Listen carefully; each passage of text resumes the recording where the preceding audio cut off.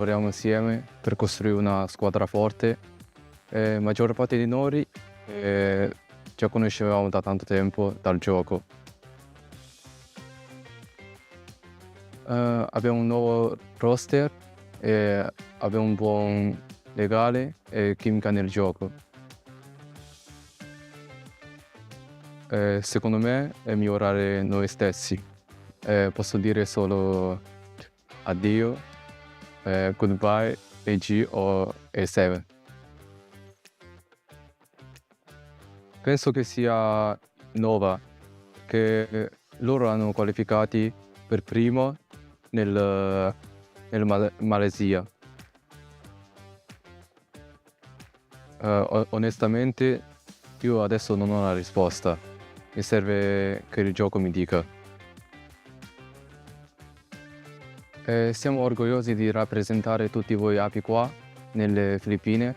È il momento di servire l'alta qualità di hobby.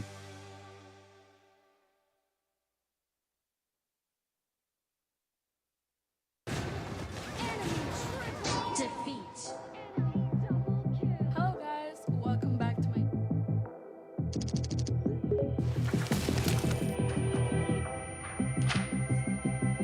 I believe that failure is a stepping stone to my growth.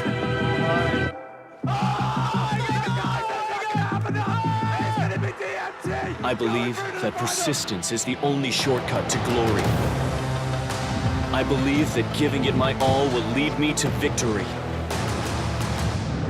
I believe in myself. With Honor of Kings, I will achieve my own glory.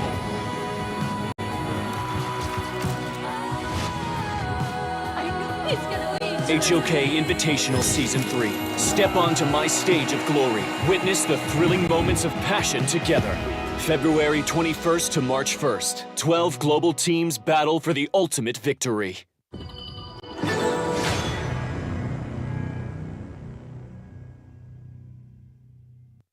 Welcome to Honor of Kings Invitational S3, where excitement will unfold at the vibrant capital of the Philippines, Manila. The tournament will run from February 21st to March 1st. Honor of Kings Invitational S3 will be held at SM North EDSA, the Block Atrium, and we are ready to bring an electrifying atmosphere for players and fans. Representatives from the Philippines, Indonesia, Malaysia, Americas, Europe, the Middle East and North Africa, Japan and South Korea, and wildcard qualifiers will compete at the grand stage in Manila. 12 of the world's best teams will compete for the ultimate prize, the first Honor of Kings World Champion title of 2025. 4 teams will be seeded.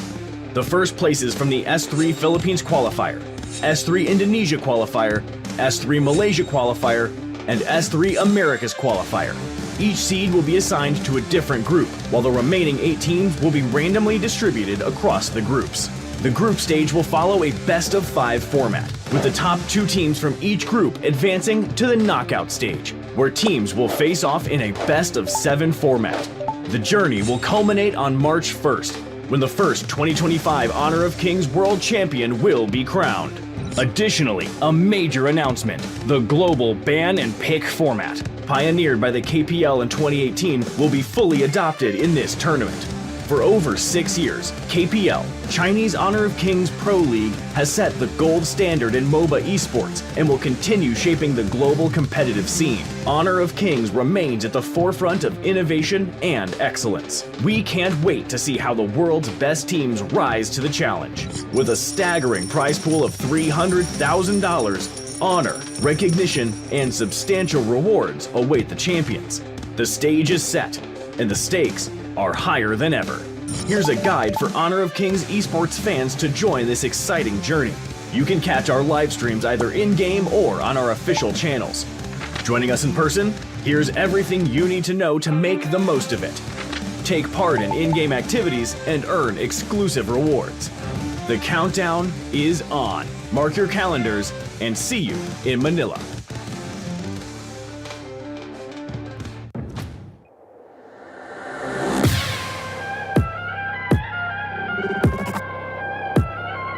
turn it back.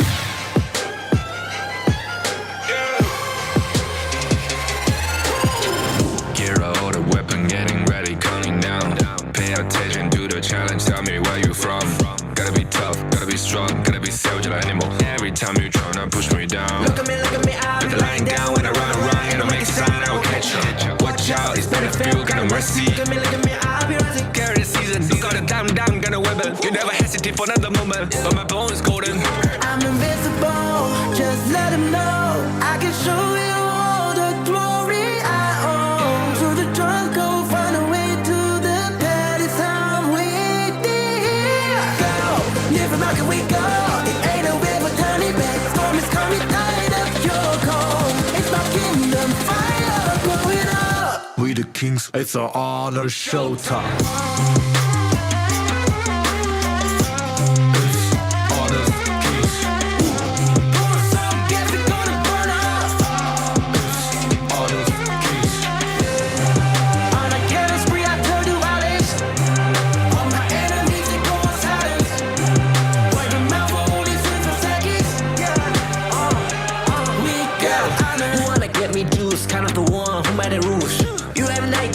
Only one way, got night to lose. I gotta show them, we got no cry.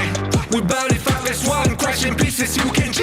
First blood, double trouble, then I take a pen, I kill. All you do is sweat and look at me still victory. Say.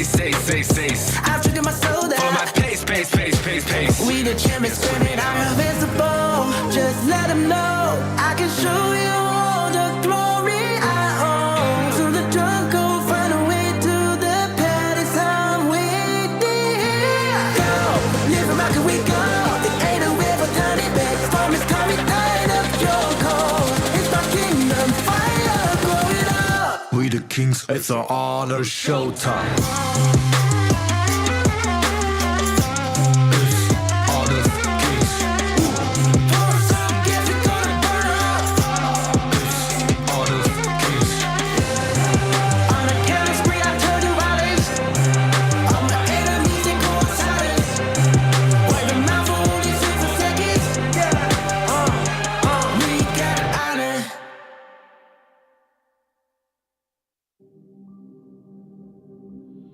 In this world,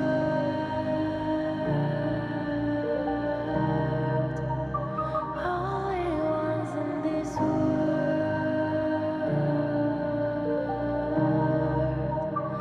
only ones in this call out my name, cut through the sound of the rain. No matter how I feed the flame,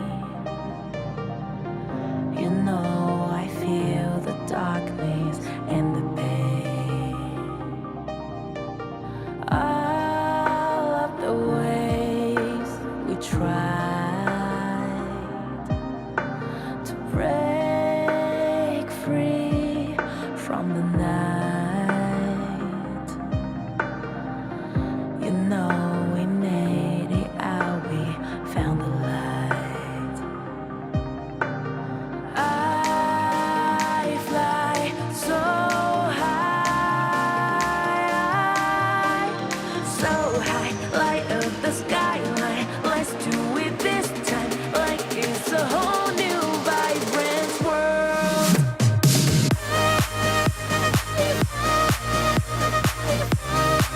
Like we're the only ones in this world. Like we're the only ones in this world. Now I see that I got everything I need. Bigatron, Nongshim, RedForce, and Rough World Era. And we're going to be seeing Nongshim versus Rough World Era. That's going to be the first matchup of the day going from Group D.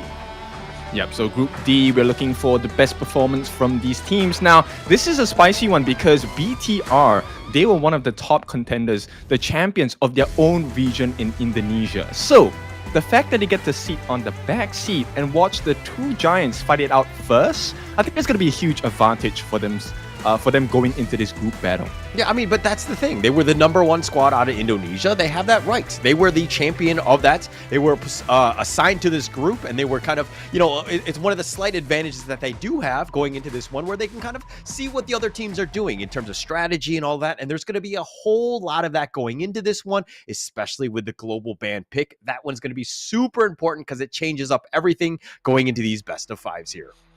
All right, now if you have not been introduced to what the global ban pick is, we'll talk about it in a bit. Right now, this is the schedule for today's matches. First off, we have RWE going up against Nongshim. This is at 2 o'clock GMT +8. Right after this, we have Vitality going up against Alpha 7. Two big boys fighting it out. And of course, our last match of the day, Gen.G going up against Elevate. This is going to be happening at 8 o'clock GMT +8. So big matches right from the get-go on day number 1. But of course, we take one thing at a time, right? So let's talk about that global ban pick system.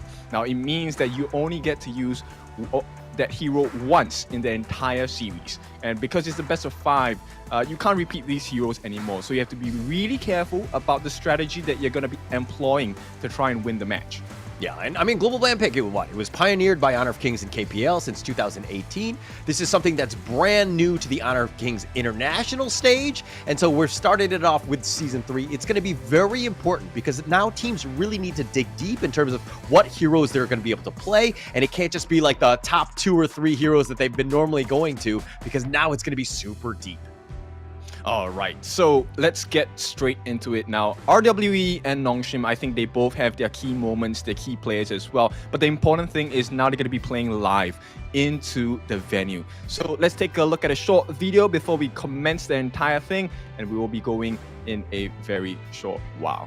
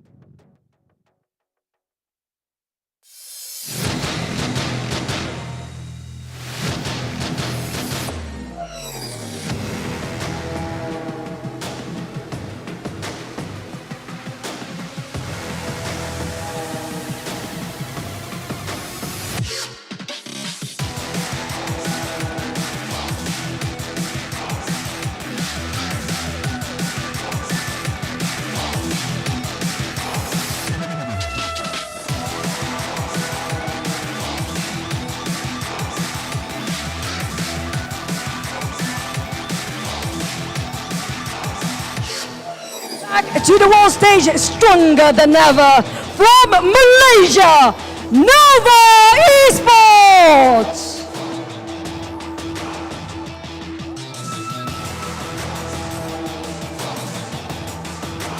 Considered constants in the world stage, they're here once again to prove that they can match with the best and redeem themselves from the last tournament.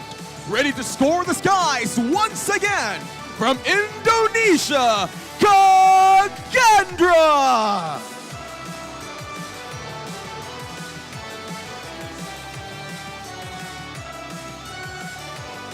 Another contestant in an international scene, continuing to grow to get closer and closer to the title. Still the Kings of Southeast Asia World Championship qualifiers, hailing from the land of Myanmar, Impunity!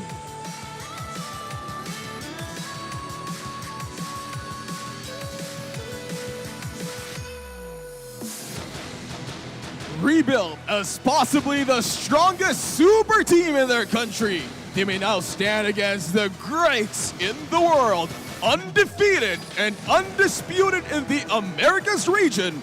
From Brazil, we have Alpha 7 Esports.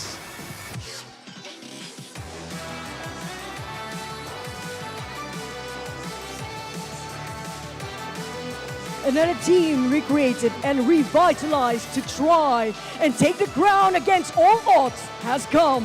A new fearsome contender and possible dark horse has emerged.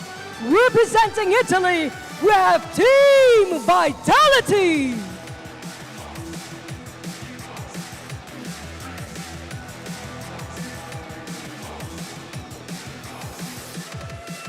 Representing under a new banner of yet another esports giants. They are ready to take on any challenge head on fearlessly. Dominating their region of MENA, representing Morocco, Gen.G Esports.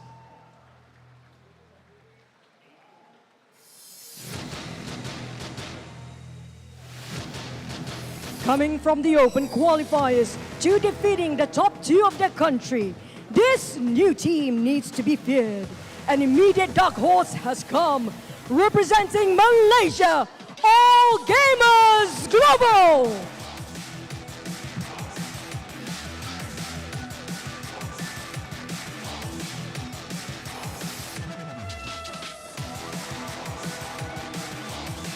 Re-entering the world stage, the Red Robots have come to take over the international scene of Honor of Kings. Representing the country after dominating the qualifiers from Indonesia, Bigatron Esports.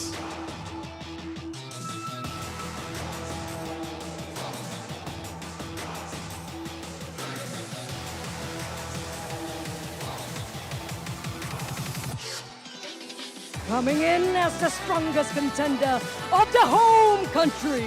They are here to seek redemption and reach the apex of world-class Honor of Kings.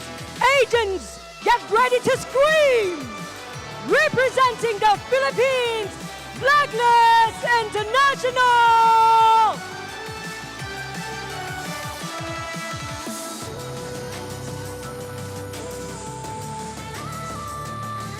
Veterans in their own right, they are now back at it again to approve or prove that they can still keep up with a new era. Rejoining the world stage from South Korea, Nongshim RedForce.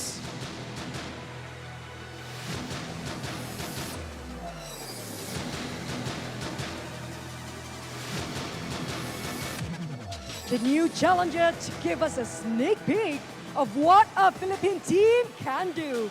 To represent the Philippines, we have RedForce Era!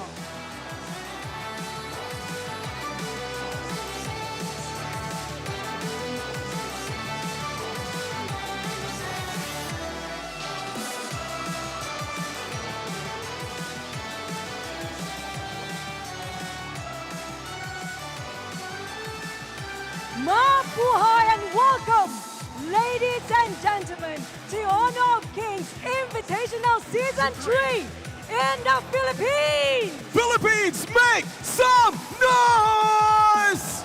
That's the energy we're looking right around here. Honor of Kings Invitational Season 3. My name is Juicy Brucey, and with me is... I am Choo Choo. We'll be your host for today. Yes, and for maybe the rest of the following days. But Choo Choo, it's super great to see the Philippine crowd. First time here to see the great, vibrant time. So Choo Choo, here's only one thing to say. It's time for... victory! And all that way, we pass it over to our casters, OSX Mansion. Take it away.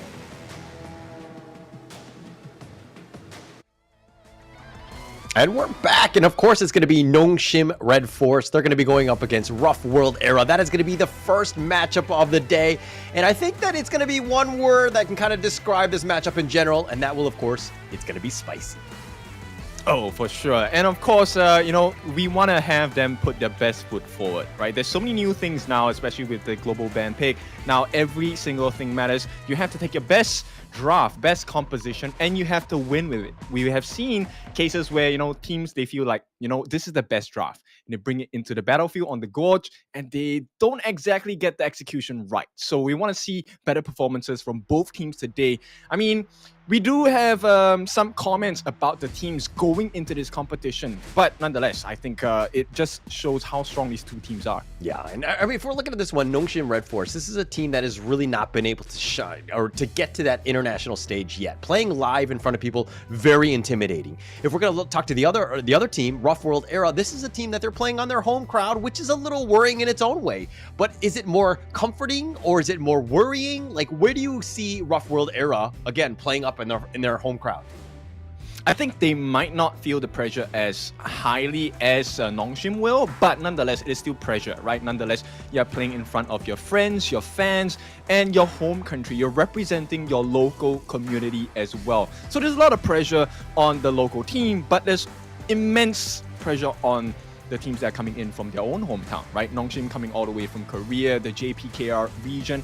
Not sure whether this is the first time they've played on stage, but like you said, it is intimidating, and I hope they can steal their nerves, right? And put up the best performance, because it is absolutely necessary. Yeah, and I hate to say everything is do or die, but this is definitely a situation where if you're in the losing end and then you have to rely on the other team to kind of beat out this team or whatever to kind of create some sort of tiebreaker between all the three teams, it's a tough situation. You're better off in a situation where you can kind of just win out, control your own destiny, and then have a good chance of making it to that knockout stage.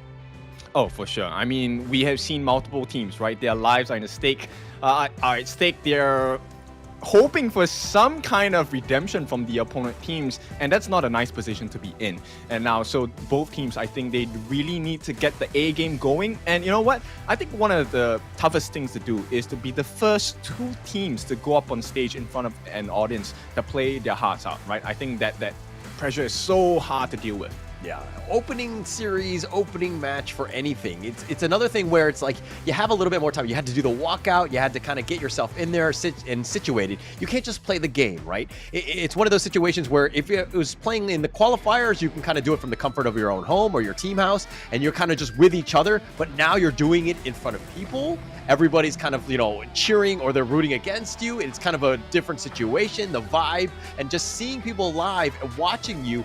Any sort of mistake that you might potentially make could really be one of those critical moments and an awkward situation if things don't go well. I like the way they just said that. There is one word I'm looking at, and that is moments, right? Life is made by a series of moments, especially in a match of this stature.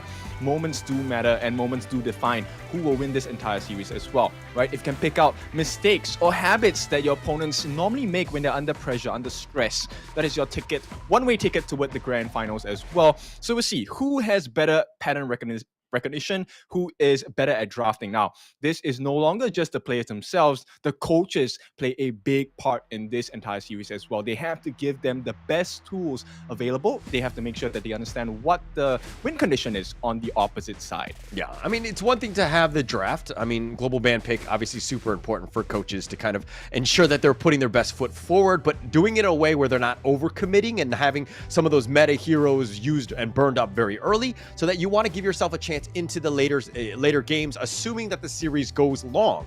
Now, we're going to talk a little bit about the Rough World Era. This is the third place team out of the Philippines. They would have to say, I would say, almost like a fortuitous run in the sense that they were kind of knocked out by Boom Esports in the first round of the playoffs, and then they went on a lower bracket tear where they beat out, Revamp, Team Flash, and then, of course, they 3-0'd Boom Esports as the eternal rivalry to get themselves back in that one. But again, Nongshim RedForce, this is a team that's really on the prowl, has been on the cusp of being on the international stage, but haven't been there, and they make their first appearance, at least today. Yeah, so they have to be really careful, right? Because on the side of Nongshim RedForce, they have been in this situation multiple times. They have learned their lesson. They've improved tremendously since last year, since Season 2 as well. And the fact that they've made it here onto the main stage all the way in Manila, Philippines at EDSA, it is a huge monument. You have to respect that they are of a certain caliber as well. Right now, like we said, it's can they steal their nerves? Can they hold their nerves to be able to perform how they really would like? But let's take take a look at Rough World era. First, we have Tunski, 7jin, Arise, Danny, and Fleur. Fleur, as you know, flow state. So I'm hoping this Rome is going to bring that advantage over to Rough World era and hopefully take this first series against Nongshim. Yeah, it's actually, this is a tremendous team. 7jin out of Malaysia. He's definitely an all-star. Arise previously from Boom Esports. Danny previously from Execration. They have that pro experience. They've seen it and they've kind of banded together to kind of create this super team. And I mean, yes, they're here and it's great for Rough World era, but again, let's talk a little bit more about Nongshim RedForce here. Illusion, Haku, Faye, Siri, Kyung9. These guys have been playing together for quite some time. There's a lot of familiarity. There's definitely some no issues with like communication, but they've been playing together since 2022 for some of them. And they have that sort of experience, but this is a team that has kind of always been the bridesmaid, never the bride. I mean, for the qualifier for the mid-season EWC, they got second place to Weibo Gaming. Then in the 2024 Championship Pacific Play, they got second to Fearless Esports, and both of those losses didn't let them go to the international stage. They never got that to the next level. Now they've beaten Scars, they've gotten themselves in with that Japan-Korea qualifier, and they're here now, and they definitely want to, you know, hold that Korean flag up proudly. Oh yeah, we always say, right, no pain, no gain. They definitely learned their lesson. Now this is, people expect that when they make it onto the big stages, you can kind of lay back a little bit, take a breather and whatnot. But here's the reality of the situation. When you hit the big leagues, there is no rest. It is even more intense. And right now, the first team they're going to meet, Rough World era.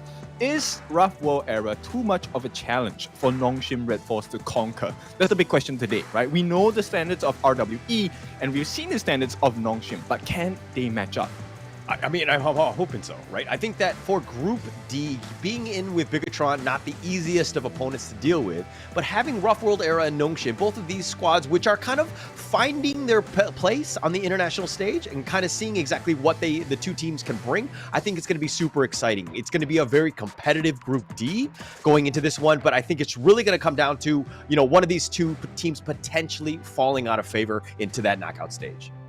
Oh yeah, for sure. And of course, we will be heading into the BP or the global ban pick phase in a bit. Now, there's some things I'm really curious about, but let's talk about the meta first, right? We expect, at least for the farm lane, that's going to be a very hugely contested role as we've seen across all the different seasons already. And another one is actually the jungle. So I have some insider information from different coaches and whatnot.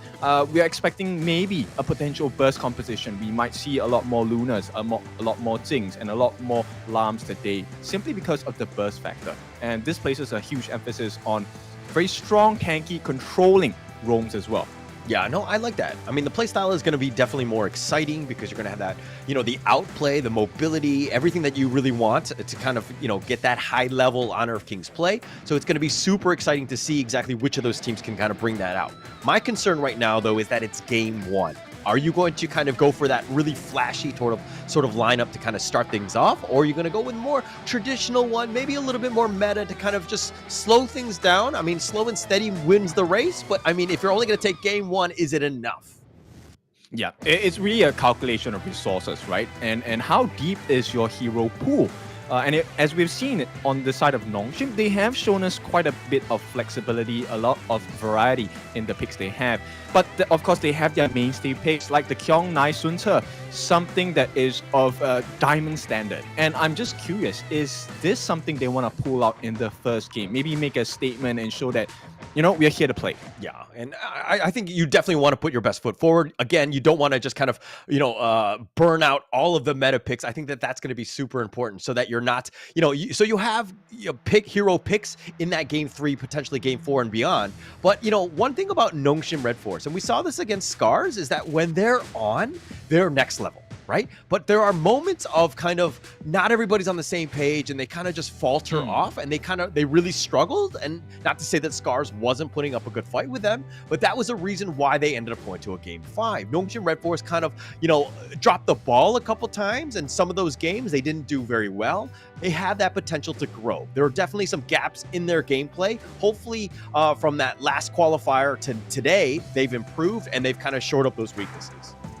Oh yeah, for sure. It's just been a short couple of weeks, but weeks nonetheless, right? So there is some considerable time for them to grow. And right now, I'm just curious how they want to play, because we've seen two different camps in terms of the train of thought, right? Do you want to ban out what works against your draft, or are you confident enough to just run with it, knowing that you can best them in a 1v1 or even a 5v5 full-on head-on fight? Yeah, and I'm kind of thinking that teams are just going to have a set roster in mind. Obviously, bans and the enemy team picking some of those heroes might put a little bit of a little bit of a damper in terms of what you want to do. But I think it's going to be super important to have some sort of themes going in. I think that being able to just kind of instead of just picking up straight up meta heroes, you need to have that synergy that really plays off. I think that this global ban pick is going to be super important going into potentially best of sevens, where hero pools are going to be somewhat diminished because everything's been picked or banned, right? So getting yourself in a situation where you're able to win with heroes that might not be, tier S or A in some cases, I think is going to be very important for you. Okay, so based on what we have seen from Nongshim in the qualifiers, we are expecting a very tanky, full-on control squad, right? They demolished Scars with a 5-man CC full, CC heavy lineup in the previous qualifiers itself. So I'm expecting very tanky heroes like maybe a Dun, maybe a Kaiser, Sunsa as well. But RWE, what a start. They get the Long, they get the Dharma, two very potent heroes right away in the first draft of the series. Yeah, actually, I mean, the Dia as well. All of these heroes, very meta picks, very strong. The Gen.G, I think, is a nice counter pick. I don't think it's like the S tier hero that you still want. It still definitely is very good, especially when you have to go very deep into the farm lane hero pool. But they're going to pick up the Byron themselves. They're going to give themselves a chance. A very meta pick that will deal well with the Dharma in that clash lane. Yep. You know what? I think that anti-CC property from Gen.G is definitely going to be useful against the likes of the Dharma. But the question is, I don't think he's going to be able to win unless it's a straight up 1v1, right? Right now, there's a lot of burst potential coming in from the side of Ruffle Era. And I'm kind of shuddering, right? Because this amount of damage that RWE is providing just from the concept of the draft, it looks monstrous. It definitely does. I mean, it's going to be tough to get onto that Gan and Mo. Loong has his get out of jail free card with his infinite vastness. It's going to be tough to kind of catch them. You're going to have to figure out ways to kind of deal with that. And where if we're looking more on the Nongshim side, this is probably a more standard type of draft. Nothing is too crazy. They need to deal with some way of that Gan and Mo. His kiting potential and his ranged blades are going to do some serious damage. They need to mitigate that in some way. Yeah, at this point, I think a lot of pressure falls onto the shoulders of Kyung9. His Byron is definitely of utmost importance. He needs to choose, right? Does he go for the Garden Mode? Does he go for the Loong? Danny needs to be really careful, but they have not shown who is going to be on the side of the roam for RWE just yet. Do we expect a Zhang Fei? Because he does wonders against the likes of Daadia and Gen.G. He's able to soak up so much damage from that Better Farewell as well as the Destined Encounter. It doesn't matter, right? He's able to soak all that damage, and I think Nongshim, they are ready to face that. They don't ban him out. Yeah, actually, I mean, I think that they were thinking on that level with that Lian Po ban, which is kind of similar in the Zhang Fei, but I do think that the Zhang Fei would have been much better. It looks like they're going to go with the Da Qiao. That's a different route, a little bit more of, potential split push. I'm not, again, it's very keeping things up from like your enemy afar, and you're able to kite people out. Again, it seems like that's the theme that they're going to go with, where Nongshim have kind of just been like, hey, actually, we're going to stick with the meta. We're going to go with the almighty Oghren in the jungle. Let Haku do his thing. What are your thoughts on this one? I like it. It's a very strong draft, but my concern is first game, you're pulling out the Oghren, right? Yeah. Normally, Oghren, I would prefer it in a long series as your ace, your trump card. And right now, Nongshim is pretty much showing that they just want to go full force ahead, right? So is this a good choice or is this a mistake? We don't know, but RWE, they come in with the pay. Why? Okay, I have some serious issues in this pay pick regardless. But I think it's an interesting one. Maybe, again, with the draft set, it looks like Nongshim, I would definitely favor this draft. But to your point of being kind of showing or picking some of the best heroes in this game one, very worrying. All of these are all very meta, except for maybe the Gen.G. I don't think it's, top tier or whatever. But this is a very strong lineup. I do give this game one in favor of Nongshim, but I'm more worried about the next games. Yeah, right now I think I prefer Nongshim's draft. I think it makes a little bit more sense in terms of execution, a little bit easier to execute. And of course, the risk factor on the side of Rough War Era, it's a little bit higher because if Arise doesn't get his game going right from the get-go, it's going to punish them really hard. And while we love those performances, like in the previous championship we saw in Indonesia where DMT just went ham, Freddy did the pay performance of a lifetime, right? I'm sure RWE can do it as well, but do they want to put themselves through this tremendous stress to recreate the performance again? Yeah, it's not going to be the easiest thing, right? RWE are definitely going to be scared when Nongshim want to take the fight to them, right? They can death ball in that RWE pretty much want to keep them from, the enemy as far as possible, kite out, split push, use the Dachiao to your potential, the maximum potential with those Sea of Fates, and just get yourself out of dodge. You don't really want to fight too often, like a head-on fight. But again, Nongshim, it seems like their strategy very, very obvious. They want to take the fight to you. I think it's going to come down to Haku just really farming on that Ogren and giving themselves a huge opportunity for this one. But again, if you're going to go into the first match, first game, I think that you want to put your best foot forward. You want to be on the winning end, at least game one. Get yourself a little bit of confidence. Oh yeah, for sure. Now let's change our perspectives for a little bit. At the start, I think Nongshim's draft looks a bit better, but RWE does have some benefits to their draft as well. Now, if we take a look, if 7jin and Arise have a good start to the game, 7jin will be able to tank quite a lot of damage, and with the Truth and Enlightenment mantras, he will be able to lock a couple of members down, deal damage, and this is where the draft, the strength of the draft coming out from RWE is going to hit its maximum potential because you have long-range bursts coming in from Tunski, you have long-range bursts coming out from Danny as well, and there is an escape mechanism coming out from Fleur as well.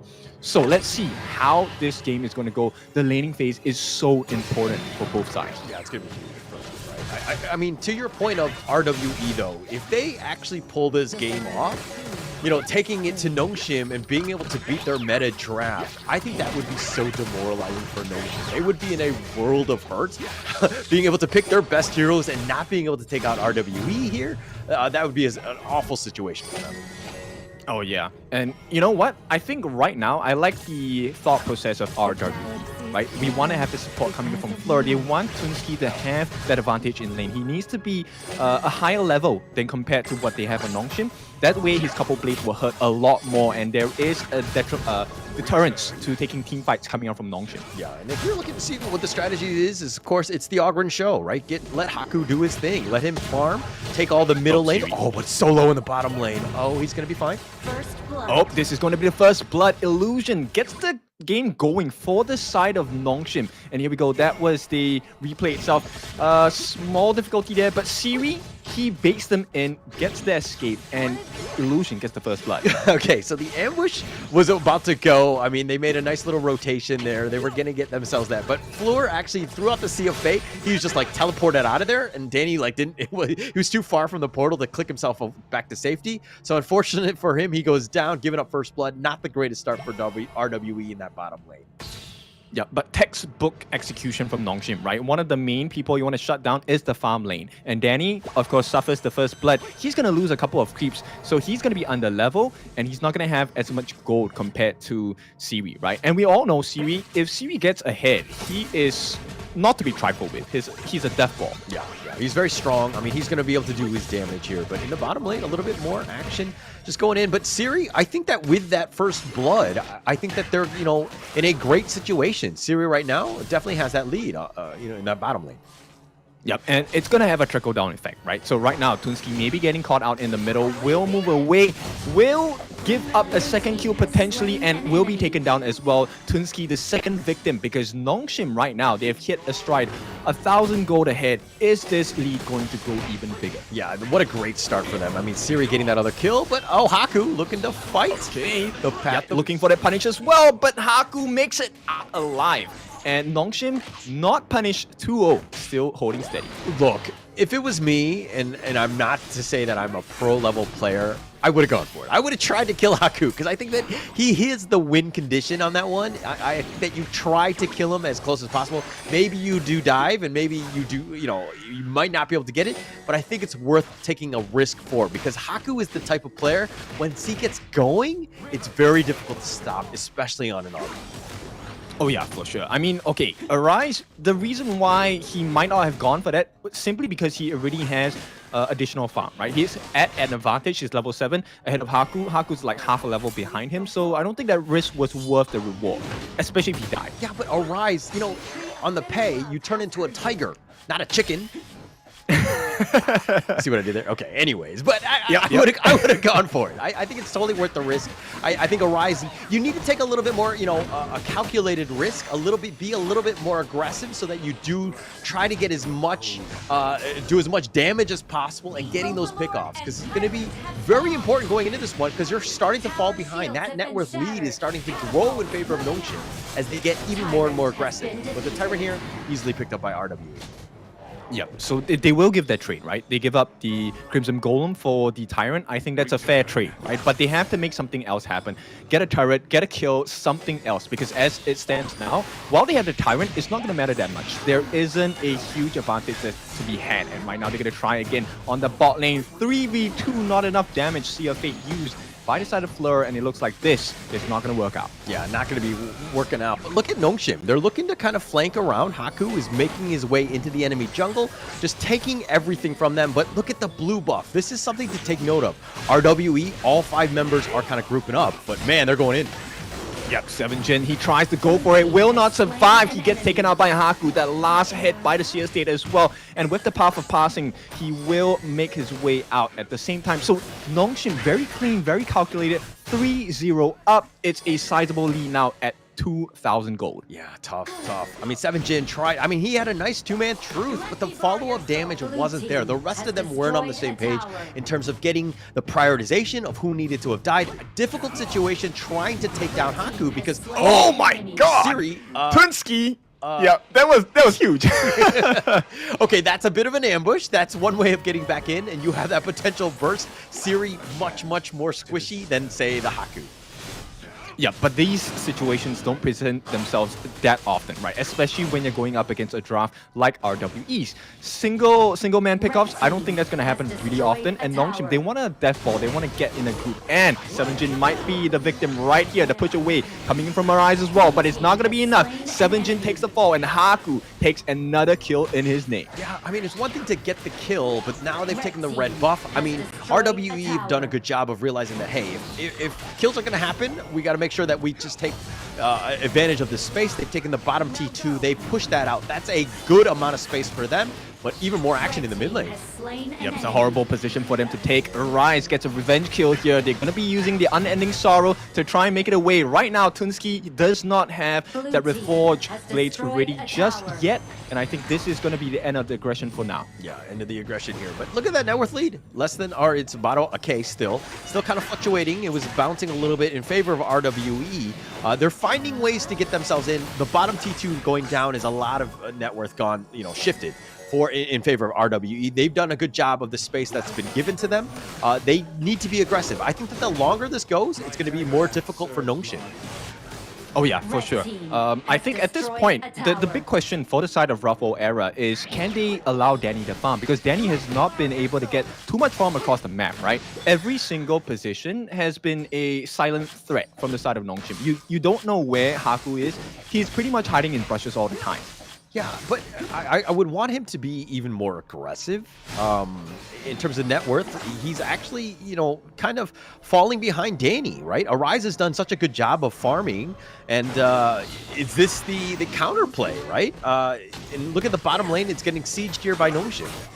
Well, it's a decent trade, but I don't think it's the best, especially if they're able to get the T2 on the top as well. It looks like they're not going to push it too hard. RWE, they're going to split that aggression and try and move Nongshim across the map instead. Yeah, no real chance. Floor gets himself out of there. He's done a great job of just being able to use that Sea of Fate to get himself back to safety. But keeping the T1s alive, super important. Danny actually has to go back to safety, but man, that red buff, looks like there's going to be a little bit of a duel there. Yep. At this point, I think Nongshim, the best thing to do right now is actually to take a fight because Danny has used his infinite vastness, and that's a huge ultimate to be gone at this point. So if they can get the stuns coming in from Illusion maybe, or maybe even Siri with his ultimate, it will be a big deal. Yeah. I mean, it would be huge, but again, Danny needs to play a bit safer, realizing that it is on cooldown, right? So just kind of pushing things out. Nongshim are being aggressive in that top lane, but it creates space in the bottom area. Arise able to pick up a free Tyrant there, finding ways to get themselves that farm. And again, this net worth lead is really starting to dwindle. Yeah, it's less than 1,000 at this point. But objectives are also really important, the neutral ones especially, and it looks like Haku will kickstart that Overlord. And right now, it is just Kyong against the entire lineup of RWE. Yeah, and the Overlord picked up with all that space. If anything, Kyung9 stays alive. He probably would have lost that duel if he kept on fighting with Arise. Arise looking to split push, taking advantage of all that space, doing a great job of, taking as much farm as possible and keeping on pace. He's got a level advantage over Haku, 13-12. Wow, he's keeping on pace. But anyway, you know what? RWE, I really like the positioning. They're always in a position where they can kind of pincer out Nongshim. I'm just really curious why they have not chosen to do it, right? At this point, the pincer style positioning works in favor of RWE. It allows so much opportunity for 7Jin to come in, get the truth onto multiple members, and maybe you take a big team fight. And couple blades coming from Toonski, that's something that you're going to be hating on the side of Nongshim. Yeah, and look, Nongshim right now are kind of running back and forth. They've been split throughout. RWE have such a good split pushing lineup that it's tough to kind of put people down, right? You have to fix all of the lanes before you make any sort of push. Looks like they're going for the middle and the bottom to kind of push things out. Danny had pushed the top, so that T2 top is going to take some serious damage. But here's the Tyrant that's going to be going on here. Yep, right now it is going to be 7Jin. He catches 2, but there's no follow-up damage. And at this point, there is a different threat. The T3 on the top being hit down by Danny, but it looks like Tyrant's going to be of utmost importance for the side of Nongshim. They get the kill on the Arise. No follow-up damage. It is going to be the Tyrant going in. But Danny, he gets the steal. He gets that T3, and it's a huge, big win for the side of RWE, in my opinion. Yeah, I mean, you might have survived, but you've lost 3 members, right? And you lost the Tyrant. Yeah, the top T3 is open, and that's going to be a constant nuisance, a thorn in Nongshim's side, so to speak. But now they're looking to push the bottom T3. Maybe they look for the equalizer here. Yep, they can definitely hold, but not if Flora dies. And this is going to be a trade immediately for that T3 as it's Danny against the world. He flashes in, tries to get his Infinite Vasas, will get it out. The stuns did not come in combination. And right now, this is the return fire. They will not be able to catch too much mobility on the side of Nongshim, and they even it out straight away. Yeah, Danny right now playing the Loon to its maximum, getting that kill, gets a burst, infinite vastness to safety. He's going to be fine. This is what you want to see out of your Loon. Yes, they've lost the bottom T3, but they've just traded. At this point, they're going to be neck and neck. Net worth, though, has kind of shifted in favor of Nongshim because of all those kills and, of course, the Shadow Tyrant. Super important for them to get in, but look at Arise looking to continue to just kind of kite them from afar. I don't think they can do it at this point. RWE, this is a risky position to take, right? Especially considering the net worth lead and the map control that they have. This is not a good time to die, right? RWE, they need to play this extremely safe. Just get the T1 in the mid and get out. Yeah, they're looking to do it. They did not get it. Probably a couple more shots before, but the Sea of Fate on out made it a little bit faster getting out of that mission, so to speak. But it looks like Nongshim being aggressive, continuing to deathball, putting a little bit of pressure now on RWE's T1. Yep, they have to, right? At this point, I think the biggest concern for me on the side of RWE is the fact that I don't think Danny has enough damage yet, right? He was going up 1v1 against Haku, just trading blows, and did not do as much damage as I think they would have hoped to. But here's a consolation prize. They get the T1 in the mid. They finally got it. That's a huge one, at least as a strategic objective. It opens up a lot of the map here, but looks like they found catch! Yep, Kyung, he's gonna try and survive, but the damage is too much. 7Jin gets a shutdown. This is a big moment for the side of RWE. They might want to contest his Crimson Golem. No, they will not. 7Jin, he has to run for his life. Manages to slide out, and here we go. Oh, the Eye of the Whirlpool saved the day. Gets the kill on a Siri as well, and this is a big macro play coming out from RWE. This could be the winning blow that they deal to Nongshim. I mean, playing the Dachao to its maximum potential. That's exactly what you wanted to have done, right? Like, Nongshim, they want to just kind of deathball you. They want to stick as a 5-man and just run at you, but they're not able to do that because they're being pulled from all over the different places. If we're looking at the vision score for this one, I mean, we're seeing exactly just what, the Kyung9 has been, for the forward scout, he's been able to spout them out most of the time. I mean, he has the highest vision score, but usually that kind of adds up a lot in terms of the map control. Floor has done a great job on the RWE side. I think he had an even higher score than Kyung9 with 38. But this is something that you need to take note of because having that map control, super important. And it looks like they've turned the game on its head. RWE are looking to kind of push down at least this bottom T3 with that Shadow Vanguard. Yep, make no mistake, even though the goal is pretty much even, it is RWE in the lead right now. They're just looking for that opening. They will get this T3, see if they use. The Dacha will go back. Fleur manages to send himself back. Now, the thing is, how much aggression does RWE want to put? 7Jin once more, he goes in, but it's going to be the Unending Sorrow, put down a defensive measure. And right now, they manage to push them back and get a kill maybe. It is Fleur, gets the kill, but it's just a roam. Danny will get the return kill onto Faye. Flies to the sky, gets out, and still Nongshim at the back foot. Yeah, like while Floor did end up dying on that one, not able to see a fate back to safety. But Danny, again, like you think that you've got Danny locked down, but then he's able to just kind of infinite vastness on back. It's very demoralizing because you're like, I can just blow this guy up, but he just gets through their fingers almost every single time.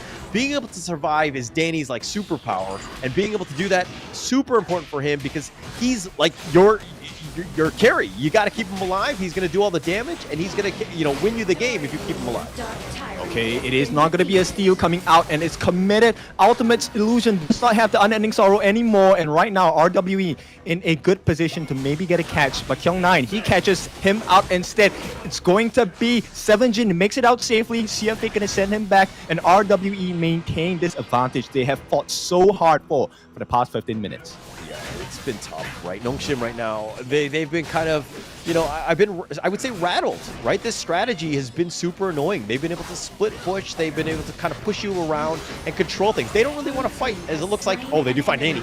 Yep, Danny taken down Tunski as well. This is a big mistake coming out from RWE, and Nongshim happily obliges. Fleur is gone for no. He will have that Sea of Fate. Was it Sea of Fate? No, I don't know how he got out, but he did. And right now, it's still punishment, right? For the side of RWE, and maybe even more. 7Jin gets stunned up, and here we go, Unending Sorrow, and Siri changes the whole game for the side of Nongshim. Yeah, it's one thing to push, though, and they're doing this with only 2 members. Siri is actually starting to hit that critical mass where he can do some serious damage, but you gotta be always conscious of where the lanes are. The bottom and the top were both pushed. Kyung9 had gone to the top lane. It looked like Haku had gone to the bottom, but this is the replay, kind of seeing exactly how they were going to go.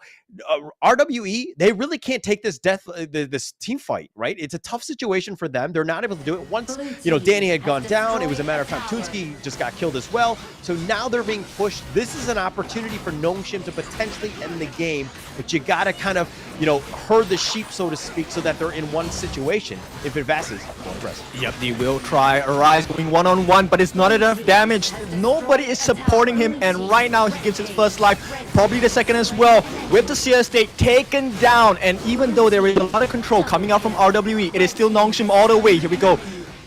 Powerful passing to get out, and at this point, RWE survive, but Nongshim definitely have turned the tables. Yeah, turn the tables. I mean, they've lost 2 members each. It's an equal trade, but there's no T3s left. Everything has been kind of, their base is in ruins, and now they need to figure out some way to defend. Now it's going to be tougher to split push because every single lane will be pushing. Obviously, they have, Nongshim have that mid T3, which will kind of slow down at least that mid lane for Nongshim, but they need to be careful when they make any sort of push. This Overlord is going to be picked up pretty huge at 17 minutes, and now the net worth lead is slowly grown to about 3K in Nongshim's favor.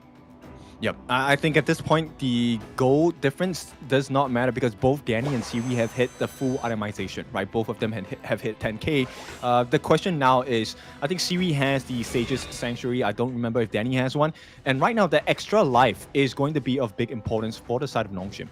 Yeah, it's going to be pretty huge here. I mean, with those Vanguards, the super minions are pushing, right? But with that Vanguard, it's going to be a little bit more of a situation. But Faye, Yep, he gets caught out as well. 7Jin, he goes in, but there's not enough damage. No communication coming in. Tunski did not get the couple plates down in time, and Arise caught in no man's land. Kyong9 gets the knockup as well. Chases in. Can they get the kill? As the Tiger really mobile, he's going to get out. But nonetheless, they are 4 members strong only against a 5 members strong Nongshim. Yeah, they were trying. They thought Faye was in a bad spot, but he's able to heartlink, you know, away, get himself back to safety, and just kind of delay things for Haku, the real monster, the damage dealer, to kind of go in to do that. Now they're looking to close out this game as they just waiting for those minions now. Yep, and there's a lot of life bars to burn from the side of Nongshim, right? RWE, yes, they have a ton of damage, but they don't have enough control. It's really hard to get the lockdown on any of the members on the side of Nongshim. Nongshim, as you can see, they're playing really tight, but not huddled up in one spot where it is the dream scenario for Tunski. Yeah, I mean, super minions on all lanes right now being pushed in. This is going to be a tough situation. How do they defend here? They're going to give it a try. Arise trying to go in against Haku, but Haku gets the ultimate down as well. Arise taking out 7Jin. He makes the effort, goes in. Where's the damage? Where is no one getting the damage in? And 7Jin will be taken out, and it looks like Nongshim will be pushed here. Danny goes in with the Empire Blasters. A big play, but it does not matter. Not big enough because Haku and Kyong9 still alive. They want to take lesser risk, so they will reset Siwi now on the outskirts of the base. They're looking for the next big play. Yeah, I mean, they're looking for this one. They're trying to go for the base, but they've been pulled away. They do have the backdoor protection. Haku chasing after them, though. Yep, there's no life to be had. Tunski cannot do it. Haku gets a CS take, gets that finishing blow as well, and it looks like it does not matter. Oh, at this point, he's going to try Fleur. He's going to try and pull the attention away, but it does not matter at this point because Fleur is going to give his life, and there's still creeps. The minions are in the base, and Arise cannot do anything about it. Nongshim take game 1. Wow, that was so back and forth. To be honest, there were moments where Rough World Era thought they might have had it. That split push was very difficult to deal with, but once those T3s were down, Nongshim was finding the opportunity, the push to be able to get themselves in that situation where they were pushing it down. They did not have, or they didn't relieve any of that pressure. All of that, knowing that they were in the driver's seat, Nongshim RedForce doing a great job of just being able to close out the game when they needed to. Yeah, I think it's a win in the draft, right? So it's a difficult position for the side of RWE, and I think they took a risk, and the reward wasn't worth it at this point. They had a lot of damage, but there wasn't enough control going in to lock the members of Nongshim down, and I think that was the downfall. They did manage to recover, but it's just game 1, right? So we'll see how this goes. We'll talk about the itemization. I think there was a bit of a mix of items as well. Double Venomous Staff. I think that was a lack of confidence in the plays itself. I think if you just give Fleur alone that Venomous Staff, a different damage item on the hands of Tunski would have mattered much more. Yeah, and I'm kind of thinking this. Look, I think Rough World Era did a great job of taking the fight to Nongshim. They had potential, right? This is a good draft of dealing with a Deathball lineup. This is a very meta draft by Nongshim, though, and it's tough. And there's a reason why it's one of the best lineups that you can kind of come out with, because it's just so strong when it wants to fight, and it kind of just chases after you. Once you're caught out, I mean, RWE just kind of crumbled at that point. They needed to ensure that they kind of put out the split push as much as possible, buy themselves a little bit more time, not able to do it against this Deathball. Yeah, Nongshim, I mean, it's a team of second chances, right? They always wanted a second chance. Second chance coming in the form of Sage's Sanctuary, a second life, or even the Unending Sorrow with the Melody of Peace coming in from their mid lane as well. And I think that was the big difference maker, because while there was a lot of damage, sure, once you use the ultimates, that's gone. It's going to be gone for what, 40 seconds, 50 seconds, and you're going to be respawning in 2 or 3. So Nongshim played the game much better compared to RWE here. Yeah. I mean, okay, look, it wasn't flawless. There were definitely still some mistakes that they made. I think that they were rattled, right? The split pushing is very annoying to deal with. Everybody needs to be on the same page of how we kind of stop all of these cockroaches that are kind of infesting our base from all different angles. It's a tough situation for them, but they did a good job of being able to kind of withstand that pressure. Now going into this one, Game 2 going to be more important because, again, you don't have your meta picks. What are you going to do moving forward? It's going to be a much more difficult situation unless you have that really deep hero pool. Oh yeah, I mean we always talk about it, right? It's not a sprint, it's a marathon, and for sure now, yes, they have won the first series. Nongshim, great position to be in, but what else do you have to back it up with? Because now there's no more Organ, there's no more Byron. Gen.G, okay, to me, not the number one farm lane in the role itself. Right? We still have the Arlie, we still have Meng Ya and stuff like that. But let's take a look at itemization. It was full tank plus sustained damage coming in from Seaweed, right? And even with the Destiny, he had so many defensive options. Destiny, Stage of Sanctuary, so many things to save himself personally. And then there was the heals coming in from Illusion and the backup stuns coming in from Kyung9. It's just playing like against 10 different members. Heals coming in from Faye as well. Yeah. I mean, look at Haku. What? His 907 didn't die a single time. He was that raid boss that was, RWE were like, oh, every time he was nearby, we just didn't want to fight him. We wanted to stay away. Unfortunately, the killer sometimes gets on you. As you see any sort of horror movie, you can't just run for the rest of your life, right? You need some ways to kind of deal with him. RWE, their KDA, didn't really speak volumes of how they were trying to play, which is the avoidance game, but they gave themselves a chance. At the end of the day, it's about that crystal, getting themselves an opportunity to do, to go for that late game. Not able to do it. That split push was a little too much. Now Nongshim, are they going to it's funny because they could potentially use that RWE lineup themselves in game 2.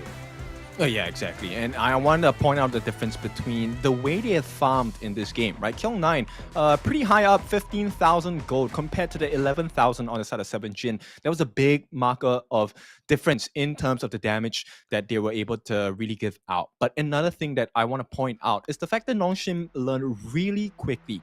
I think in the middle of the game, they got caught out, right? RWE, they were put in a position where Tunsky had the best couple blades of his life, hitting, I think, multiple members at one shot, killing them off. And Nongshim learned right away, they never huddled up into one spot again. Yeah. No, it's super smart, right? Once they started getting bursted out, it was one of those things where, Siri got caught out a couple times. The team fight was tough, right? Trying to be able to, keep your distance. Tunsky was doing some serious damage, but it was mitigated largely because of Haku, right? Once he's chasing after you, he has a sustain.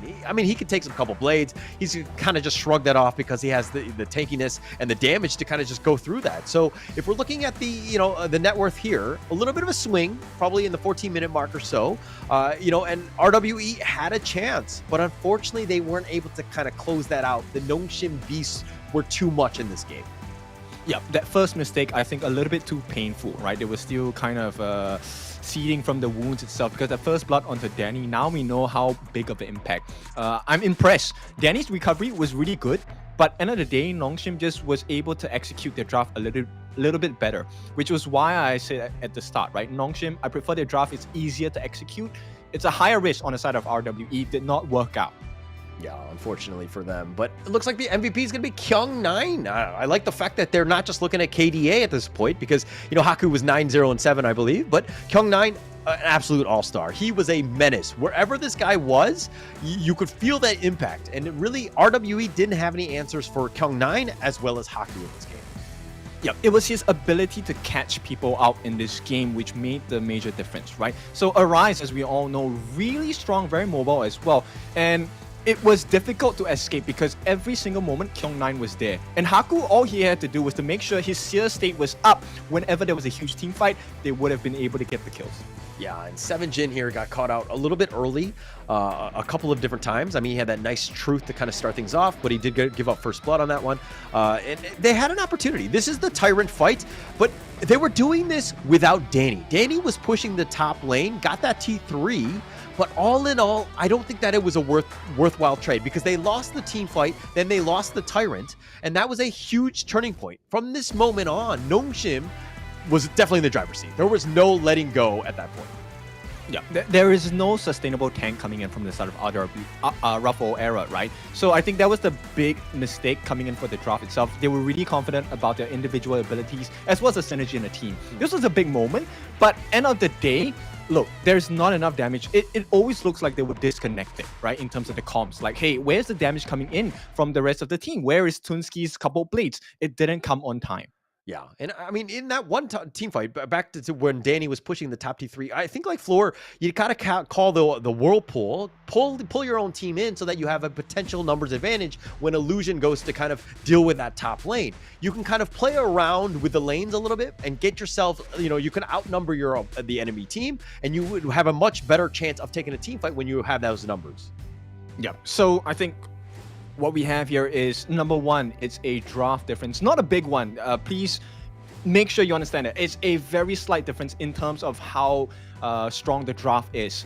But the actual communication and synergy alignment of what they wanted to achieve as a team was very different. Nongshim seemed to be on the same page all the time. RWE, not as much. Okay, I'm going to go Asian Dad on you. I think Nongshim was not all the time. There were definitely moments, especially early when the split pushing was happening. I think that they were kind of like, oh crap, what's going on? Like, we were, very reactive, and they weren't doing a great job. But they got to a point where they're like, hey, actually, we do know how to deal with this. They did get on the same page. But it wasn't a flawless game for Nongshim. There were definitely some holes in this one.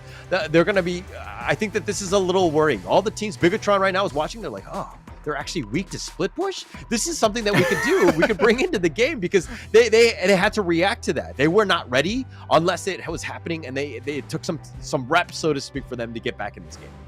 Yep, some gaps to fill there for the side of Nongshim. But let's talk about the gap you want to fill. It's going to be the Infinix GT20 Pro. This is the official gaming phone of our competition. If you have not tried this phone yet, you have to give it a try. We have a booth over here at ETSA as well. Now, talking about best quality, right? Is this the best quality draft that both teams have offered? I don't think so, all right? They're still holding some cards in their sleeves and ace up their sleeves as well. So let's see game number 2, how that is going to fall for both sides. And that's the brilliance. That's what I love about this global ban pick, right? Where, yeah, you might have had a good draft, but we're not seeing it again. Now you have to play with your other heroes that might not be as good. Like, is Haku going to be as amazing on, the net? Like, could he put, like, what is he going to bring out? We're going to have to find out. But he's definitely, his Ogren is his signature hero, and being able to only play it once is a little unfortunate for him. But now teams are kind of, they're wary of this. They understand what's going on, but now how deep can he go? Obviously, I'm sure he has more than 1 or 2 heroes. He's not me, right? So he'll be ready. Yeah, for sure. I mean, I have a big hero pool as well, but it's a big hero pool of losses, right? Give me any hero, I will play it, but we're not gonna win. But nonetheless, of course, with that being said, I think it once again, this is really reminiscent of what I remember of Nongshim, right? If you take a look at the draft, it is 5 members, all with their own set of CC. Every single member has some sort of control. And I think the hero pool is big enough that Nongshim can replay this strategy over and over again. Maybe this time, hey, watch your lanes. Yeah. I think they're going to do a better job with that one. But I think that for the next one, we saw it in the Japan-Korea qualifier where Nongshim brought out the Dianwei with Haku, right? He was a complete monster on that one. The reason why they actually lost when he played it is because Scars kind of pulled them away, and they let Haku play like this solo raid boss. They got him caught out each time, right? I'm pretty sure that they're going to have a much better game plan in mind or in play when they do use the Dianwei, but that is something that they could potentially whip out in this game too here. Oh, for sure. So game number 2, I think RWE Ruffle era, I think they need to be a little bit more conservative. Maybe take a look at having a tank this time, right? I like the idea of having huge bursts, but it needs to be complemented with stuns, with control, right? Someone like a Morse, someone with like a Liang in the roam position, someone that offers lockdown. That is the only way that the draft is going to work if it is on an even battlefield against the likes of Nongshim. And after game 1, we now know Nongshim have some quality, but is it going to be long lasting? That's the big question. Yeah, I think a lot of the teams are going to be questioning that, right? This is a brand new season. This is going to be the moment where everything, again, best of 5s. Even the Philippine qualifiers, where a lot of them were best of 3s. Getting it to a best of 5 changes the dynamic of the draft, which is, again, very important. Not to say that all drafts win all games, but it definitely gives you a foot up in terms of, any sort of game. Getting yourself that best draft, or being able to outdraft the enemy team, a huge advantage in the honor of Kings Esports. Very important for you to kind of have that best lineup going in. So our team's going to be ready, because again, every single series is either a best of 5 or we go to best of 7s later, and it changes up everything. Yep, and here we go. This are the bans and picks of the first series. So, obviously, I think if it's banned out, we don't really have to take a look at that because they will be allowed for usage. But now there's no more pay, and I think, you know what? The loss of a pay, not too big. But the loss of an Organ for the side of Nongshim, that's now something that is going to be constantly at the back of their heads. When is RWE going to pull this Organ out? And if they do we have like the Musashi ban? Do they have the Musashi ban? Is there another counter pick they have? Yeah, it's going to be very important going into this one. I mean, look at RWE right now. They're like, hey, Loong, we picked it. We can't use it ourselves, but we know that it's very strong, so we're going to ban it. Nongshim kind of returned with the Mai. I think that they banned it in game 1, if my memory serves me correctly. So they just don't want to deal with the high mobility, high damage, the high flyer that this Mai is. Yeah, and after the recent patch, she's able to throw out those Kachosins a little bit more frequently. So it's something that you don't want to deal with because there is slow, there is damage, and plenty of control. Once again, Nongshim to me is the team of full-on control. Maybe the control freaks, I don't know. But so far, it's working out for them. Yeah, and you know, this is a good situation for them. I think that, again, you want to be in the driver's seat going into, put a little bit of pressure on RWE, right? You've got that first game. I mean, it's a first to 3, so to speak. You still have a long way to go. But putting that pressure, being on the losing side, is definitely a more stressful situation than anything else. Yeah, and now we have another big composition coming out from Nongshim, right? The Zhangfei Lady Sun. So plenty of damage and plenty of armor and life to soak whatever the RWE is going to be trying this time. I like the Mayin pick, right? There is good control and a lot of iframes to deal with. Now, what do you think about this Easing? World is my board. I love this hero. I think it's also amazing from the secret level. I don't know if you saw the show, the Honor Kings one. Yep. Also very cool in terms of how they kind of portrayed Yixing in general. But it has a lot of repositioning, which is actually kind of huge in some of the more recent releases in terms of the heroes. Like, you know, she is another one. You just have a lot of play of just kind of, you know, pushing people around, and that can be really disruptive, right? But again, my concern right now, RWE is a little bit more on the squishier side. They haven't really gone with the traditional tank style, you know, lineup at all. The Mayin is a little bit more tankier, but still not the level that you really, really want when the team fights are happening. So it's going to be a little bit more pressure on Yixing to kind of create advantageous situations by proper positioning. Yeah. You know, the fact that we have a Yixing, it kind of reminds me of, you know, what you said just now, the Dianwei. Dianwei now with the recent buff, he's pretty mobile, right? But it still takes a little bit of effort for him to reach the heroes. And imagine if they get locked down by the World is My Board. I think it's a prime position to get rid of the members on the side of Nongshim. And you mentioned about the Shi will be taken up by the side of Nongshim. Yeah. No, I think it... Look, the Shi generally... Like, okay, I like the repositioning. The orb is super annoying, and sometimes you gotta get caught out. And if they're the squishier heroes, any of these heroes could potentially just get bursted. So they need to be careful. RWE have gone kind of rounded out their draft with the Yuan and the Sun Bin. Both heroes that I like, but again, RWE are just like, hey, actually, we don't like tankier guys. We just want as squishy as possible, and then just, you know, just kind of, we're gonna outmaneuver you. Yeah, actually, if we talk about tankiness, I think they aren't as tanky, but they're survivable, right? Because with the time flux, there is a element of survivability, and Yixing's passive allows him to have essentially a destiny for free, right? And with the heals coming out from Yu Huan, with the Unending Sorrow, the iframes coming out from the Mayin, and Ali having the ability to weave in and out, it's a big thing. But this final pick by Nongshim, the Musashi, could be the killing blow because he is going to just tear through Rough World era. Yeah, it's going to be tough. I think, I mean, okay, look, I think that there's a lot of pressure on Arise on the Yuhan, because every time he uses the Unending Sorrow, he has to use it in a good situation where he's not then just caught out by like a Duel of the Death, right? Or in an Unbridled Outburst. He needs to ensure that he's using it properly and then he's able to get away, because if he gets caught out, they're just going to crumble. He's pretty much your front liner with the Mayin, and, you know, having that time flux to get away, you have that potential to you know, to outmaneuver them. but you can't get caught out. It's going to be super important. Again, very high risk, high reward lineup that RWE are bringing. Nongshim are bringing a more traditional lineup. I really like the Musashi pick. I think Haku's another monster on him. But again, it looks like Nongshim, their drafts have been very, dare I say, streamlined or very, this is like their play style. Yeah, stock standard, right? Yeah, At this point, I mean, if it works, just keep to it. But at this point, the way that both drafts work and look to me, it's like playing a game of catching or playing a game of tag, right? Because both sides, they have the ability to close the gap really quickly. Time Flux gives you the extra mobility, and if he goes with the Howling Wind, that is a big catching machine coming out from RWE. Likewise, on the side of Nongshim, they have people like the Charlotte, who's able to go in from a distance, duel to the death coming out from Musashi. A lot of emphasis on positioning for both teams. If you're out of position, you can expect to be taken down with a huge aggressive force. Yeah, I mean, look, the Tunski, the Yixing, as well as the Shi Illusion, both of these heroes are going to be doing a lot of dictating, right? Are they able to kind of reposition the enemy team a better job than, their counterpart, so to speak? It's going to be very important for this one. But again, I think that the Nongshim draft, to me, it's sticking to their strengths.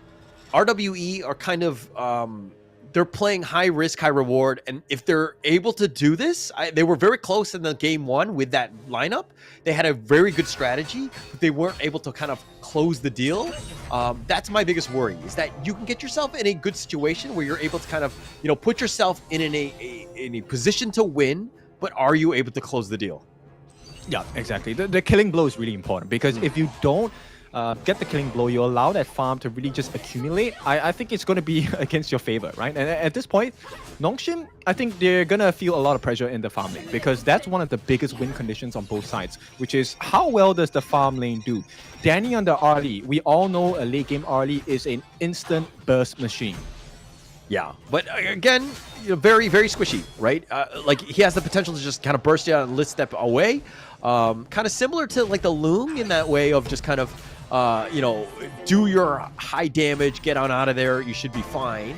And I do think that Danny is definitely a capable player of being able to play this Arlie at that high level.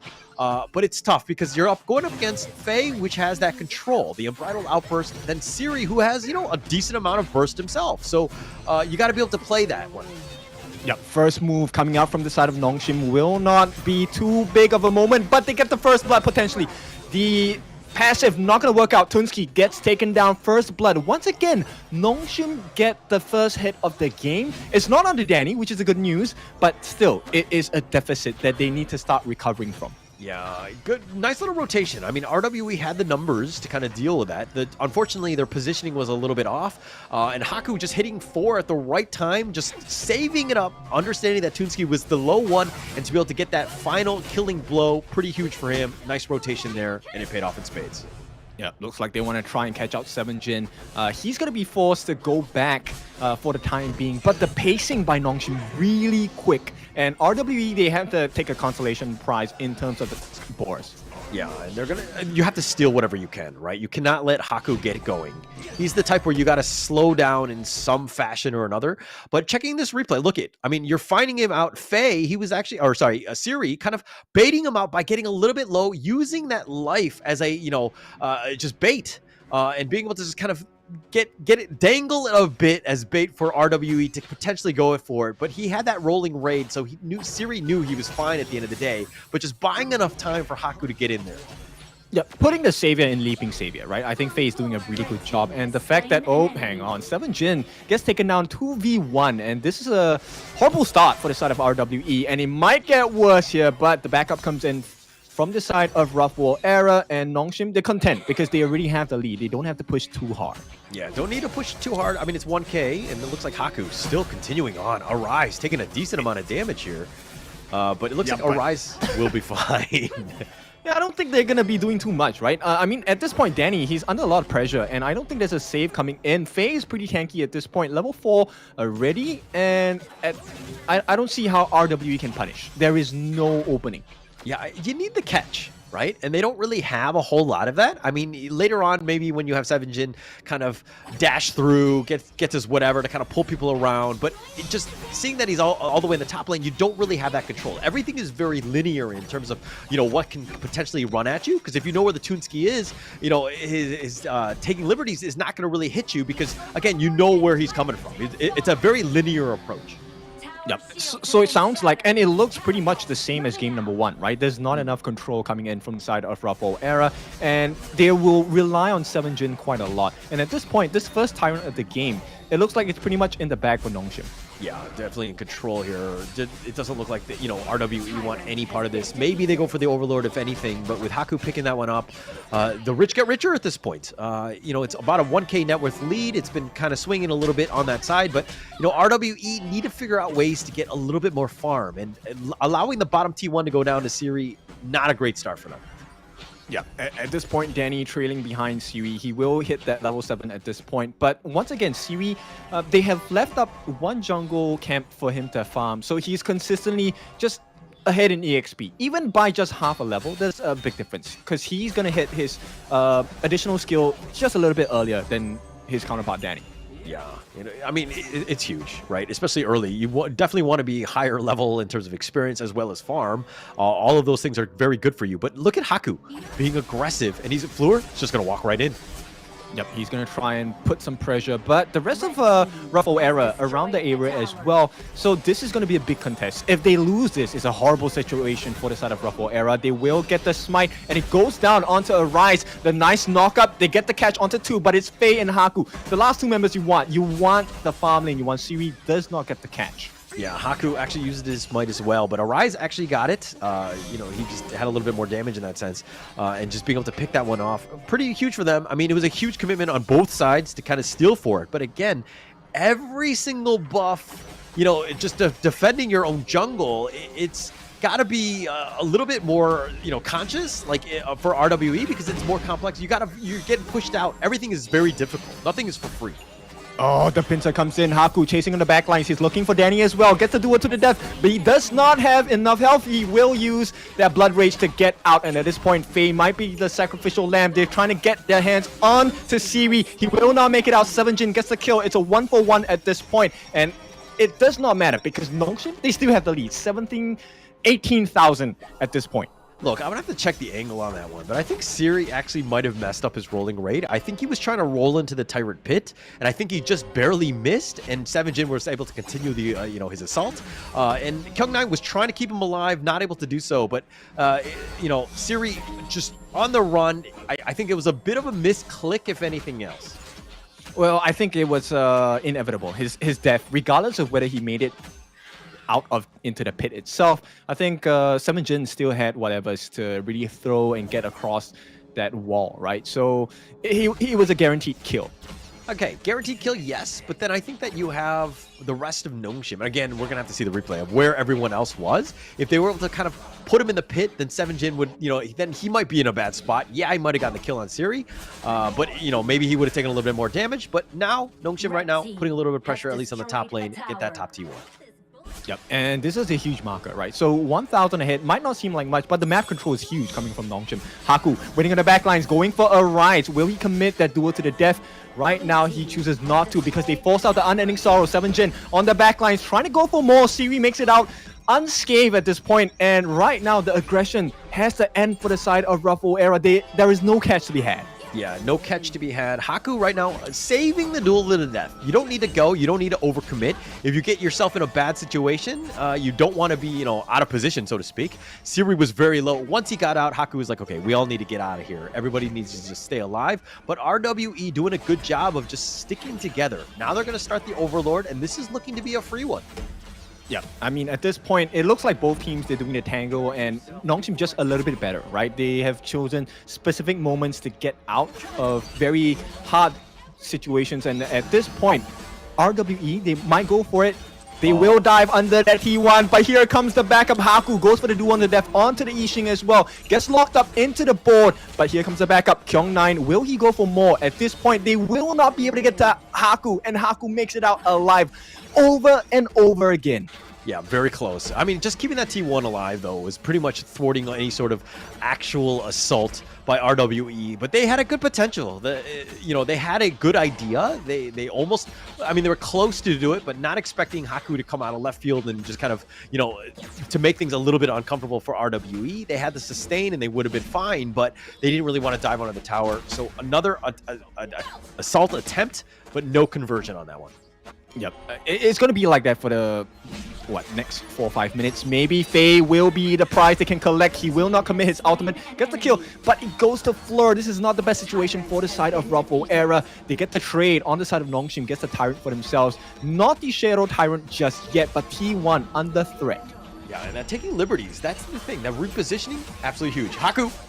He's going to go in, gets the Blood Rage down as well, but it's a big overcommitment. 7jin gets the kill. This is a big turning moment. 7jin will move back. Here comes the potential heals. No, Arise has no more ultimates, no unending sorrow, but they get a T1, so that's a good situation. But on the back lines, we might be looking for an opening onto Kyung9. Who does he pick? He picks out Danny. He gets the kill as well. Kyung9, the hero for the side of Nongshim. Here comes the backup. He might have to give his life, but Siwi, he feels confident. He wants to go in for more. He's the back out. And Nongshim, they still take the win here. Oh, Kyung9, you are a brave man.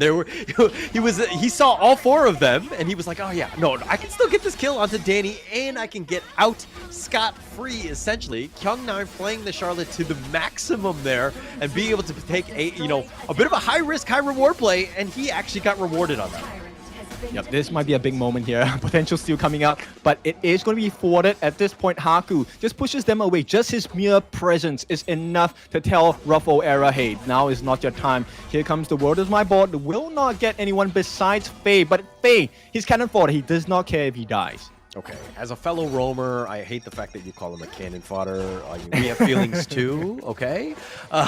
No, but Faye is playing it well. I mean, he's very tanky. He understands the limits of this one. But I do want to talk about Toonski. The Yixing, you're seeing it time and time again. The taking liberties is actually kind of botching things up. He's able to get some good kills. I mean, the first time onto Faye because of that, but just setting things up and slowing down Haku. Because once he duels to the death, you create the world is my board and make it this giant checkerboard where it's very difficult for Haku to kind of continue on with that momentum.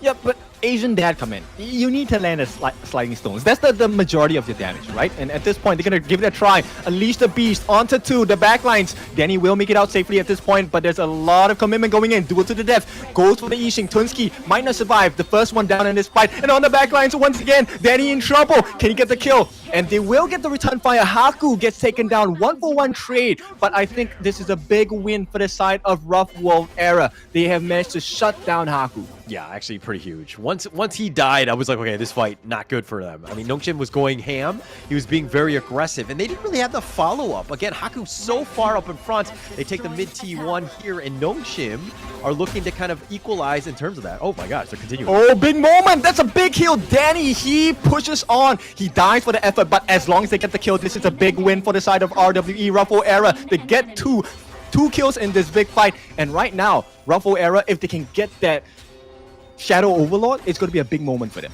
Okay, I was kind of like Nongshim in the sense that, like, is this fight real? Like, RWE were continuing on, and then all of a sudden you're like, oh my gosh, Nongshim are in a bad spot. RWE continuing on with the fight, getting some of those kills onto Siri and Faye. Absolutely huge for RWE. They're back in this game as they have the net worth lead now. Yeah, they understood that they need to be tenacious about their efforts and they need to trudge on, right? I think that was the best decision ever. Maybe not too much damage coming out from Arise with the unending sorrow, but nonetheless, it's a big momentum swing, right? Right now, 7jin, he goes up 1v2, might have to give his life here. Haku going for the chase as well, the knockup, but 7jin, he's not long for this will. Will trying to make it out. Duel to the death, the shutdown. 7jin does not make it out. Yeah, Haku saving that duel to the death, realizing that this is the last one. Like, if you play your trump card, okay, I have my trump card. I'm going to be able to chase you to the ends of the earth. You're not going to get away from Haku. Understanding that. And again, Haku, he's great on the Musashi, and there's a reason for that, but you got to get him going. Him dying that one time was actually pretty huge for RWE to get back in this game. Yep, and the opening to even things out, put a cap on it, because right now Nongshim, they will be going for that Shadow Overlord.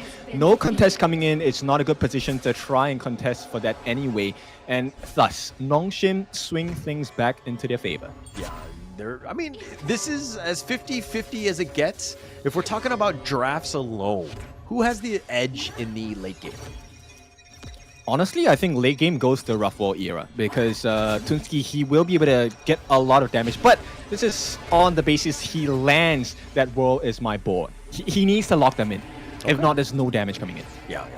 No, I see that. I mean, but like whenever you have a Lady Suna and a Musashi, I'm always thinking late game, like they're fine, right? Like I think that they're able to contest, but again, I think it's more of the control that you're talking about from Tunski, right? Being able to kind of, dictate the fight. Maybe you get that pick off and then turn those fights 5 versus 4, and I think you're gonna have a good time. Yep. Potential situation. I mean, if Haku commits that duel to the death too early, it could bait his entire team to step into the world of my board. And I think that's the situation that Ruffle Era are waiting on, right? But as it stands now, Siri already, I think, should be at maximum itemization.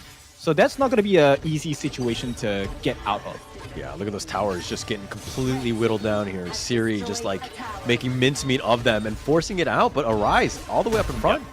Big damage, going to be forced to use the Unending Sorrow, and right away, Siri, he's able to do this over and over again. No major commitments coming out from the side of Nongshim. Most ultimates are still available. Only illusion left in terms of waiting for the cooldowns, but Nongshim, like we said, advantage going to them at this point. 15 minutes in. We definitely have the advantage here. I mean, it's 15 minutes here. The Shadow Tyrant is going to be picked up. Faye all the way up in front. Oh, they're going. Yep, duel to the death, gonna be put up on the backlines as well. They go in, the Charlotte, he's doing so much work, will give his life for the cause, and finally the lockdown onto 4, but there's nobody near. And at this point, 7Jin uses the flash. Can he get the catch? This is a big moment. Gets the pull in with the whatever as well. They will get the kill. Illusion gets taken down. And here we go, Tunski survives once again. They get the kill onto Haku. A big turnaround, and Rough World Era, this is their time. Oh, this is definitely their time. They've been forcing it out. Kyung9 all the way up in no man's land. He was in the heart of the enemy team, and he just got blown up. You cannot take a fight when, Kyung9 is all the way in the back line trying to do something 1 versus 4. You're just not that type of hero, and now they've paid, and now it looks like they want more. Yep, that was a huge catch. Faye the last one to make the stand, but nothing matters at this point because Rough World Era are here to play, and they get the second game of the series 1-1. Everything tied up. I'm sorry, did you just blink? Because that's how RWE just got back in this game. Just a single team fight, a little bit of bad positioning by Nongshim. And I mean, this is kind of something that we've seen from this team, right? They do make some mistakes. There are definitely opportunities, and RWE capitalized on that. They saw the opportunity. They were able to figure things out. Things were very neck and neck. That was a 50-50 game, but once you lose that team fight, you lose 3 members, you're not going to have an opportunity to get back in this one. So again, just one of those situations where you got to put yourself in a good position to actually win the game, and you can't get caught out. Yep, it's really funny, right? Because end of the day, all their ultimates were up. I'm not sure why it turned out that way, right? Duel to the death, they had everything available, and Kyung9 was on the back lines. And I think it was just a shift in attention. And this is the difference maker, because Rough World Era, finally they could deal with the pressure. They said, hey, let's ignore what's happening at the front. We like to take a look at what's happening at the back. Yeah, and if you're looking at what RWE were doing, they were doing a good job of the team fight, right? They were ensuring that, they were never at any sort of significant risk. Kyung9 was unable to kind of, get the killing blows that he got in game 1. He is a very different game by Charlotte, and he was kind of playing the same way, which is a little unfortunate for him. But again, it seemed like they got caught out too many times, made some bad plays, and in the end, RWE were, again, just able to find ways to get back in this one. Okay, let's take a look at the itemization here. Danny, this time, he gets quite a lot of farm as well, and almost full itemization at close to 11,000 gold, right? 4, 3, and 6, 4 kills to his name. I think this draft worked a little bit more in their favor towards the late game simply because they were able to get more control. For me, this MVP, the MVP of this game has to go to 7Jin. He made so many important catches for the side of Ruffle Era, and it changed the entire outside of this game. Yeah, for sure.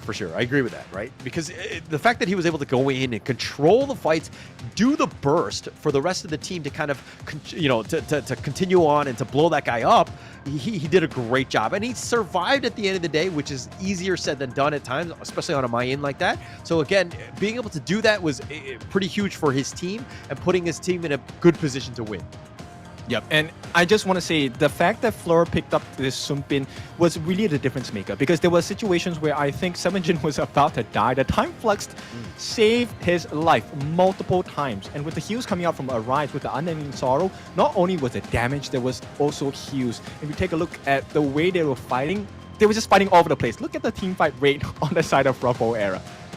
Yeah, I mean, they were all sticking together. That was the way it was going to happen, right? Nongshim were trying to do too much with individual plays, not really kind of death balling it, so to speak. I felt like a little less impact on the shit overall. I felt like he could have done a little bit of a better job. But again, I haven't really seen that hero really pop off, where you're just like, oh my god, the control and all that damage is going to be key for him.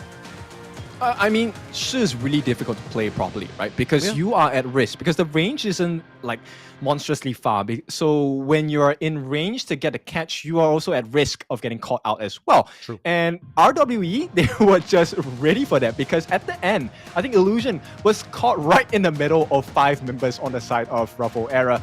And even though he committed the flash, committed all of the abilities, there was nothing they could do. An MVP, like we said, 7jin coming out from the side of Ruffle Era, 4-2 and 5. Big plays across the game. Yeah, big plays. I mean, KDA is one thing, 4-2-5 is solid, right? But I think that the amount of control, and we'll see it probably more in the highlights, it was pretty much the 7jin show, because almost every single time that, the big team fights are happening, not the early ones, especially since this is when Nongshim were kind of in that lead, but you could see the power of 7jin on the Mayu. Oh yeah, for sure, right? At this point, he hasn't joined the fights just yet, and I think I want to compliment the side of Nongshim as well. While they got a loss in this game, their early game rotations, that first rotation has always worked out for them great. Yeah. They do a good job. Look, I think the early game is very important, because again, sets you up for a good mid to late game. But there have been times, like even this one, like Haku trying to go in, but you got to look at your numbers, right? 1 versus 5, not really. You don't really have the sustain that you do with like an Ogren, and like Musashi all the way in the back line. He's continuing to fight 1 versus 4, and the rest of the team are just barely following up. And Haku, once he dies, then you really can't continue the push, and you're putting yourselves in a bad spot. Yep, I mean, this was a beautiful play, the combination of skills.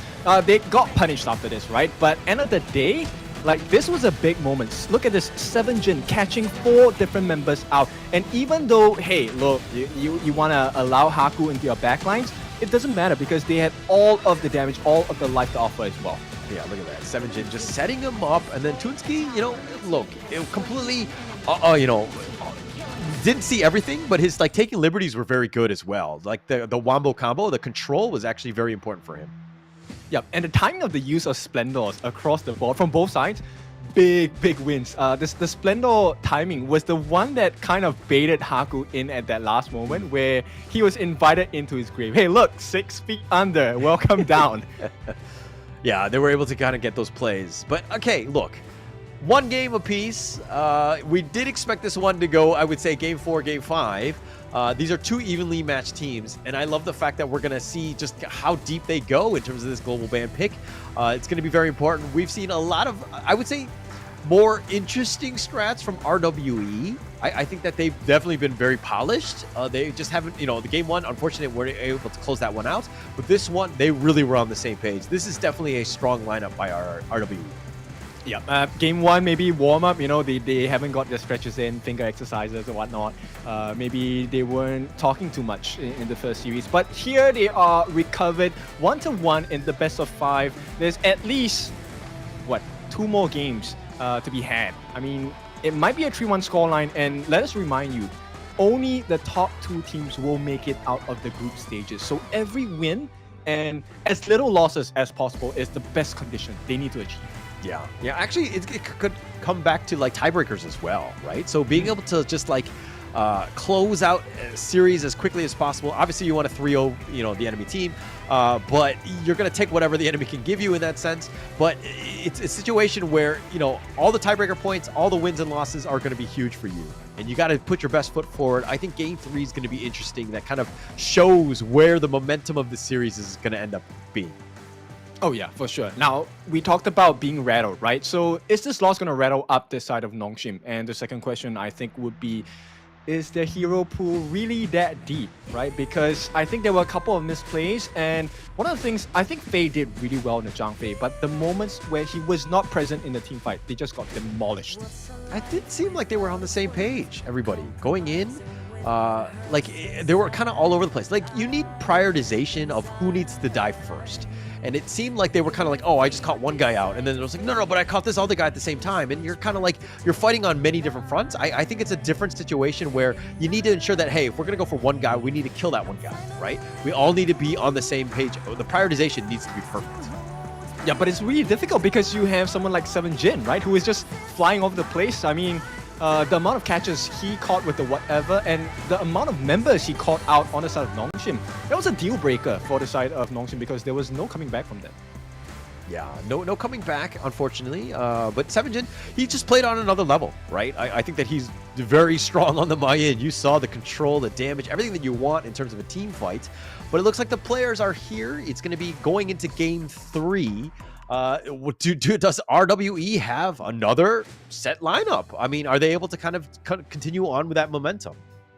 I mean, we have taken a look at the drafts, right? So far, it's tank, it's sustain, it's heals, and I don't think that formula is going to change just yet. There's still so many heroes that offer the heal composition. We have the tie-in the roam. I think we still have the option of Diadea for one of these teams as well. And G1 definitely out of the picture. I think both teams have definitely taken that hero out into the pool already. So there needs to be a shift in terms of playstyle, right? Maybe we'll see a Menki, someone with Dream Roam, some mobility. All right, and of course, with that being said, 1-1, we're not at the end game just yet, right? So at this point, 1-1, it is really important to save your final strategies because the first one to hit 3 points wins this entire series. So if you take a look at the players, I think they're looking pretty steady at this point, right? Pretty solid. Now the question is, it is time for the coaches to step up. What can they offer as the best tools to try and win this third game of the series? BO5's really important. It's a marathon. So as the players take their weight off and wait, I think there's a slight discussion going on for the different teams.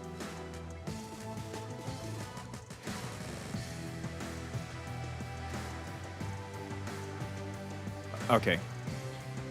Yeah. So let me take a look at the comments right now. I'm really interested to see what you guys are saying on the broadcast, and it looks like okay, so everyone is celebrating the Mayin. So a lot of Ruffle era fans here, and they're talking about the better micro. I think that's a good point, right? So in terms of micro and macro plays, I think Ruffle era has definitely showcased that they have a better macro game compared to what they have on the side of Nongshim. But Holler, what do you think about the micro mechanical skills of the players so far? What have they displayed?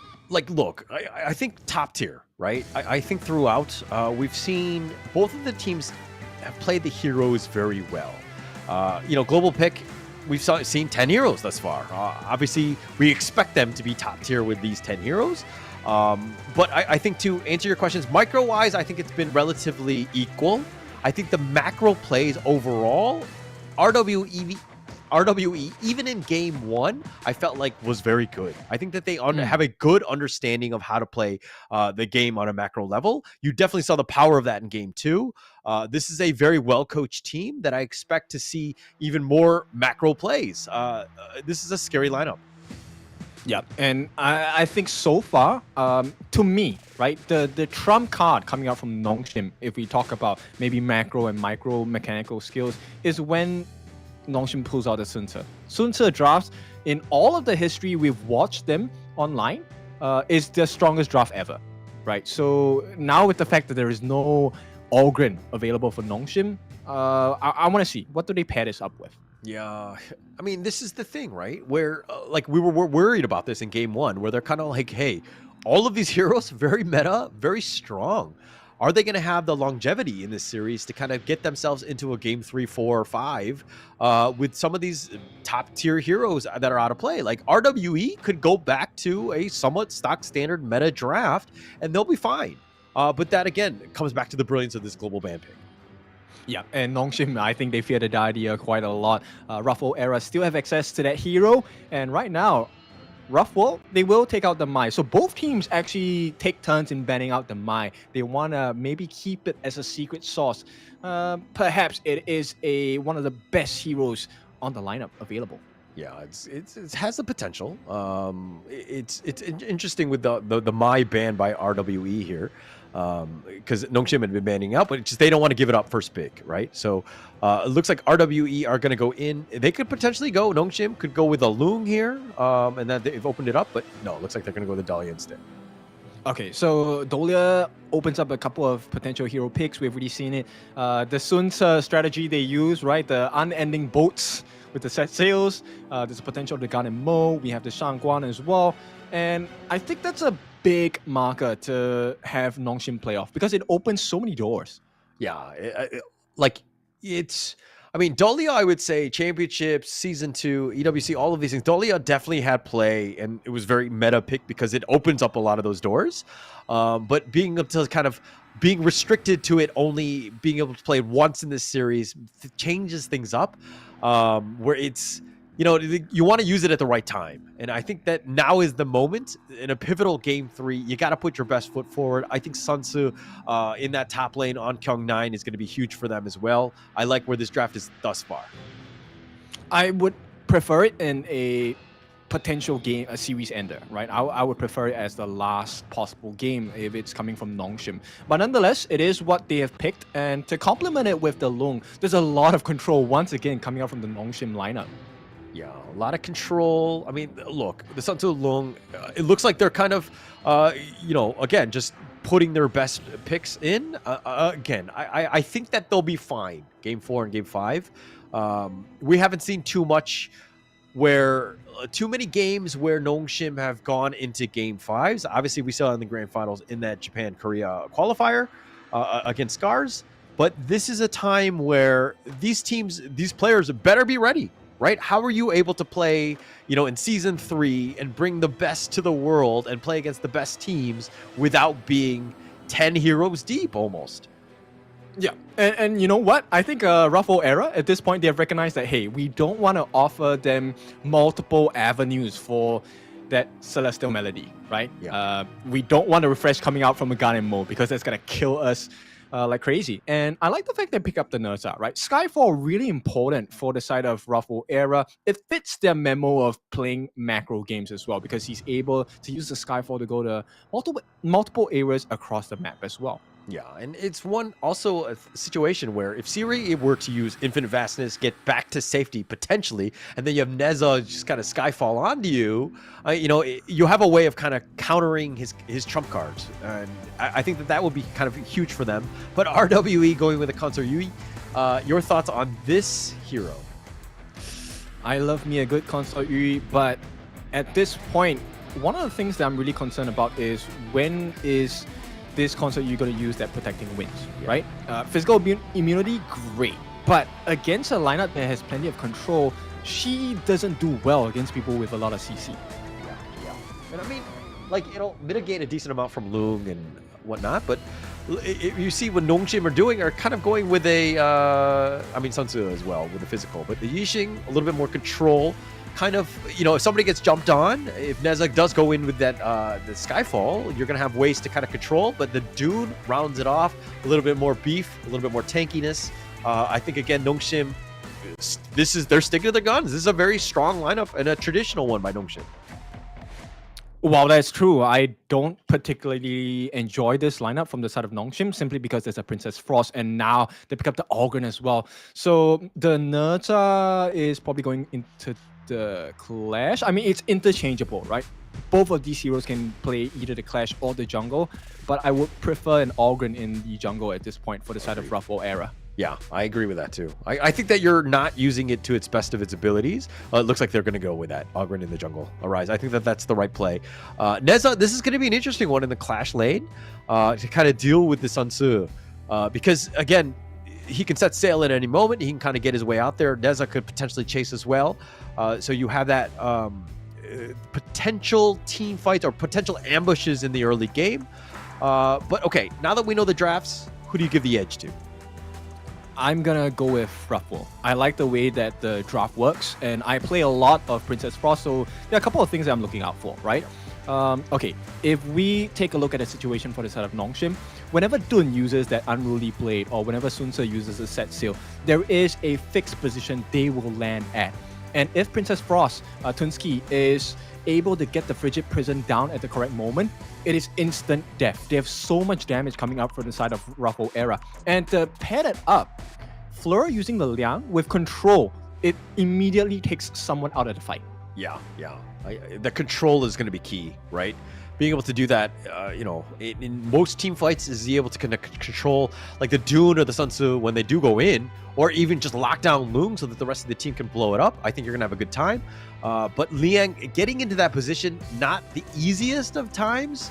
But okay, we did talk about this in the early part of the draft. But with the Dolio pick on Faye, are there enough good cooldowns like the Dune Unruly Blade, Sun Tzu Set Sail? Are these enough to kind of justify that Celestial Melody, pick here? I don't believe so. Maybe I'm tunnel visioning or something, but Tunski to me is going to be the game changer at this point. If Tunski gets the perfect Frigid Prison, I swear to whatever it is, it's going to be a horrible game for the side of Nongshim. And Ruffle Era, if you give them an advantage, they will always oblige. Okay, we're gonna have to see. And look, I like it how RWE have been playing. They've been very in sync with one another. They've done a good job of just kind of, they have a good strategy in mind. They are well prepared for Season 3. So having the right counters to this is going to be super key for them. Yep, and right away, it's a 2v1 situation. Kyung9 going to be pushed back, and this is going to open up a lot of space for them to either get an invade, but it looks like they want to keep it safe and take their own camps instead. Yeah, they're kind of changing things up a bit. RWE, last game, 7jin was by himself in the top lane. Haku and Kyung9 were kind of making his life a little bit more miserable on that blue side. But RWE doing a good job of just kind of changing things up. Give Arise as much time to farm as possible. He's your win condition here. Oh yeah, for sure. Arise, if he gets a lead here, I don't think there's going to be much they can do on the side of Nongshim. At this point, Ruffle Era, they have left Danny alone, which is a risk in my opinion. But if it pays off, if he doesn't die in this starting moments, it's going to reward them heavily in the next, 5-6 minutes mid-game maybe? Yeah, I see the potential for it, but I think that at the end of the day, you always want to kind of babysit him a little bit, because again, just like even this Firehawk, being able to pick that up is going to be huge for him, right? Just get him a little bit more farm as possible, keep him safe. Yeah, and Arise, currently in a 2v1, will make it out safely. I mean, it is an Ogren, right? So Arise, he sustains the damage, and now the rotations are coming in from the side of Ruffle Era as well.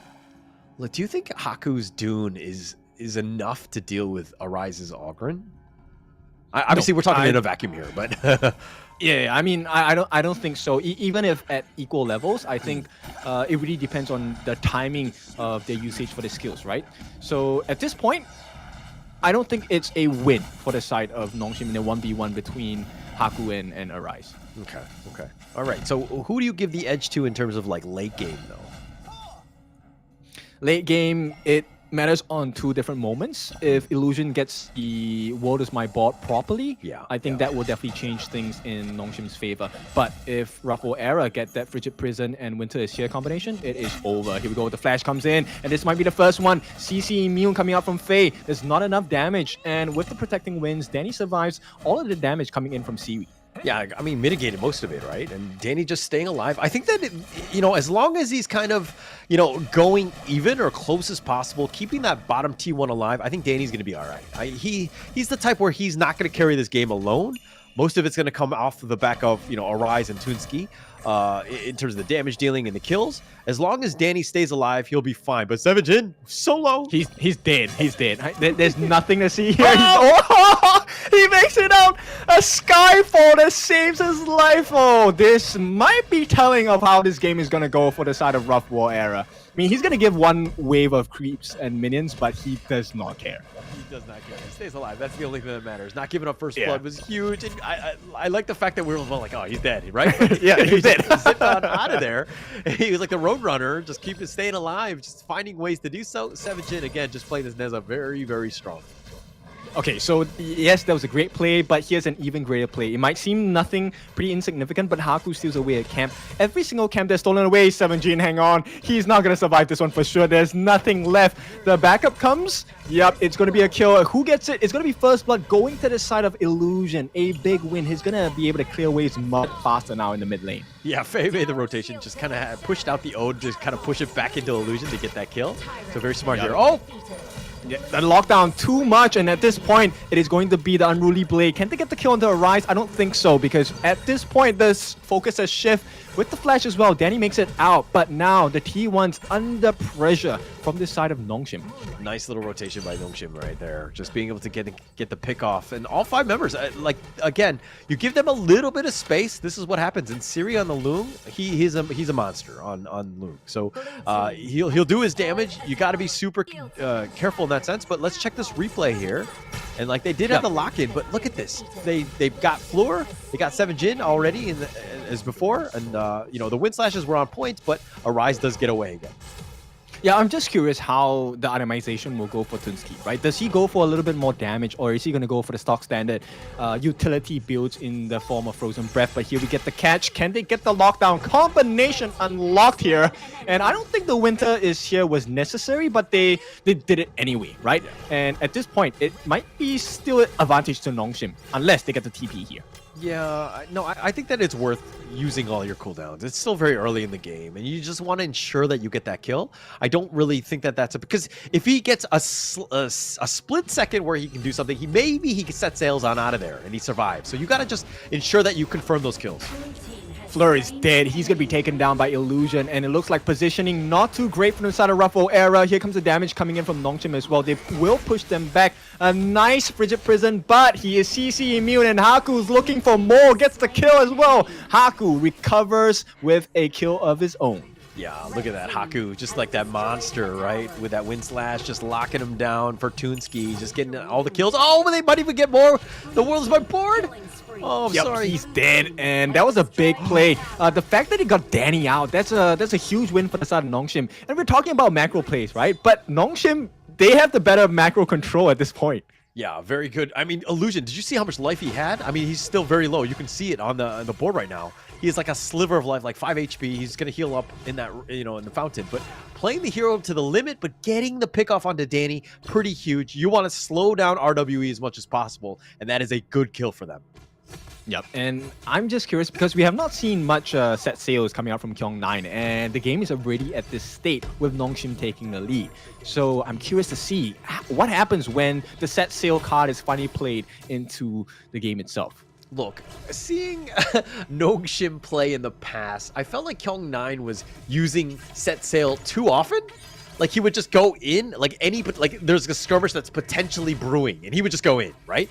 I felt like he was overusing it. So seeing Kyong9 kind of being a little bit more patient, let the game kind of come to him, I think is probably better for Nongshim at this point, especially since they have a lead. They don't need to rush it. Yeah, okay, I agree with that. I think patience is key, right? We don't want that instant gratification. Delayed gratification is always better in this case. But as it stands now, I don't see how Rough War Era are going to survive this onslaught coming up from Nongshim. Yeah, it's tough, right? Like, I mean, their control, I mean, they're able to kite you out, they're able to kind of death ball, and it's tough to get onto like a Haku or Kyong9, which are kind of the frontliners, and they're providing all that space, especially since you have Siri and Illusion with that control. Like, you have a lot of ways to kind of deal with a potential jump in. Yeah, and one of the byproducts of the way that Nongshim is playing is the fact that Arise has no extra farm. There is no invasions going on. He does not get a steal in the buffs on the opposite camps. In fact, his own buffs are being threatened at this point. Yeah, and look it, they're being aggressive. Nongshim right now, playing with those boards and just kind of those barriers, but they're going in. Yep, they get the lockdown as well. Arise will not get his ultimate down in time, gets taken out instantly, and that's a huge tank out of the picture. No one else is able to tank that much damage on the side of Ruffle Era, so they have to give everything up now. T3 on the bot, Azure Golem in the mid, and it's not looking good. It's not looking good. This is a tough situation. But again, you're like, Haku knew that Arise is a little out of position. He knows a thing or two about Ogren, so getting caught out floor. Oh.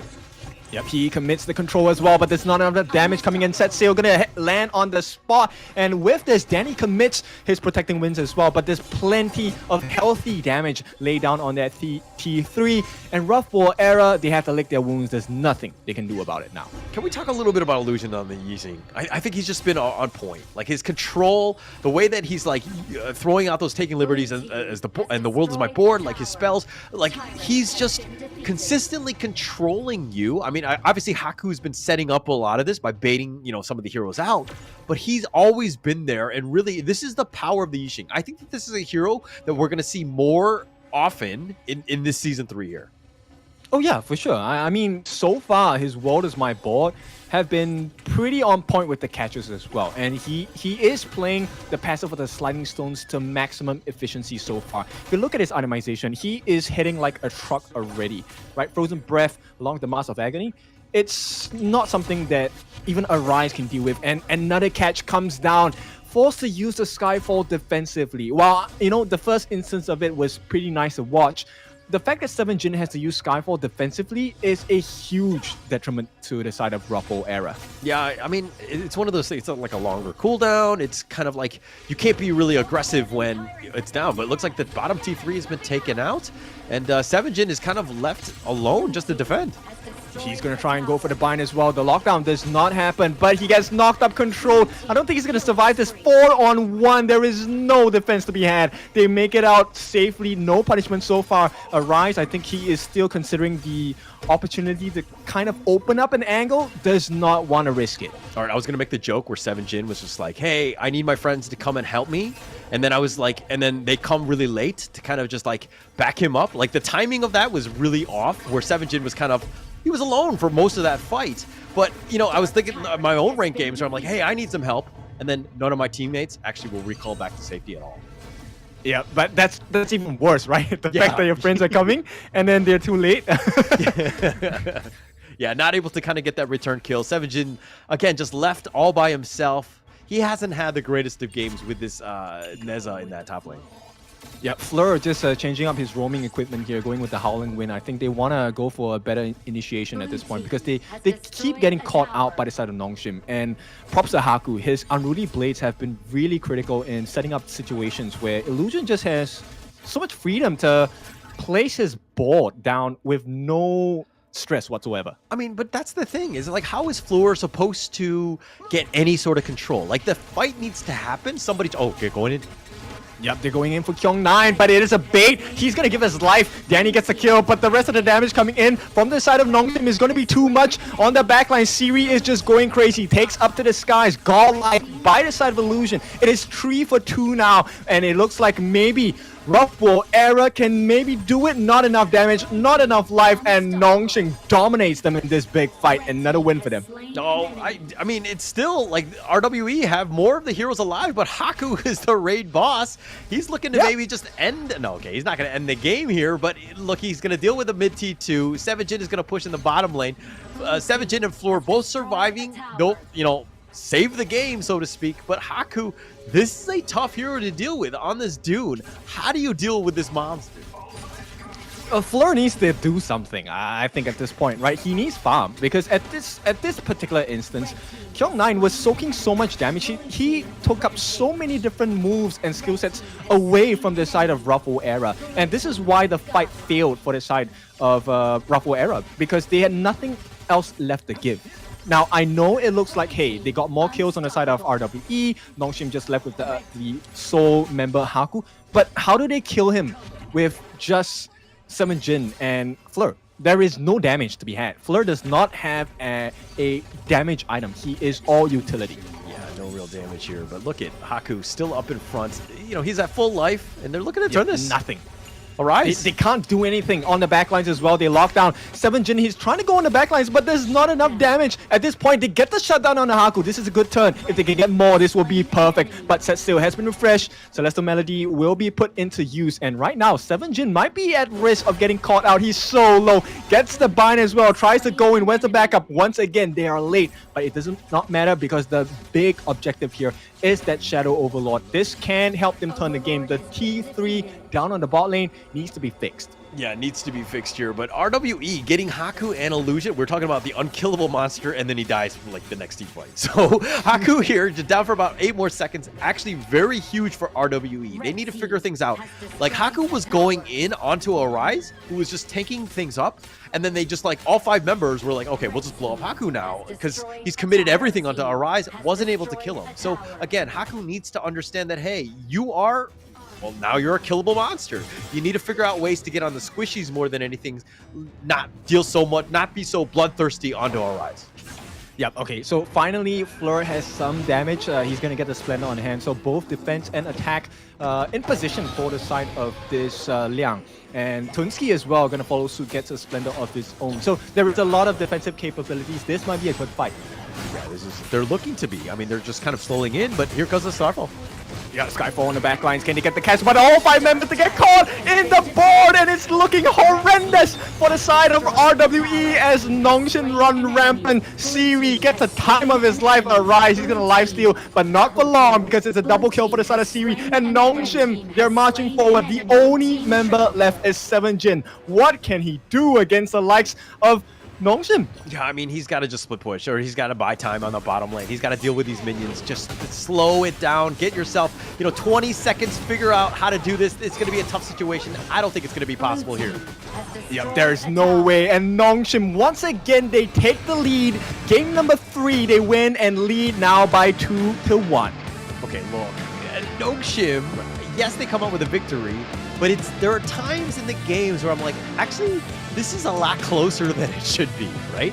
Yeah. It's a situation where they probably should have been a little bit cleaner with that one. But getting that last team fight, turning the Tyrants, and then turning it around, this is the MO of Nongshim, where they kind of keep you on the edge of your seats, try to make things interesting as possible because, Nongshim, not every victory that they get is easy. And they kind of showed you on that one, but they did get the victory in Game 3.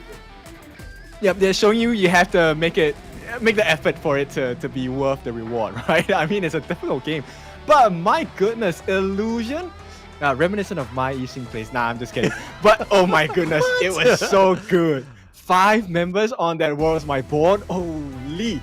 I mean, that's a dream, right? For any Easing player, that's a dream. Not only getting all 5 members on the board, you get your liberties and you get your sliding stones, you get the passive down. And because they're so concerned about being controlled, Siwi was just going ham, spinning around the entire world, getting the flaming palms, riding the wind, whatever he had, threw it, everything plus the kitchen sink. Yeah, got everything that you wanted, right? I think that they did a good job of the control and then the prioritization, right?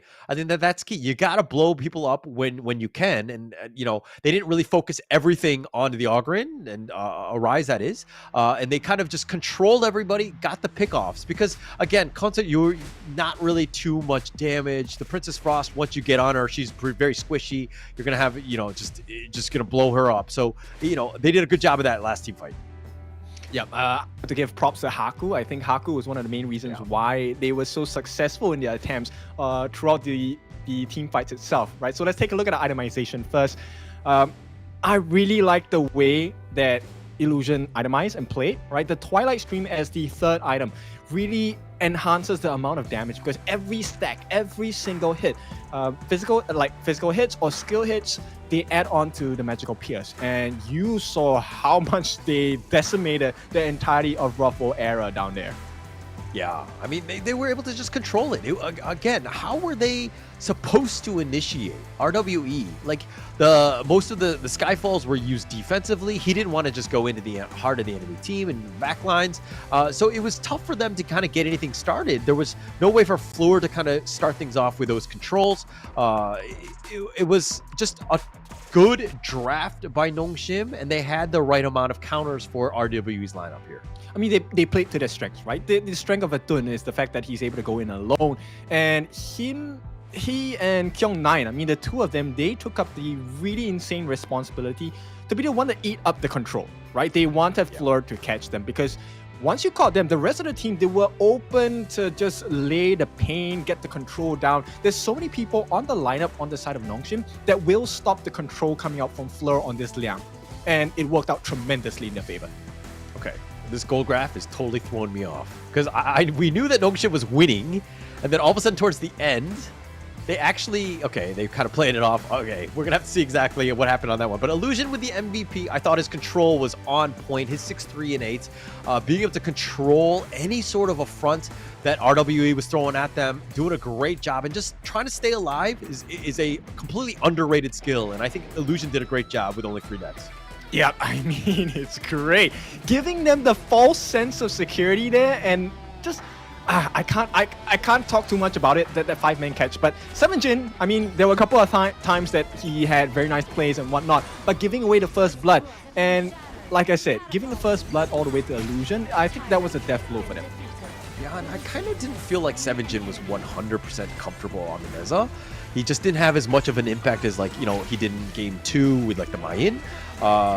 It might be because, again, I don't mean to, like, overly criticize, and we've only seen one game with it, but it just didn't seem like he was really having that impact. Yeah, I think so too, right? There was too much pressure, and at the same time, I think Tunski, he tried. He could not land a single Frigid Prison in place. And unfortunately, that was also the downfall why team fights went horribly wrong for the side of Ruffle Era. Yeah, and like this is, you know, what, the 11-minute mark, this is when they're going in.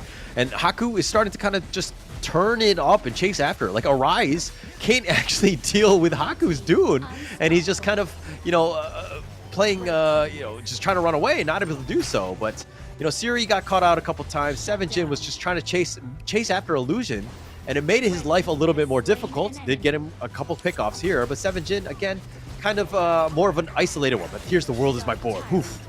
I mean, he had the right idea, right? 7Jin, I think that's exactly what you need to do as a Nerta, which is to dive into the back lines and chase and push, you know, the farm laners away from the fights, or maybe even the mid laner, so that there's no control and there's no damage coming out from the back lines.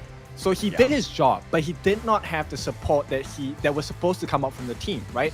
We've already seen it earlier in the game where the Frigid Prison combo with the control was going to be the situation that Ruffle Era were expecting throughout the entire game, but it did not happen.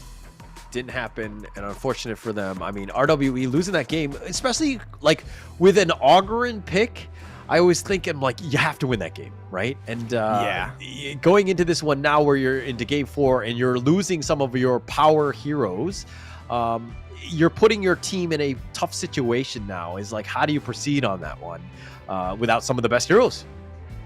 By making the best of your mechanical skills. I think the Ruffle Era players, they're pretty good mechanically. We have already seen both teams, they are able to hold the macro game to a certain extent, right? I like it. But there's something that I think maybe they can do better on the side of Ruffle Era, and it's just making sure they make full use of the resources around the map. If you take a look at the games so far in the series, I don't think there's been too many invasions when things were at a stalemate.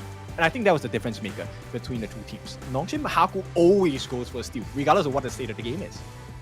Yeah, he is definitely aggressive. He's just trying to, like, of course, because he's like the farm laner, right? He's always looking for farm, and he's looking, I mean, it's good to be greedy as the jungler, because then you would take some of those risks where you go looking to invade. So I think that is super important for them. I mean, that's what you need to do, right? You need to create a gap in which, number one, your counterpart jungler has no resources to live off of, right? At the same time, your own resources can then be delegated and passed off to your farm lane, right? And that's where Danny's series is going to be extremely happy because, hey, I want the Crimson Golem. Oh, wait, hang on. As Haku, yeah, I have one already. Why don't you take mine? Yeah, you want to just take as much as possible, right? I think it's going to be important for them. But now, okay, look. Also, you know, we saw Kyung9 on the Sun Tzu. We saw the Haku on the Dune. Both not like not the signature player or hero for like Haku. It's probably the Ogren, but he's very good on the Dune, as you just saw. How deep can they go now? I don't know, but regardless of what the depth of the depth they have to dig, it has to be pretty deep, because right now it is potential series point, game point for the side of Nongshim. And I'll be honest, when I came into the broadcast today, this was not what I was expecting. What were you expecting? I was expecting that Ruffle Era would at least be in the lead for the series. Both times, Nongshim have edged it out. They were the ones to take the lead in the series, and right now that has put them in a much better position. Okay, yeah. No, I mean, look, I kind of was more positive on Nongshim. I think that that when they're on, they're like next level. I think that they're very good, right? But they have gaps and they do make mistakes, and I think that RWE can take advantage of that, and they had it in game 2. But RWE is the type where they learn quickly. And I think that this is one where, you know, essentially a must-win game here, game 4. They need to put the best foot forward. They need to ensure that their heroes that they have, everybody is 100% on board with what's going on, because they can't be picking like the Kanto Yui, the Nezas, those types, right? This is the type where you really need to take it to them. Send this to a game 5. I mean, you can, but like, you have to do better. No, I'm not flaming them whatsoever, but I'm just saying facts, yo. Yeah, you have to do better at this point. I mean, even in the laning phases, clearing your camps, that first engagement between Arise as well as 7Jin, when they won the advantage in the lane, right with the first wave, they should have gone for the camp on the side of Nongshim. They didn't. They went back to their own, and that dwindles the advantage. So basically, you're saying that it's more about the play style issue more than like a draft. Because to be honest, I felt like game 3 was a draft issue for me. I thought they were like going in very like probably 40-60 on that one with a because I just did not really like that draft as much. But you think it's just more of like a playstyle thing. I definitely think it's a more playstyle thing, right? Because at this point, they're using forks to drink soup. Like, what are you doing? Get a spoon. Okay. Yeah, okay. But maybe because, again, I'm just going back to the draft. I'm like, why would you supply them with forks then, right? Go give them spoons. Give them, like, a saucer. Like, give them a chance, right? Like, and I know that they're trying to be like, hey, we need to ensure that we have all the heroes in case we do go to a game 5, all that stuff. But it's very underwhelming. Like, you saw that draft from Nongshim, and you're kind of like, oh, these are some of their best heroes, right? You need to ensure that you have something. Like, unless you had like the game 1 draft, the Dachiao with like the split push, you have other ways to kind of deal with something that you like you're prepared for, like this death ball type of lineup. You have ways to get in, but it didn't really seem like they had a lot of answers in that last game. Yeah. You know what? Actually, if I want to take a stab at pseudo coaching for the side of either team, if you're going to be able to play the macro game well, why don't you just take up a Liu Shan? He has been buffed anyway, right? And being able to disrupt the towers is going to be very detrimental to the other team. And right now, I think Nongshim might actually explore that, because it fits the bill of what they like to play, right? Tanky, got the stuns, able to play the macro game a little bit better. So it complements what they need right now, just close the series. Yeah, actually, it's going to be huge for them, right? I think that this draft, like, again, if I'm Nongshim, like, this is it. I do not want a game 5. I need to close this game out. I'm going to put my best foot forward. Everything on this line, because I need this win. I need to ensure that I'm, coming out victors against RWE, especially with Bigatron, which is waiting in the wings to see who he's actually going to come out on top of this one. Yeah. Okay, I know you guys are watching this broadcast from the screen, but I'm not sure, but I can feel the aura coming out from the coach on the side of Nongshim. He is feeling confident. So I'm curious to see what kind of picks they're going to supply the players this time to try and close the series out. Yeah, anything at this point, right? I think that, like, look, this is why you're here. You gotta, as a coach, drafting is key. Right? Being able to pick the best heroes and to have something that actually synergizes well and has answers to the enemy team, key. That's got to be huge for you, and there's a lot of pressure. This is why they pay you the big bucks as coach, to ensure that you put your team in a position to win. Yeah, exactly. You know what? I'm hoping we see Immorts in this game. I think it's definitely one of the answers for either sides of these teams. They need a little bit more sustainable control where you're not at risk of being taken out yourself. And Dharma is a perfect start for the side of Nongshim here. Yeah, great start, right? I mean, it was picked in RWE. They weren't going to be able to pick it themselves, but they counter-pick with the Byron. I like this pick. It seems like a reversal of those Game 1 picks thus far, but Byron is going to be huge, especially in the top lane with 7Jin. Yep, the laning phase is really important, right? So both of these heroes will be able to clear the lanes pretty quickly. It then comes down to the amount of trades, right? How much unnecessary damage are you taking during the exchange in the laning phase? And Nongshim, they're going to complement this draft with the Soyue. I like this. Look, any game, Soyue late game, monster. You can't fight against him. You need some sort of control. And they're going to go with the classic combination of poke and snipe. So Morts are going to use the Cannon Blast to just get the stunts in, make it easy for the Wild Winds on the side of Soyue to really just go ham. So Siri, I think this is a pretty straightforward game thus far, based on the draft. Oh my gosh, the Nua. What do you think about the Nua here? Like, it's Make like, or break. Yeah. Like, I think you and I have discussed this before about how the fact that it's like, I look at it as more of like a win more hero. Sometimes when when you have that lead, you're gonna have a good time and you're just gonna close things out. But it's a situation where when you're losing, man, that hero is really not that good, and that's my biggest worry here. So you were talking about how RWE need to have a better, the play style, especially in the early game, needs to be better. They got to do it on this one because again, this hero really falls off.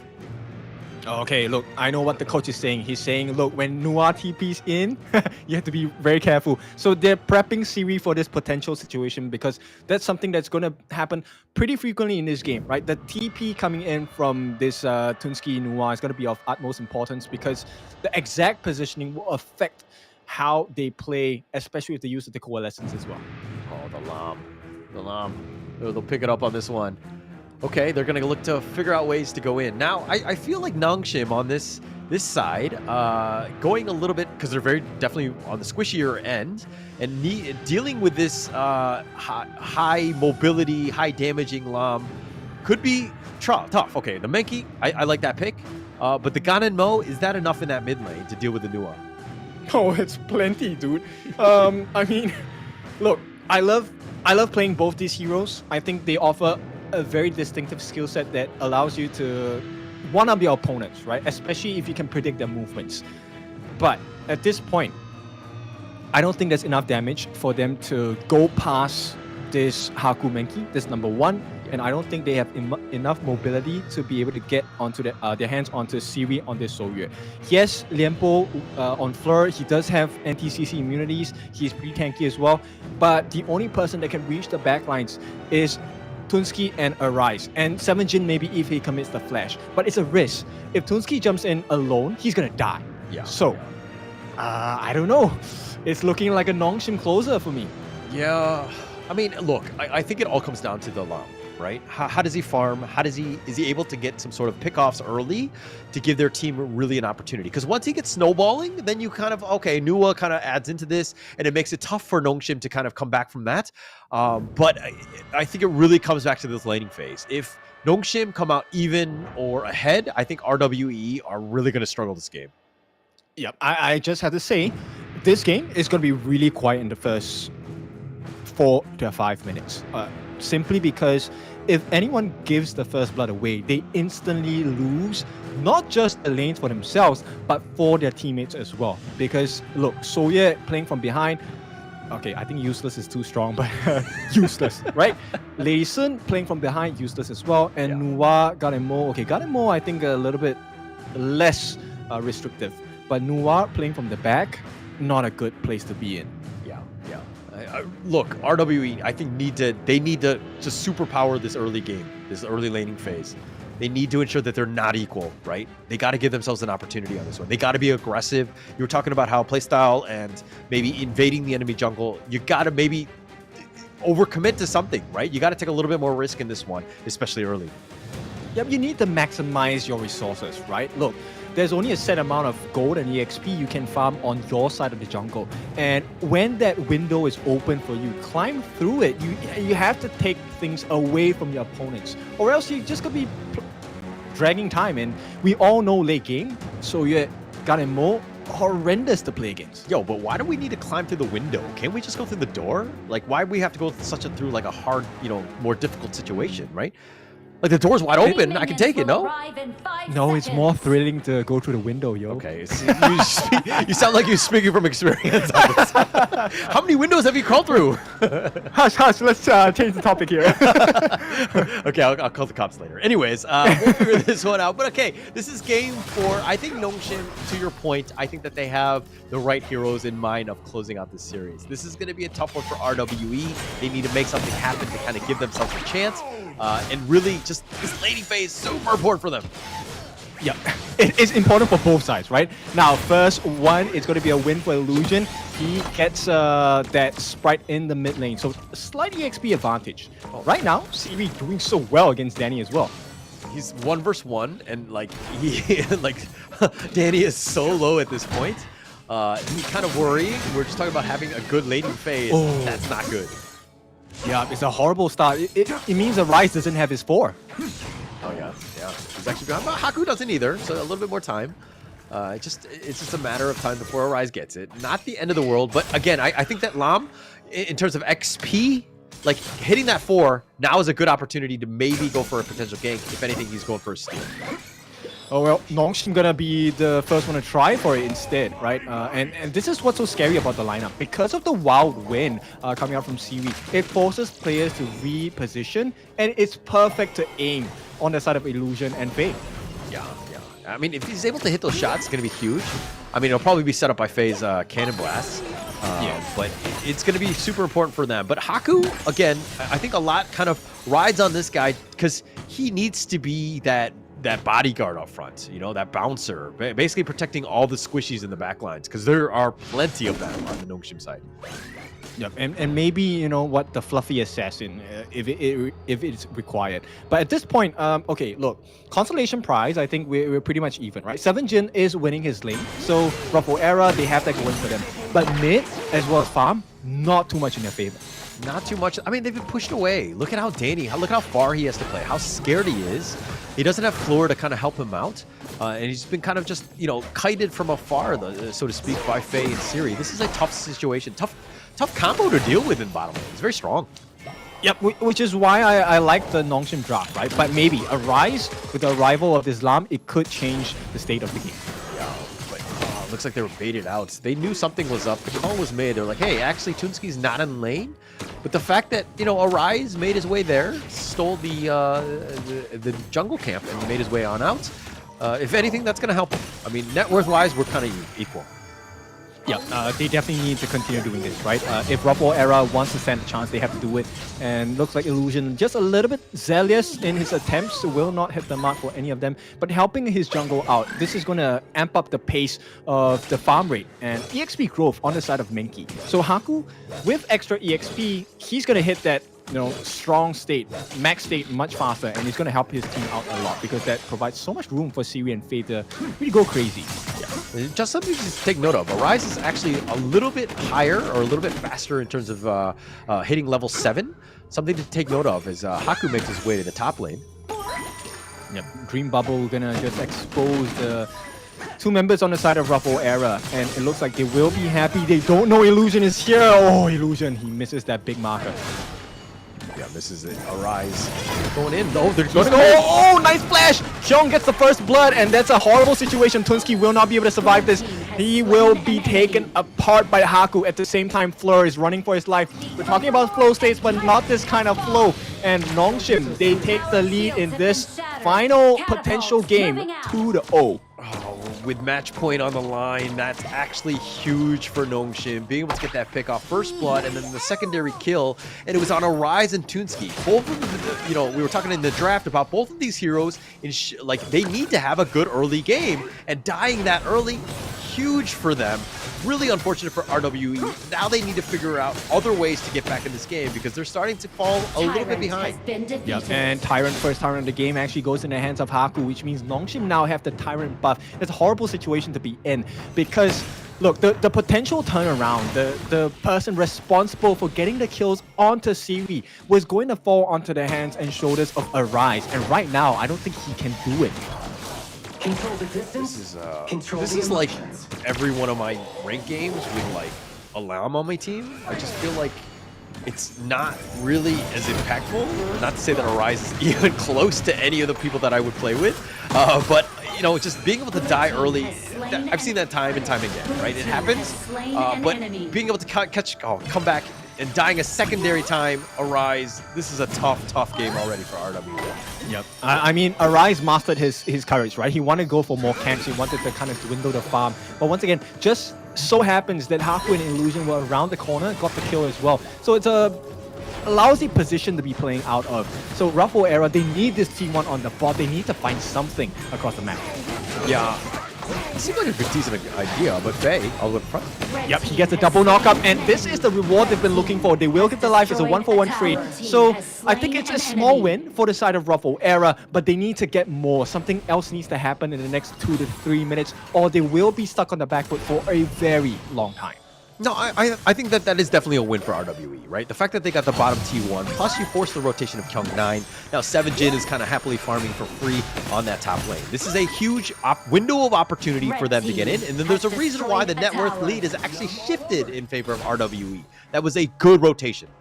Yeah, and this is what I mean when I tell you play the map, right? We don't go for the fights, we just play the map. Yeah, definitely helped out. I mean, it's going to be huge for them. But Nongshim here, again, they're a little bit behind. They're kind of sticking around. They don't have a bottom or top T1. The only towers that have been taken... Oh, but Faye. Yep, he goes in, but Danny is very low on health. Faye will sidestep that ultimate, and at this point, Ruffle Era, the only possible prize is a T1, and even then, they're not going to get it. Everything cleared off by Illusion and Kyung9 as well. Oh, Tunsky, he misses that ruin. Like, I always think, like, the Nua, you have, like, one job, man. That's all you need to do is just get those, like, final pickoffs. Not able to find Faye. He gets away scot-free, so to speak. But now Haku just being this nuisance, man. He might go in for the smite. Here, drive-by, easy one. But he's going to get punished. 4 or 5 members on the side of Ruffle Era. They're going in onto Haku. Haku, he's going to try and survive. Not going to work out for him. Gets taken out. But in the meantime, that mid-wave marching in T1 might be successfully defended so far. Okay, Sir Haku. Okay, it's cool that you made the play. It's flashy, but you dying and just giving it up again, not ideal, right? This is a situation where you got to be like, hey, it's not worth the risk. It's not worth going in. Yes, it's a flashy play and looks good for the highlights or whatever, but dying, that just gives up everything, right? And you're letting Arise get back into play. Holy, 7jin deleted, and that's gonna be Illusion happy with that overcommitment on the side of Ruffle Era. Ruffle Era, they might be looking for the pincer because Arise is around the corner, but it looks like no. They will play a little bit safer, but not too safe. 7jin dead once again. Dead there on that one. But, Faye did commit the think inside the box, tried to go for Fleur. Didn't actually able to lock him in, especially since he's got the burst ram. But, it's another cooldown that they need to kind of work around. But, Nongshim here, look at the vision score. Kind of key for them. If you're looking at what Fleur and 7jin have kind of contributed, 21 to 26. Very high. Map patrol. Yep, Arise, I think he made a mistake here. That's overcommitment. The Nua is going to come in. Tunsky trying to save the day. Actually blocked the bubble for him, so that's a big win on the side. But you know what? There is a particular situation that has not happened just yet, and Ruffle Era needs to make that happen. They need to pick off Siri. Siri has been farming non-stop this entire game. Yeah, it has been non-stop. And look, it's kind of, they haven't been able to find ways to get in. Siri's, like, his awareness has been good where he hasn't really been able to kind of be ambushed, freely, right? Arise has not been able to find him and to kind of get that pick off, but this Tyrant fight is going to be pretty huge. Yeah, Illusion just landing all of those couple blades, and on the back lines, Kyung looking for an opening onto 7jin, will not get it. The stun comes in onto Fleur as well, but here he goes. What is happening? Arise! There is no comms happening, and Nongshim, they all oblige. They go in to get all 5 members as Nongshim march down that mid lane as well. Oh man, I hate to go to the count, but it's like 1, 2, all the way to 5 because Arise, you make one mistake, you try to go in, try to go cute, and then your entire team gets wiped out. This absolute disaster. Look at Arise, what are you doing 1 versus 4, especially with that control from Faye, which was on point, and pretty much it was all she wrote. We're like, Nongshim, we're like, hey, I'm gonna take everything else to go. This is free food for us. We'll take that one, and it's a triple kill going the way of Illusion. Yeah, I don't know why. Why would he go for that? Because if you take a look at the other side of his counterparts, they were backing off. There was no one ready to go in with Arise as well. And that's another thing is that RWE were actually in this game. They were actually, in terms of net worth, they had a slight advantage. They were doing everything well, even with the kill, feed a little bit more, in favor of Nongshim. But oh no, 7 Gen immediately taken out, and that's the painful combination that Nongshim. This is why their draft is so scary. And looking to close the game, this is one of the best drafts to do it because there's so much control, there's so much burst, and you are out of reach from this side of RedForce era. Yeah, and it really comes back to Haku just being that frontliner. Providing that sense of security, that space is actually huge for them because he just stands up front. He's so tanky at this point where, Illusion, Siri, and even Faye, to a certain extent in terms of the control, just kind of like lock you down and just blow you up. Yeah, and you can see the discrepancy, right? Not only just in the farm, the itemization, but the EXP. Illusion and Faye, just these 2 members alone. In a normal situation, you wouldn't expect Arise to back off, but he was thwarted from taking that Shadow Overlord. Yeah, looks like they're going to take more than that as they're sieging the top T2. Arise is just continuing to farm. He's the only one. He is your lifeline. He needs to get that farm. Danny's been stuck in, just, fighting for scraps with the rest of the team, not able to get anything going, while Arise is, again, just trying to find whatever he can to get himself in this zone. Yep, it's a tough situation, right? And for now, he's trying to steal away camps from the side of Nongshim, but it's not going to work out too much. Kyung9 is on sentry mode here. Yeah, he spots it out. He knows something is up. I mean, maybe the red buff is going to be picked off here, but... Oh, no! Oh. Yep, he makes it out, but that's an ultimate given, and Danny falls as it looks like T3 on the top going to be split wide open. On the back lines, Arise looking for an entry point, but there's nothing available. All he can do is try and cut the waves, but even then, the rest of the members of Nongshim are already covering that spot. Yeah, you can't fight there, right? With Danny down for 30 seconds, or 21 now, Arise just takes the red buff. Maybe he gets away. Faye gets sent out with him. No way. There's no way. I think inside the box, everything committed. 4 members strong actually, as Haku gonna be credited with that kill as well. And it looks like a RedForce era. It is like the start of the end here. Yeah, it's looking to be a rough world era. Anyways. Well done. No, but look, I don't know how they get back in this one, right? Danny getting caught out in that top lane was like a huge travesty for them, right? Not being able to just kind of stay alive because without Danny, you can't really fight. Plus, he's not even farming at this point. Like, who is going to just kind of control this game for you? And now you have a situation where you have Toonski on the Nua and Lam, which is both of them are very behind. And these are heroes that really don't come back. This is a almost unwinnable game for RWE at this stage. Yeah, they need too much time, and I mean time is of the essence. Even in the late game, I don't think Danny can take a 1v1 fight against Haku, right? Even now, he's tickling him with all the skill sets that he has. He's using everything. Ultimate Shell, Rolling Raid, whatever extra damage, it's not doing anything. Yeah, it's just like tickling him with everything else. Like everyone else, I mean, Illusion is serious. As long as their positioning is fine, the potential angles that RWE go in on are very linear. Aside from Arise, maybe gets in.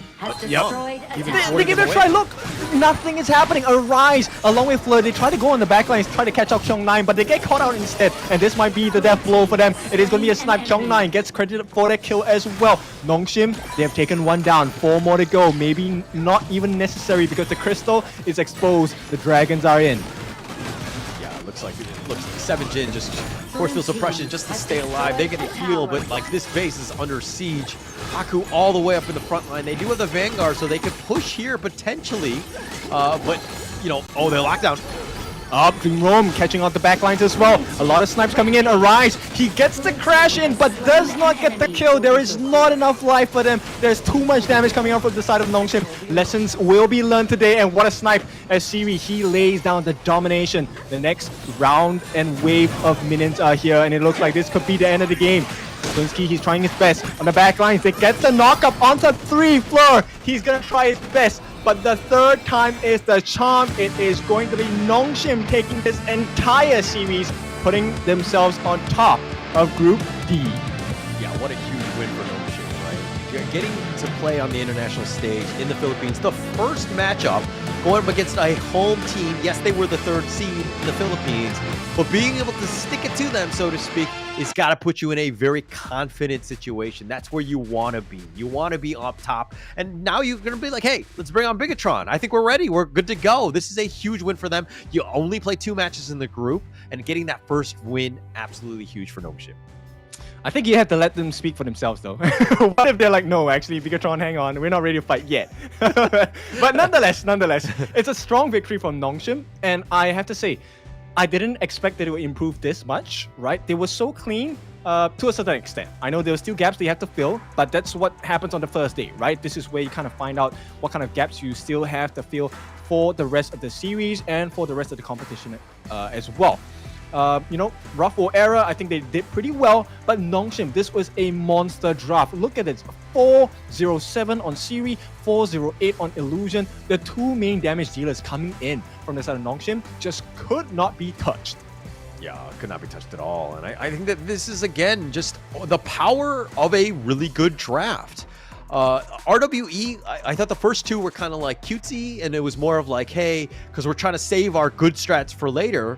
But then 3 and 4 were kind of like similar, and I was like, hey, actually, you need to start going with meta picks. You need to, you know, round out your draft a little bit more, because Nongshim, they have very solid drafts that are, you know, very meta, and they are very, you know, you understand what the team is bringing to the table. Yeah, I mean, there were so many different markers that they could have used to win the game on the side of our RedForce era, right? Number 1, getting the first blood. Number 2, stealing camps away from the opponent jungle. And number 3, just winning in lane in general. But they couldn't achieve any of this, right? The only person that was on the cusp of doing it was 7Jin, but even then, the trickle-down effect was too much, and Kyung9 just went overloaded, went on to overload the entire lineup of the RedForce era, setting up so many stuns for the team, and Faye was just going crazy with the cannon blast.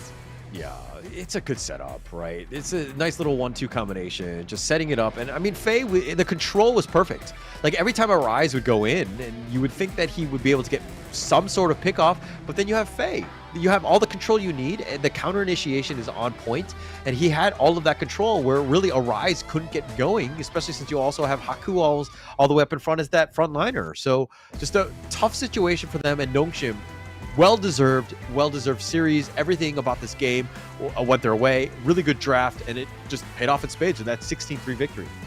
Yeah, it's a big win, right? The scoreline definitely does reflect how this game was going, because there was no one able to deal with that fluffy squirrel, panda, I don't know what it is, but yeah, Haku just on Menki was a different beast altogether. There was no one able to handle the amount of life that they had to shred through. And MVP, anyone could be it, but Faye, I think he definitely deserves this. A lot of setup. His cannon blasts were on point. It set up not only just a couple blades, but the whirlwind coming in from Siri. So Siri was just dealing damage without having a risk to his life as well. Yeah, he was the perfect support in that sense of just being able to back it up. Like, you could be aggressive, you could be, you're always safe, right? Knowing that this guy, Faye, has got your back. You know, he's going to jump in. Anybody that tries to get on you, I can control you, or control them, and I can just kind of lock them down so that you can just kind of continue blowing them up. Really well played by Faye there. Well-deserved MVP. Yep, MVP. I mean, from Season 2, he's definitely famous right now. And here's the standings for the side of Group D. Nongshim stands atop all 3 teams at the moment, winning their first series of the day in this competition on the group stages, 1-0. Yeah, my only worry on this one is that, I mean, yeah, Nongshim won, but they also did it in the style of a 3-1. Like, it wasn't a sweep, a 3-0, but I think that when it comes down to tiebreakers and there's only 3 teams, you want to try to get as many victories as you can, and getting that second victory would have been huge for RWE. Not able to do it, especially in this game, and this is a highlight reel for Nongshim fans, right? This is what you wanted to have done. They were pretty much in full control, like, you know, like they were just very dominant in that sense. Yeah, I mean, for those of you watching on the Korean broadcast as well, I'm pretty sure they're going crazy over there. And I mean, this is deserving of whatever fan base that is coming in, whatever hype they have, because this was a big fight. Nongshim just over and over again, sure, like mistakes like this, Haku solo killed by 4 different members, but the setup constantly by Faye, allowing Illusion and Siri to really just hit what they needed to do was the main contribution to what led them to this final win. And what a closer. Yeah, what a closer there. But look at, like, even that one where Arise went in, tried to start things off, but the rest of the team wasn't on the same page, were able to kind of go in together. Like, that's the thing where we just need to, like, brush up on. We need to clean these sorts of things up by RWE. They need to get on that same page. If somebody's going, if Arise goes, okay, everybody needs to go at the same time so that we don't die one by one. And they weren't really able to do that, and Nongshim made them pay. Very well played series throughout. Oh yeah, for sure. And now it's pretty clear, right? If you have not noticed yet, it's control and damage coming up from Nongshim. Yeah, definitely. And yeah, and so it looks like... Yeah, sorry, go on. I mean, in that case, I think it's a big curiosity, right? We want to take a look at an interview by the host onto Nongshim. So let's throw this over to Juicy and Choo Choo as well.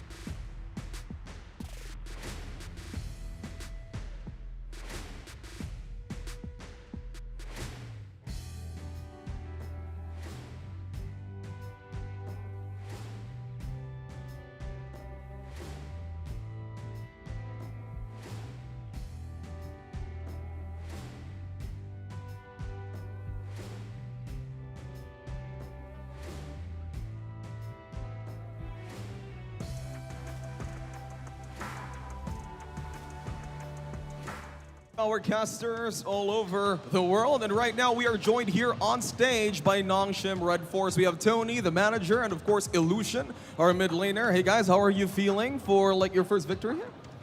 네, 일단 이 농심으로서 첫 경기였는데, 그리고 세계대회 첫 경기였는데 이겨서 되게 기분 좋고 상대가 되게 잘한다고 생각했었어 가지고 더 좋은 것 같습니다. So actually this is our first international match here. And then our opponent, we thought our opponent is so strong, but yeah, so we won today, so I think very happy. Wow, that's great. Choo Choo, anything you want to ask? Of course. Welcome back, our veteran player. When it comes to pro scene, he's always known.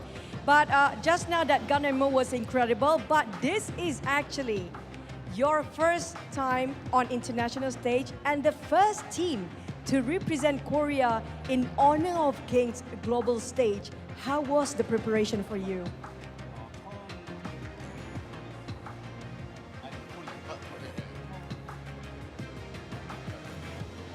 Tony's translating. 저희 팀이 이제 베테랑 선수 3명이랑 이제 신인 선수 2명으로 이루어졌는데 이 베테랑과 신인의 조화를 매우 열심히 이루려고 노력했고 그 결과가 오늘 승리로 이어진 것 같습니다. So we have 3 experienced players and then 2 new players. So we focused on harmonizing our team performance. I say it's still a big win for them, despite they are catching up. Catching up, harmonizing, really in sync here. But before anything else, Illusion, I want to see what is the game face mode of Illusion when he is about to approach the game. What is your facial expression? What's your winning emotion? Give us a sample here. Winning game expression. All right, do it on the camera. All right, Illusion, in 3, 2, 1. Yes, that's it. That's the energy that we're looking on here for. But anyway, so I think that's about it. Thank you so much, Tony. Thank you so much, Illusion. And right now, Choo Choo. Yeah, we're gonna wrap things up. 감사합니다. Okay, we're gonna say that in Korean, but you know what? We're gonna toss it back to the casters, and we're gonna get back into Okay. Okay, let's go back. After that, a great interview by Juicy Rusi as well as Choo Choo on that one with Illusion.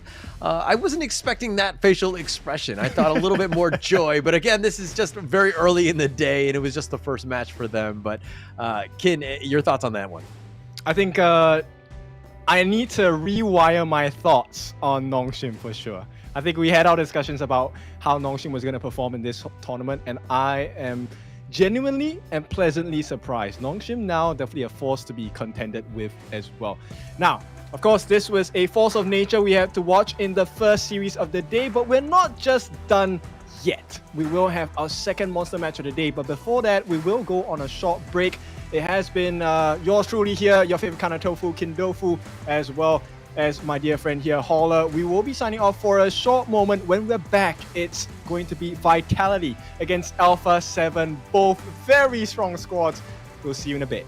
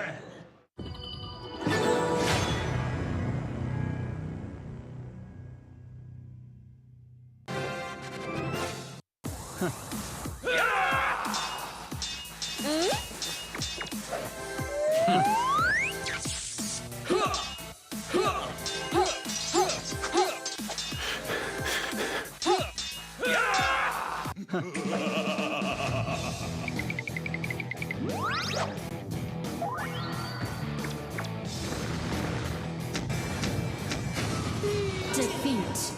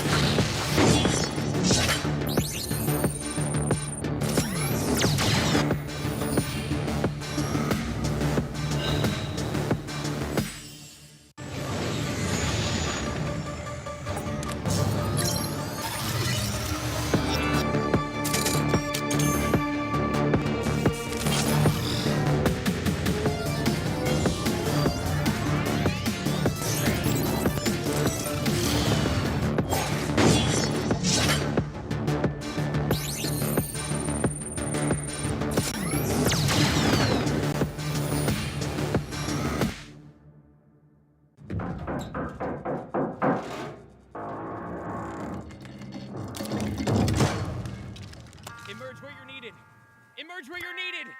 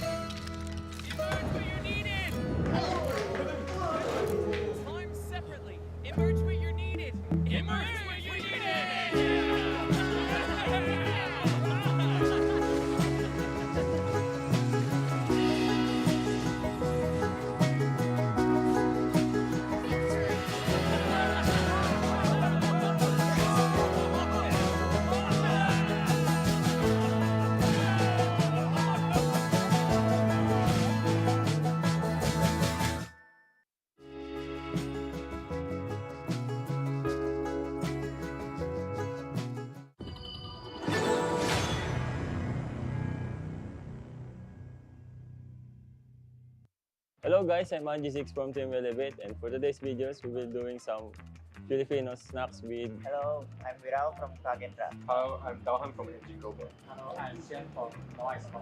The first one is turon, guys. It's called turon. It's dessert. Inside is banana. How's the taste, guys? Banana. What's your rate?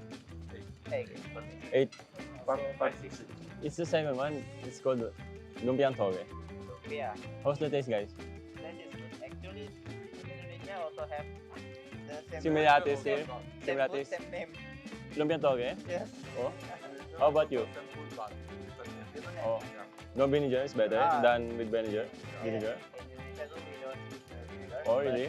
I think you use vinegar, it really adds the 5, 6.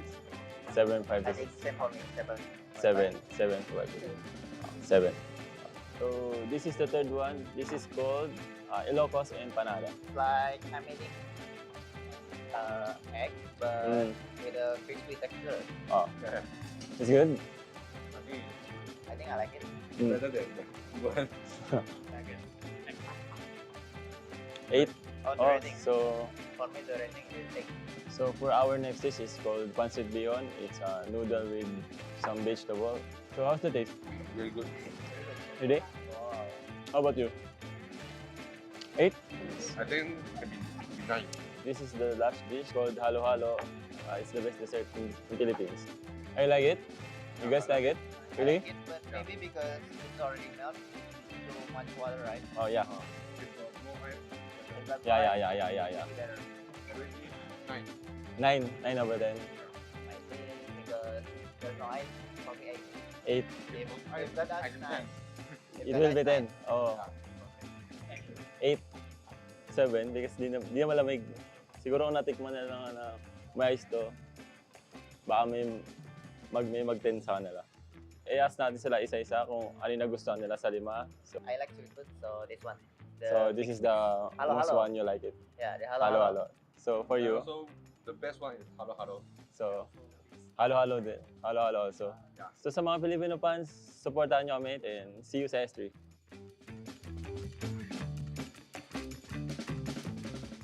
Bom, meu nome é Daniel, sou o jungler da Alpha 7 e meu nick no jogo é Dani.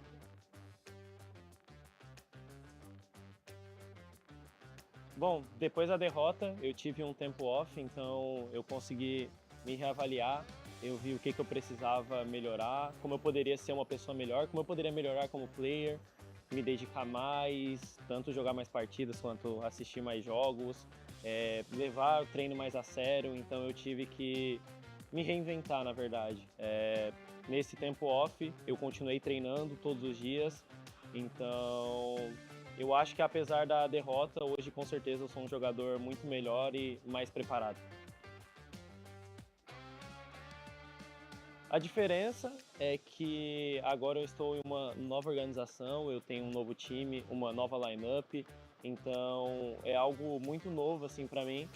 Porque nos outros campeonatos internacionais eu joguei na mesma organização, com a mesma base, e agora eu tô com um time totalmente diferente. E, bom, a nossa preparação também foi muito diferente, foi a primeira, como eu falei antes, foi a primeira vez que eu fiz um bootcamp. Então, eu tô bem animado para esse campeonato, eu acredito que a gente tá bem preparado. E eu tô bem ansioso para mostrar isso no stage. Bom, eu não sei na verdade se é um super time, mas a ideia desse time, desde que a gente montou a lineup, era sim conseguir montar um time muito forte para conseguir competir internacionalmente e conseguir colocar o Brasil no topo novamente. E como você falou, a gente não perdeu nenhuma partida no Qualifier. Acho que foi muito por conta da nossa preparação, e a gente se preparou muito bem, treinou bastante. E espero que a gente consiga manter os bons resultados, porque acredito que essa lineup tem muito potencial e a gente está treinando bastante. Então, espero conseguir executar isso no campeonato. Bom, no último campeonato internacional que eu não consegui participar, o Brasil não conseguiu ter um bom desempenho e eu fiquei muito chateado com isso. E agora que eu estou de volta, eu não posso aceitar que o Brasil não tenha um bom resultado novamente. Então eu vou amassar a Vitality e vou amassar a G também.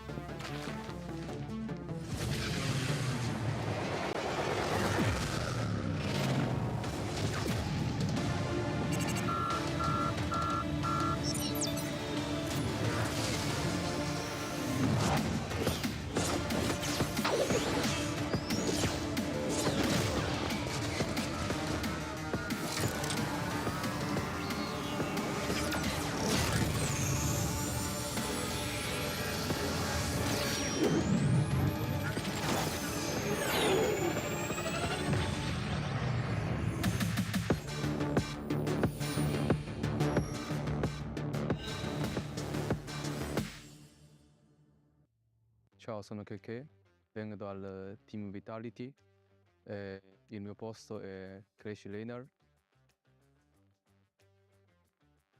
Grazie, conosciamo già da tanto tempo la nostra manager Sabrina.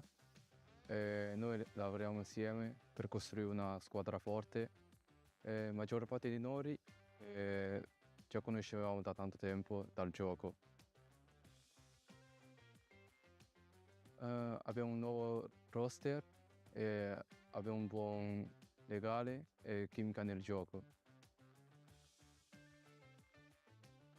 Secondo me è migliorare noi stessi.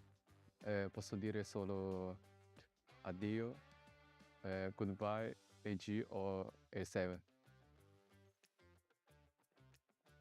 Penso che sia Nova, che loro hanno qualificati per primo nel Malesia. Onestamente io adesso non ho la risposta, mi serve che il gioco mi dica. Siamo orgogliosi di rappresentare tutti voi api qua nelle Filippine. È il momento di servire l'alta qualità di hobby.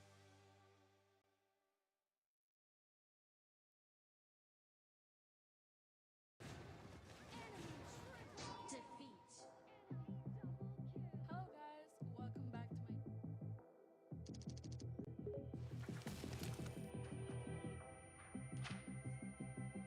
I believe that failure is a stepping stone to my growth.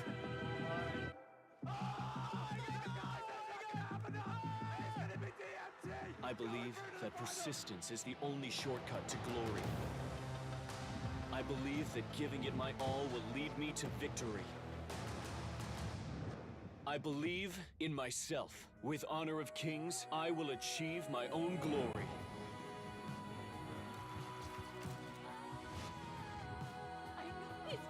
HOK Invitational Season 3. Step onto my stage of glory. Witness the thrilling moments of passion together. February 21st to March 1st. 12 global teams battle for the ultimate victory.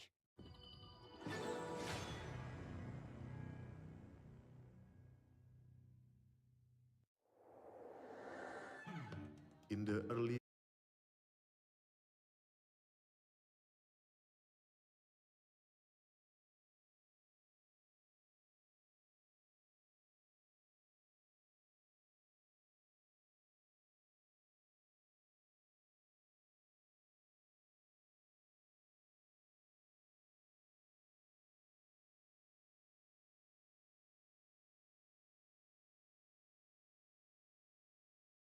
sa mundo ang aking tunay na galing.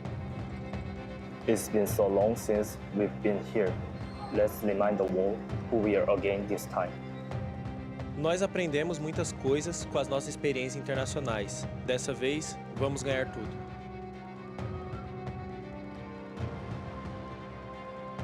he watched from afar, and heir to his throne, he seek. Built and revitalized, we're coming for the crown. We'll show you the legacy of our organization. A lot considers us as the underdog. Dark horses are imminent. I have read the one they overlook are the warriors about to be crowned as king. Kemenangan selalu ada di ujung jari. Kami gagal dan itu menyakitkan. Kami akan melakukan segalanya untuk menang. Kami tidak akan mengecewakan penggemar kami kali ini.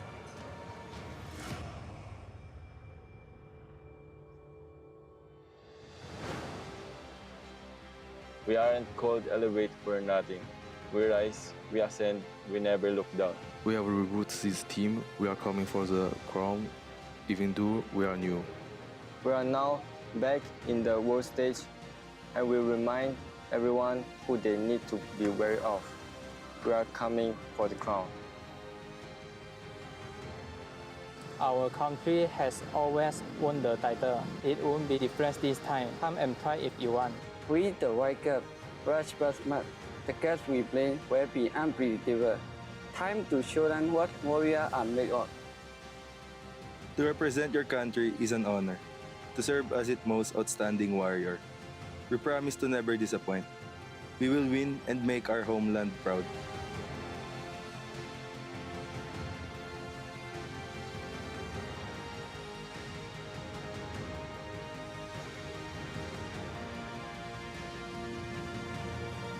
Who will be worthy of victory?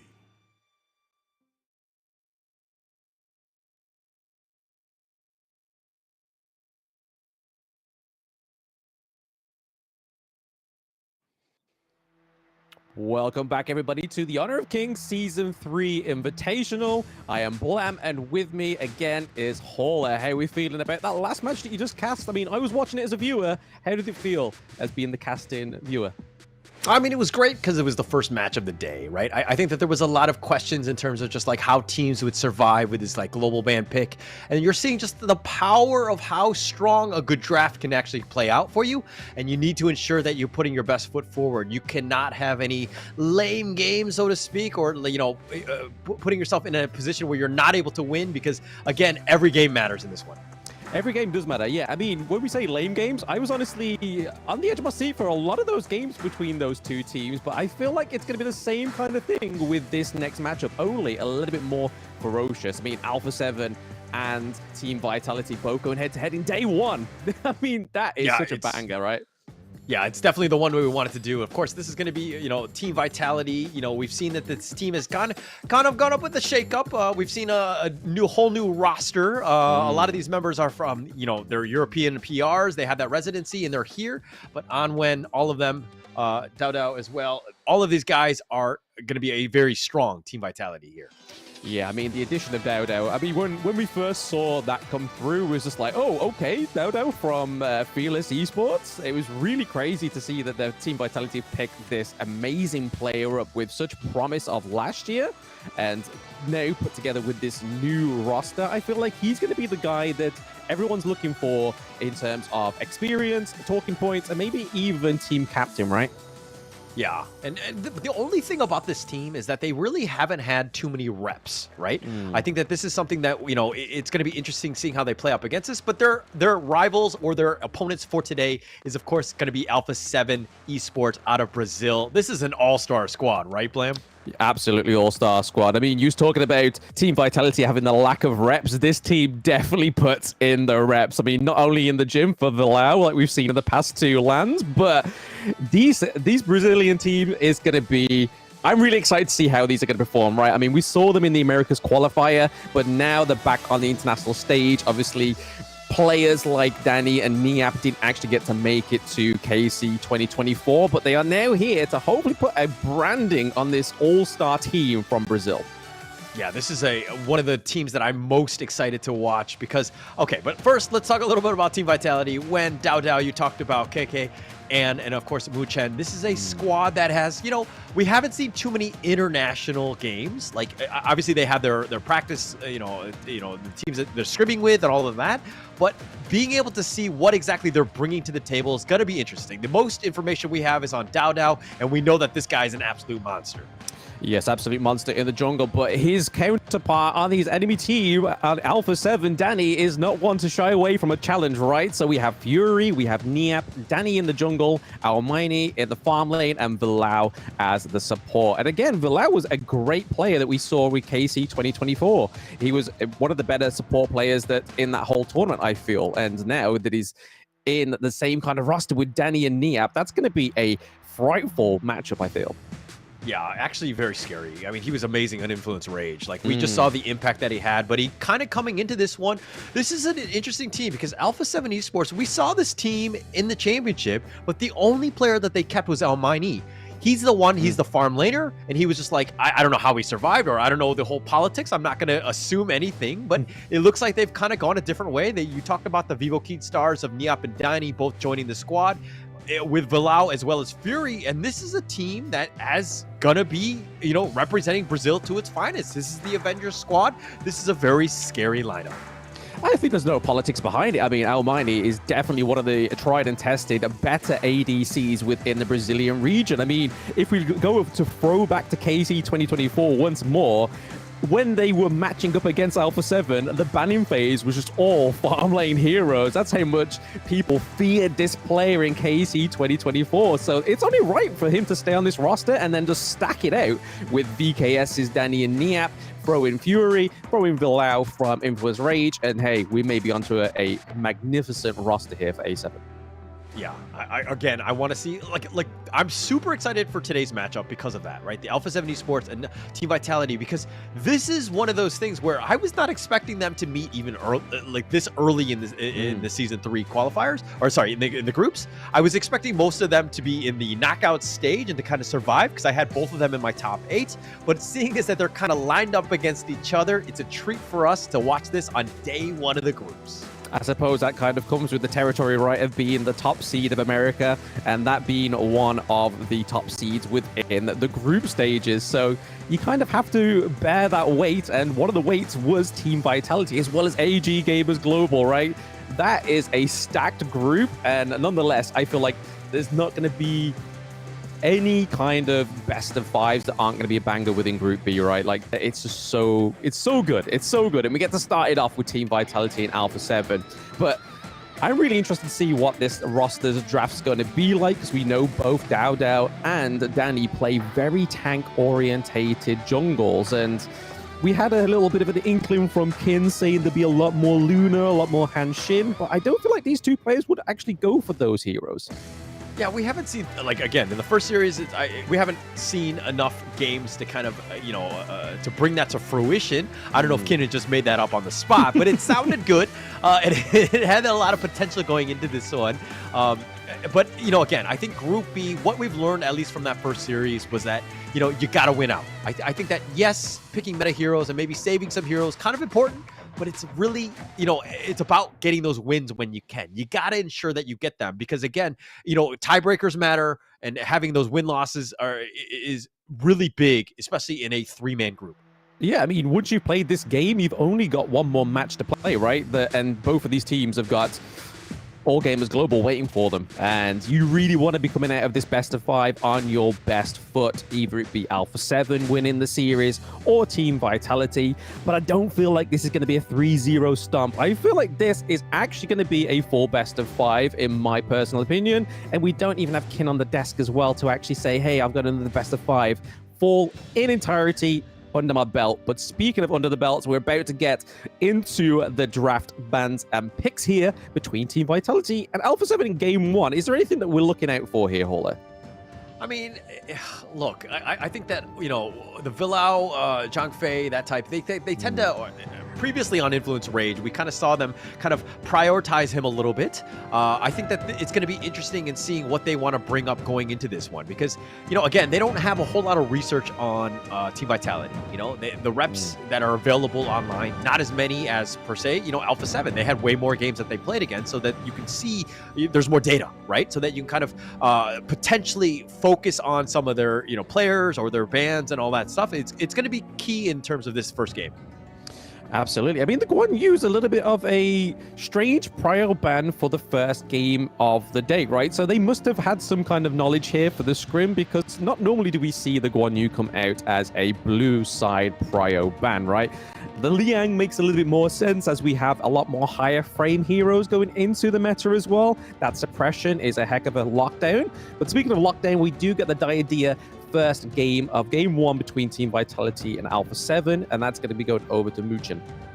Yeah, and for me, it's kind of like, I mean, the Guan Yu is a little bit of questionable ban, especially a first one for this one. I think that they're trying to, they probably have, they've seen some of the research by Alpha 7, or some of the games, excuse me, by Alpha 7 Esports, where they kind of had the Guan Yu into the Yixing, or, that type of like combination that they're looking to prevent. But it also says about kind of what Team Vitality wanted. They're thinking probably, with like the Liang, which can like lock down a hero, maybe an Ogren, you have that opening. So it shows more about what Team Vitality want to bring, and it looks like they're going to bring the Dune and another hero here.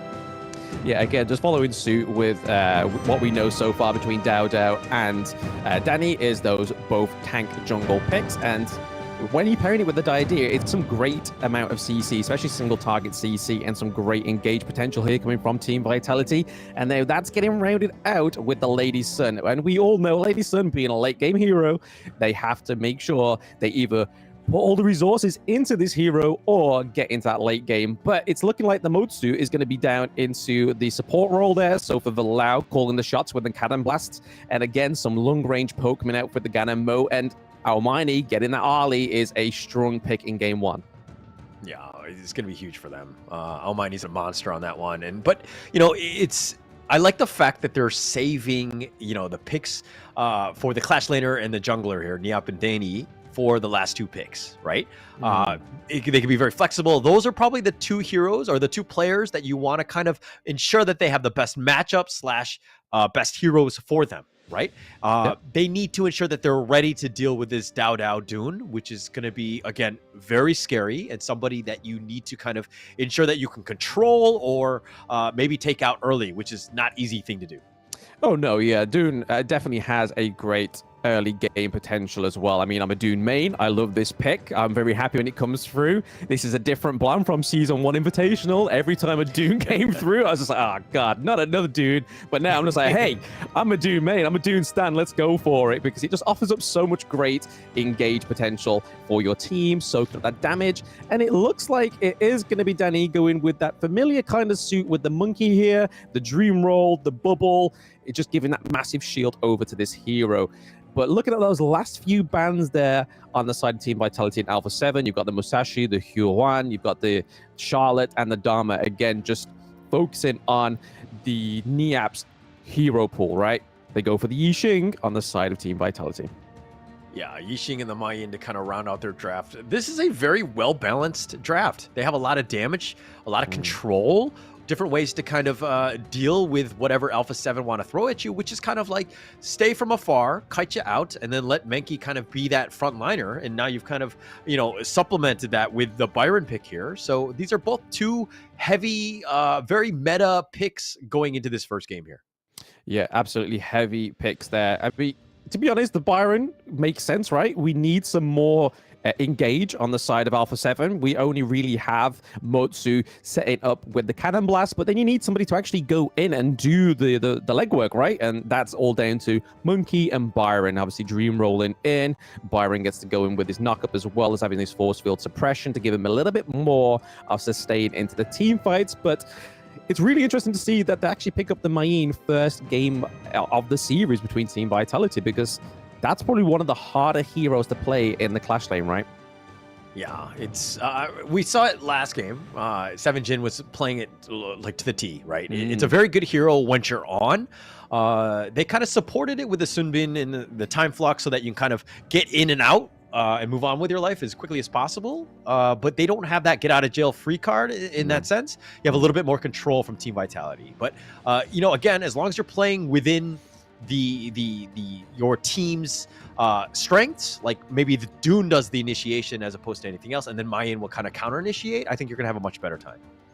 Yeah, the thing I'm looking forward to here on the side of Team Vitality is that Yixing, right? I mean, is that going to be used, the world is my board, to be actually just locking in Monkey and Byron when they go in, and then their backline's kind of just like, hey, we can't get to you, we can't help you, and then that kind of just lets the team fight become into two tiers. You then go for those big tank initiators on the side of Alpha 7, and then what's left is squishiness like the Motsu, the Ganamo, and the Ali. I mean, not the easiest hero to get onto is the Ali, but you could sure lock down the Motsu, and then by then it's just falling away at the waist with the Ganamo. Yeah. I mean, but look, it's not going to be the easiest thing. I have full faith in Alpha 7 to be able to kind of to utilize their strengths, right? If Menki or the Byron are down, they're definitely not going to want to fight. They'll use their positioning to kind of keep themselves safe more than anything else, and to keep that arm's length away. I think they'll be fine. But seeing as that we now know the draft, who do you give the edge to in game one here, Lam? I mean, it's hard to say, right? I mean, the draft's one thing. It's the players that are obviously maneuvering and controlling these heroes. So between these two teams, because they're such high-tier teams, it's hard for me to call. You know me, I'm famous for sitting on the fence, and I think I'm going to take a comfy little seat on the fence again once more for this whole best of 5. All right. Did you bring like a seat cushion at least for the fence in season 3? Yeah, I decked it out. I decked it out. All right, so it looks like the players have kind of selected their heroes. They're about to get this one loaded in. I never like to sit on the fence. I'm going to go with Team Vitality. I like their draft. I think that there's going to be a lot of play from Wen on this Yixing to kind of set things up after Dune initiates. You're going to see a lot of that, and pretty much, on that, Lady Soon is just going to clean up. So I really like this draft. I think that they're going to have they're going to pull this one out. I mean, we can only hope that both of these teams bring their A game into game 1, because like you were saying in the introduction, you kind of want to get your best foot through the door. Having that 1 point on the board is definitely better than being 1 point behind, right? You have the mental capacity going into game 2, like, right, guys, we got the game 1, we can go for game 2. But if you're on the opposite side of that scoreboard, you're like, I'm not too sure, like, what do we do to actually win and get a point on the board? Which was obviously a hard point for Rough World Era to actually get another point on the board, unfortunately, for them in that last series. But we're looking at a bit of a brawl here, a little bit of a change of the lanes as well. We see that Lady Sun and Diadea have got up into the Clash lane. Oh, Moochin looking pretty low. Yeah, a little bit low. I mean, just changing it up. Almighty can just kind of solo that one. He's going to have to deal with KK in that bottom lane. But they're changing things up a little bit. Team Vitality didn't really like what they were seeing. They're giving Almighty a lot of respect. And now they're trying to force it out, trying to get on as much, he's going to push out Niap as much as possible and make his life a living hell. Yeah, try not to let him get that Clash lane lead, right? I mean, 1-for-1, level 1, we do see most times out of 10 that Byron does come through with the heavy hitting base damage as well. But, Dune going in here. Yeah, doing a decent amount. But Almighty, he'll be fine. He just kind of sidesteps it more than anything else. He will be low. Yeah.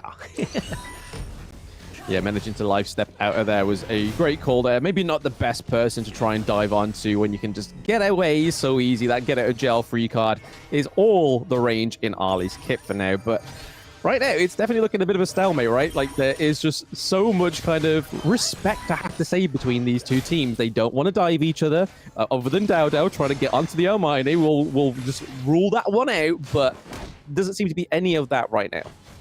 I think that it's like these teams don't play each other often, right? No. I know that Alpha 7 Esports were going in very serious mode. They went to Malaysia to train they had a team house, and they kind of just wanted to ensure that they were playing the best players in there. And Malaysia is definitely one of the better regions in that sense. So they were trying to scrim as much as possible, get themselves in a position. But now in the top lane, looks like they found Niap. He's got the force field suppression. He does have the shields, but is he able to get away? He is able to flash. They have the taking liberties with the flash away, even from Bilal. But Moochin is going to go down. That's going to be first blood and make that a double by Fury.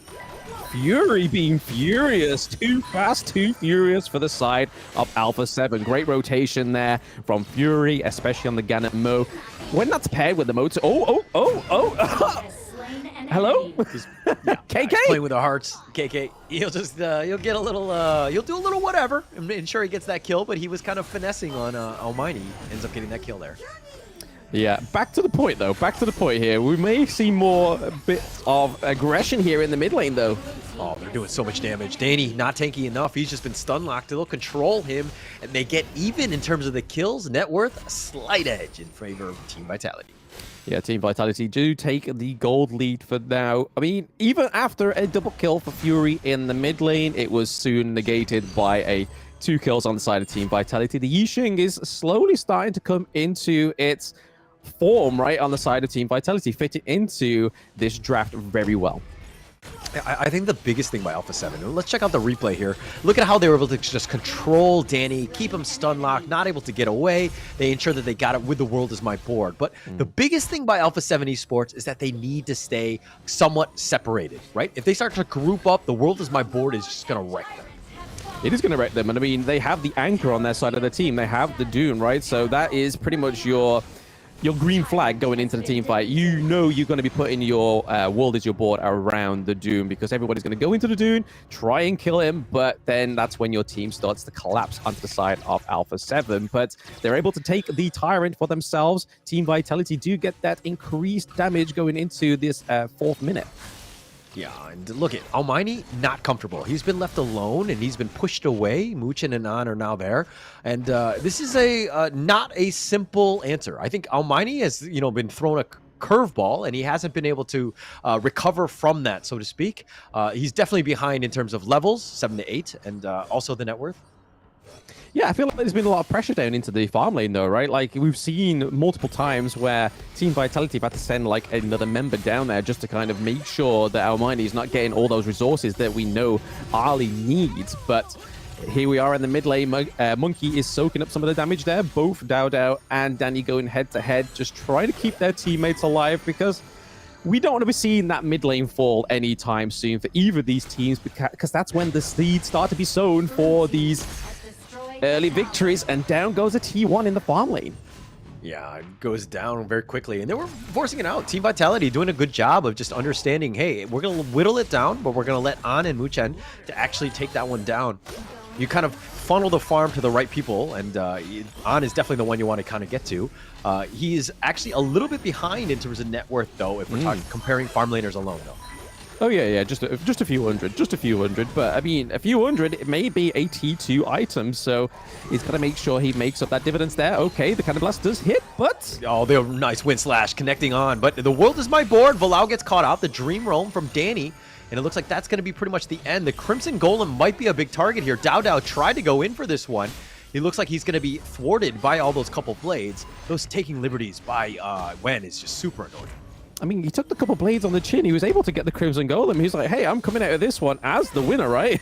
And as he's taken that Crimson Golem, it looks like he's going to get the Overlord as well. So a full 100% neutral objective domination here for the side of Team Vitality. And they're still ahead overall as a team in the gold.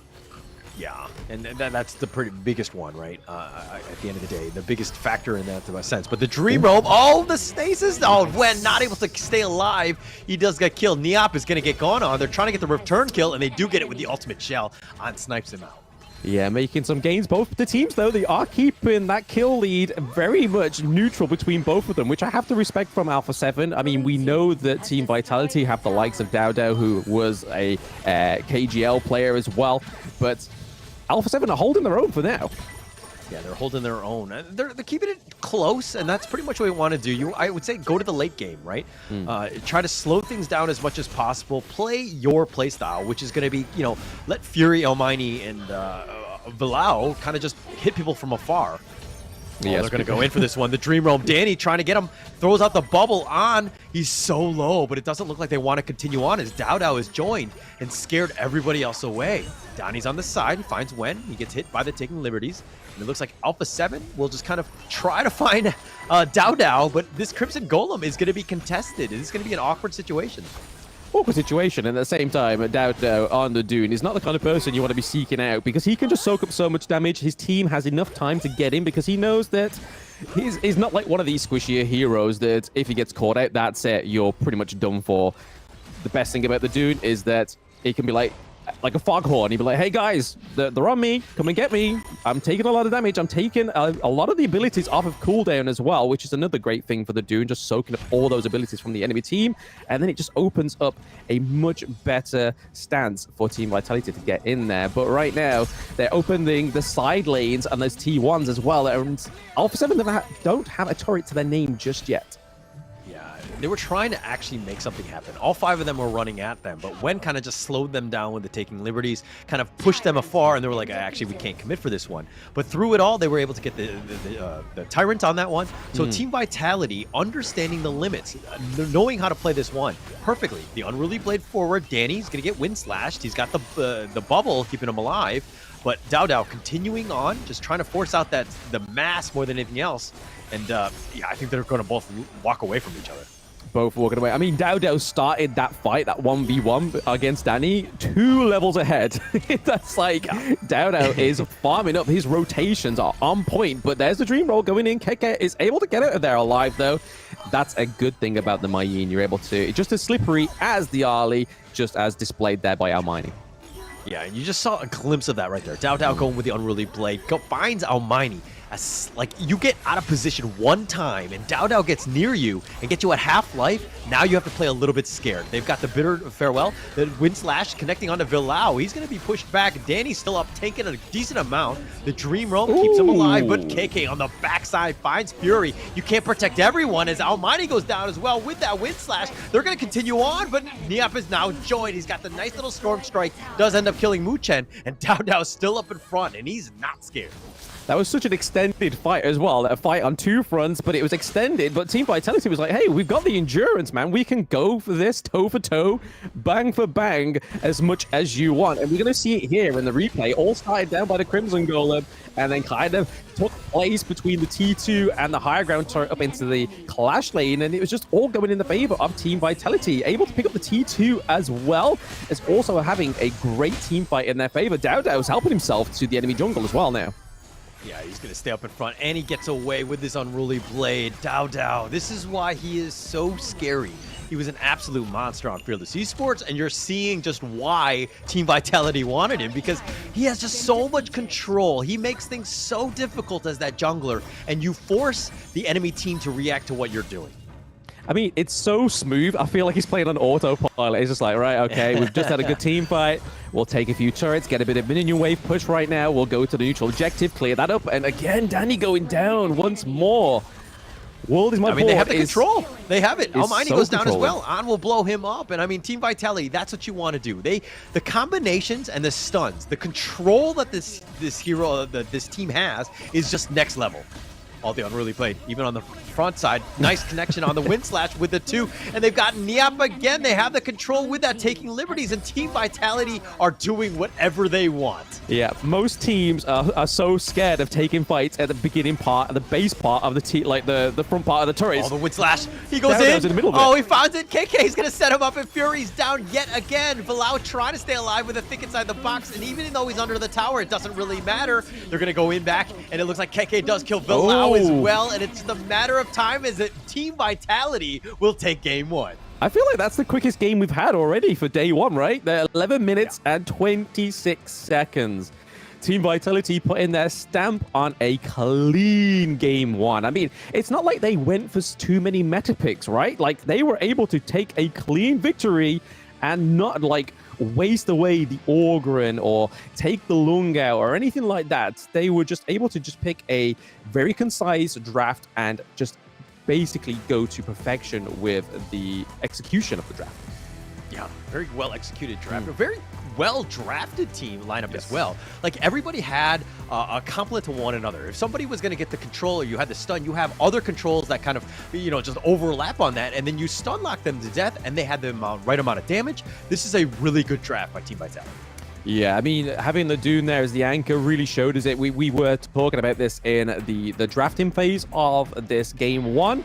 The Dune would be pretty much always at the front of these team fights, just anchoring down anybody or just soaking up all that damage, all those skills for the rest of Team Vitality to just come in and just monopolize on those team fights, which we saw a great way at that 10-minute mark between that T2 up into the Clash lane and into the high ground turret. It was just finesse from Team Vitality. Yeah, finesse. I mean, that's the perfect way to put it, right? They're just very well controlled, just understanding how to just close out games. I mean, 11 minutes? Really? Against Alpha 7 Esports? This is the best that Brazil has to offer, and you're taking them out in 11 minutes? I mean, that speaks volumes about this team here. But, look, the KDAs on all of them, 4-0-2 from KK, he was setting things up. He was my MVP in this game.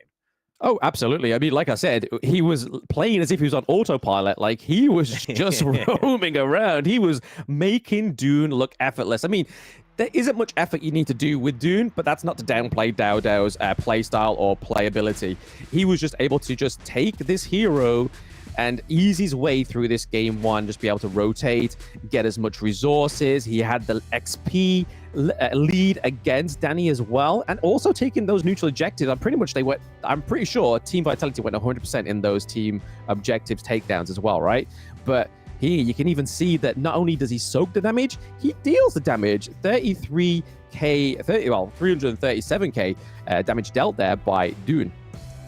Yeah. Okay. Yeah. Some of I think the percentages are throwing me off a little bit because I was like, when is actually 156,000, but it's like 50%. Okay. Anyways, but I do want to give props to Wen as well because he had so much control on the Yixing, and I talked about it in the first series with Kin about how I think that Yixing is going to be the hero of the league. I think that he has a lot of play, especially in the mid lane. So much control. The magic damage is going to be on point.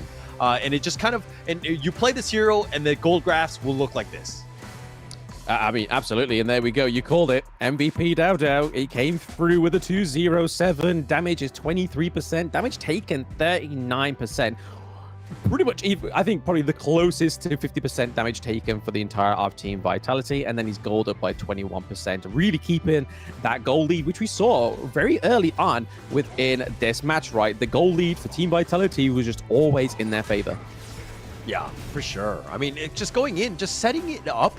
Like, this is a great counter fight here. And you're kind of thinking, oh, Alpha 7 really sticking it to Team Vitality. They got caught out. But then this is pretty much when they started to just like, it was like the tipping point of this game. They had that control. Once Danny went down, you're like, oh, he is vulnerable. He can go down. And they were able to do this constantly. Were they able to just bully people and get those pickoffs?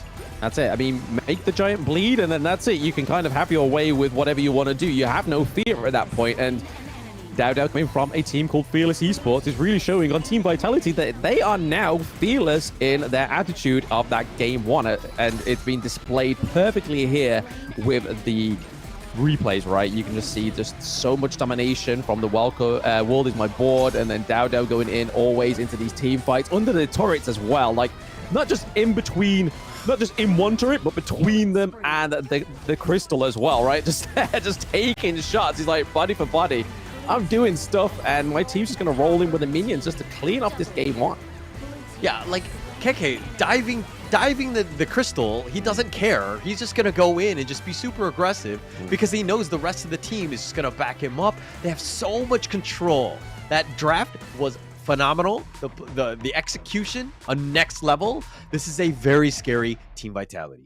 It is a very scary Team Vitality, but they got to make sure they don't take that pressure off going into game two, right? Like, they got to make sure they draft just as well, because if they just take a little bit, give Alpha 7 a bit of breathing room, I feel like Alpha 7 will just come back with a huge dump.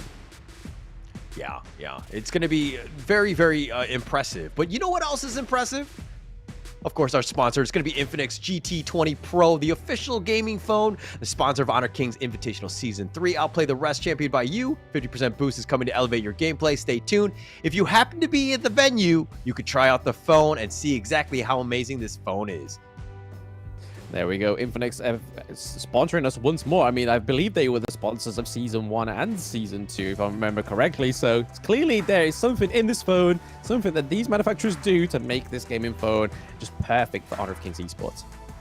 Yeah, and it's perfectly what we need. But, okay, speaking of things that we need, what do we need in Game 2 for Alpha 7 Esports to bounce back? I mean, the draft, I don't feel like the draft was the problem. I feel like it was just kind of like how it was executed, and Team Vitality just had a little bit more of a nudge into this game one, especially with that early game resources lead that we saw from Dao Dao, and even with the lack of resources down into the farm lane, they still was able to kind of pull this game one stomp in this best of 5. But for Alpha 7, I feel like they just need to make sure they have a firm hold of game 2 and just don't let go of it. Just kind of put the pressure on to Team Vitality, because Team Vitality now know going into this one, it's like, hey, I can do whatever I want going into this game 2, and there's not a thing you can do about it. Yeah, it's got to be a huge confidence boost for Team Vitality, right? I think that was a very convincing win. And seeing, Alpha 7 need to bounce back. This is a must win. You do not want to be down 0-2 going into a third game. And I mean, again, we can only play potentially a minimum of two games, in that group stage, and losing both, losing the first one would be just, disheartening to another level. Oh, absolutely. Yeah, you don't want to go 2-0 against Team Vitality, right? That's a hard mental boom to come back from. But I've got faith in Alpha 7. They can do this. They can just be like, hey, game 1 was just a research and development. Let's put our feelers out.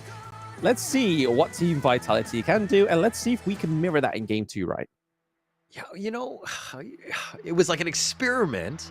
But I mean, if we're looking at the draft, the Byron, Menki, Kanemo, Arlie, Moat, these are relatively meta picks. Yep. Like, this is a very strong lineup, right? It's not something, I mean, okay, look, it is just the first game. I don't want to be overreacting to these kinds of things because I felt like, Team Vitality also brought in some really good heroes as well. But they were well prepared. Going into game 2, got to be key. They need to figure something out. They need to solve this puzzle that is Team Vitality.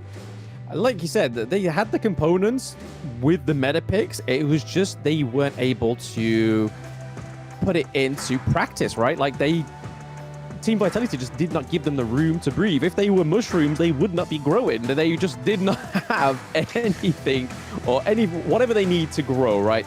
But I feel like Alpha 7 going into this game too, maybe they know that Team Vitality can't go for the Dune anymore. They can't go for the Diadea. So slowly but surely, Team Vitality's hero pool is dwindling. They've just got to make sure that they don't go 3-0 before it dwindles, right? Like, Alpha 7 needs to be like, right, okay, so maybe that was one of their better drafts.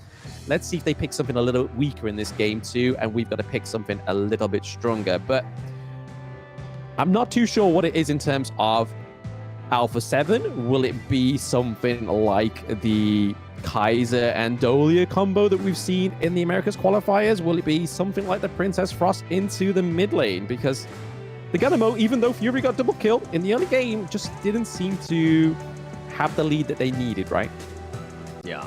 And another thing is that I felt like you got to let Danny play Danny heroes, right? He's kind of like, if he had the Dune, I think it might have been a different story. Him being like the tanky, just kind of like the damage sponge, not really playing to his strengths. I think you need to let him control and dictate the pace of the game by being aggressive. You got to reward his playstyle and who he is as a player, and giving him a hero that can really play, again, to his strengths. Yeah, I mean, you do definitely need Danny to have a hero that benefits him, rewards his playstyle, but then at the same time, it's not like they're going against any other team within, say, for example, the Brazilian region or any other team within this competition, right? Because we know going into this one, just by roster alone, Team Vitality looked pretty stacked. I mean, we've only seen them in the Europe qualifiers, but it was a convincing win. Did we feel like they were tested? Probably not. But this is the stage where they are going to get tested, and they're already showing signs where they're like, hey, just throw whatever you want at us. We will conquer it. And that game 1 just showed that perfectly. Yeah, for sure. Full agreement there, right? I think that this is a team that wants to be tested. They want to be kind of thrown at, because, if you're playing against a lot of adversity, you're going to just improve overall, right? And the fact that you're up 1-0, you have a little bit of room to kind of, play around with. Not to say that they won't be putting their best foot forward. I don't know what the right strategy is if you just kind of go with your best heroes, like first 3 games, if you close it out. Potentially possible, right? But I think Team Vitality are going to look for that long term, like, some of the series could go long, right? If we go to like a best of 7 and we have to go really deep into the hero pool, it'll change things up. But it's going to be a lot of strategy. And that's, again, just, more props to this global ban pick. Can it go long or can it go lung? Boom. Either way. But on to making it a little bit relevant there, not just a random comment from Blam, but the Lady Sun being the first ban there for Team Vitality. Obviously, An picked that up for himself in game 1. Doesn't want Almighty to get it. He knows that Almighty can't play Ali anymore. So, again, we need to make sure that Alpha 7 capitalize not only on Danny's playstyle, but on the farm lane picks for Almighty. We saw in KT 2024 when his picks got honed in onto, it was troublemaker, but I was speaking about the Dolia, but it's for the wrong team. Team Vitality locking Dolia in pick 1 this time around. Yeah, I mean, with the first pick, you might as well take it up. Obviously, it opens up a lot of avenues of attack. But one thing to take note of, Team Vitality really prioritizing bans on the Lian. Very interesting. Oh, and it's Sakir. First time I've seen this on the pro stage. Yes, Sakir just make his debut into Season 3 Invitational, and it's paired with an Orgrin. Oh, this could be feisty, I mean, we have the knock-up from his first ability as well, and we know that Orgrin pairs beautifully when the other heroes on his team have a knock-up. But not only that, he has the healing as well as also damaging the enemy team. So those Fireflies are going to be super helpful and super deadly. Yeah, super. I mean, it kind of just complements Ogren, his sustain, that heal. Going to be huge for them. So obviously Team Vitality need to ensure that they have the anti-heal, the venomous staffs, all those things to kind of deal with this because, you know, and the Yuan, this is just all healing all the time from Alpha 7. You got to shut this one down. They clearly have a strategy in mind going into this one. Yeah, the interesting thing though is here, obviously Ogren can be flexed, Huan can be flexed into the mid lane or jungle, but I feel like this may be Niap and Danny's pick, not like Fury's pick or Danny going Ogren and then Niap is going to pick someone else up into the Clash lane. I feel like this is definitely their picks coming in earlier because we saw in game 1, their picks was the last ones and we saw how game 1 went. Now game 2 comes around, they're like, guys, let's get Danny and Almighty sorted. No, Danny and Niap sorted, and then we'll flesh out the rest of the roster. And I feel like that's what they're going for here. Yeah, a good change of strategy. You know, trying to set them up with the best heroes forward. And it might have been like game 1 where they're kind of like, hey, we're not going to pick our best heroes. So it kind of changed things up a bit for them to kind of shake it up. Because again, you don't really know what to expect in that first matchup going up against Team Vitality here. But if we're looking at what they've got, a lane kind of synergizes really well with the Dolia. You have the Arlie, which we know An is going to be a beast on. The potential's there, but again, another Guan Yu banned by Team Vitality. They have something. Yeah, I mean, Niap's played the Guan Yu. It's not like it's a strange pick for the side, a strange ban for the side of Team Vitality. Niap historically has played this hero and played it very well. I'm pretty sure he even played it in the mid-season Invitational as well. I remember fondly him playing that one. But I do like the fact that they've gone for the Dolia, they've gone for the Elaine as well, so double death on Sunset. But we're getting the second pay of the day. What is this? I mean, I think it's because you're on broadcast, Hauler. We know you like the pay pick, so teams are just paying you some respect. No, I do not like pay. Okay, let me be very clear with this. No, but I think in this matchup, which it seems to be very high damaging, high mobility, control type of thing, you have a lot of potential for this. The burst, especially with Dao Dao on the pay, this is a different type of pay, right? Not to disrespect any of the other junglers that have tried the pay, but this is, they're going to be going in at the right time, especially with that Elaine to kind of attract with that, you know, the Death at Sunset. You have that combination that could potentially be there. The burst is kind of unreal. Yeah, I mean, you mentioned that, like, and we was watching it in the Rough World Era's first game, that, well, obviously they went for the pay, but they wasn't level 1 aggressive. Do we feel like Dao Dao is going to take the helm and, like, maybe even go for the Crimson Golem at level 1? Maybe Alpha 7 are going to predict that, but we know that Ogren is obviously always going to go for the Azure Golem. He needs it for the cooldown reduction and whatnot, but do we feel like Dao Dao is going to be the aggressive pay that we missed in the series 1 of today? To be honest, I would say no. I feel like Dao Dao is very stable, and potentially going for the steal. While it is high risk, it is also high risk, high reward. If it doesn't pay off, you've just wasted a lot of time. I think that at the end of the day, he's going to focus on his own game, get his own farm going, and then just use the map more, use his mobility to get around and potentially out-farm Danny's Ogre. Yeah, I mean, I do like the fact that they've paired the Dharma there, so it's actually not going to be Niap taking the Ogren, it is going to be Danny with the Ogren, and I feel like even though Ogren is a good pick into the Clash lane, he's not the great pick that he could be in the jungle, right? And especially on players like Danny or Dao Dao, it's a pick that you can just dictate the pace of this match. If you really want to, you can absolutely make this game match whatever pace, the beat of your heart, the beat of the music at the live event, whatever you want to do, Ogren can do that for you, and I think it's a perfect pick for Danny in game 2, especially if they want to bounce back. Yeah. No, but I think that this is the draft to bounce back. Alpha 7, I feel like their draft is a little bit easier to play. But, you know, going into game 2, though, if we're looking at just the draft, don't look at the players. Who do you give the edge to? And just, you know, again, let's look at this in a vacuum. In a vacuum, I mean, let's see. I mean, Pay, don't look at the players, historically hasn't been my favorite pick going into drafts, right? But we have stuff like the Shi in the mid lane, which we know has been more of a meta hero recently, being able to kind of dictate where your lane opponent goes, or even into those team fights. If they try and go for a big engage, she can just move them wherever she wants to. But I have to say, look at Alpha 7. It seems like more of a dominant draft here, but Almighty might get picked off as first blood already. Is that proving me wrong, or Vitality just being very aggressive in this early stage? Yeah, and KK doing a good job. Like, he was eating some of those shots, right? The Resplendent Revolver, he was just happily taking them, but it was all a bait because he realized, that the rest of his team was going to be there. But when gets a kill on that one, and that's going to change things up. And again, Dao doesn't need to be aggressive. He doesn't need to invade the enemy jungle because he can continue to farm. He's going to take whatever's in the mid lane as well.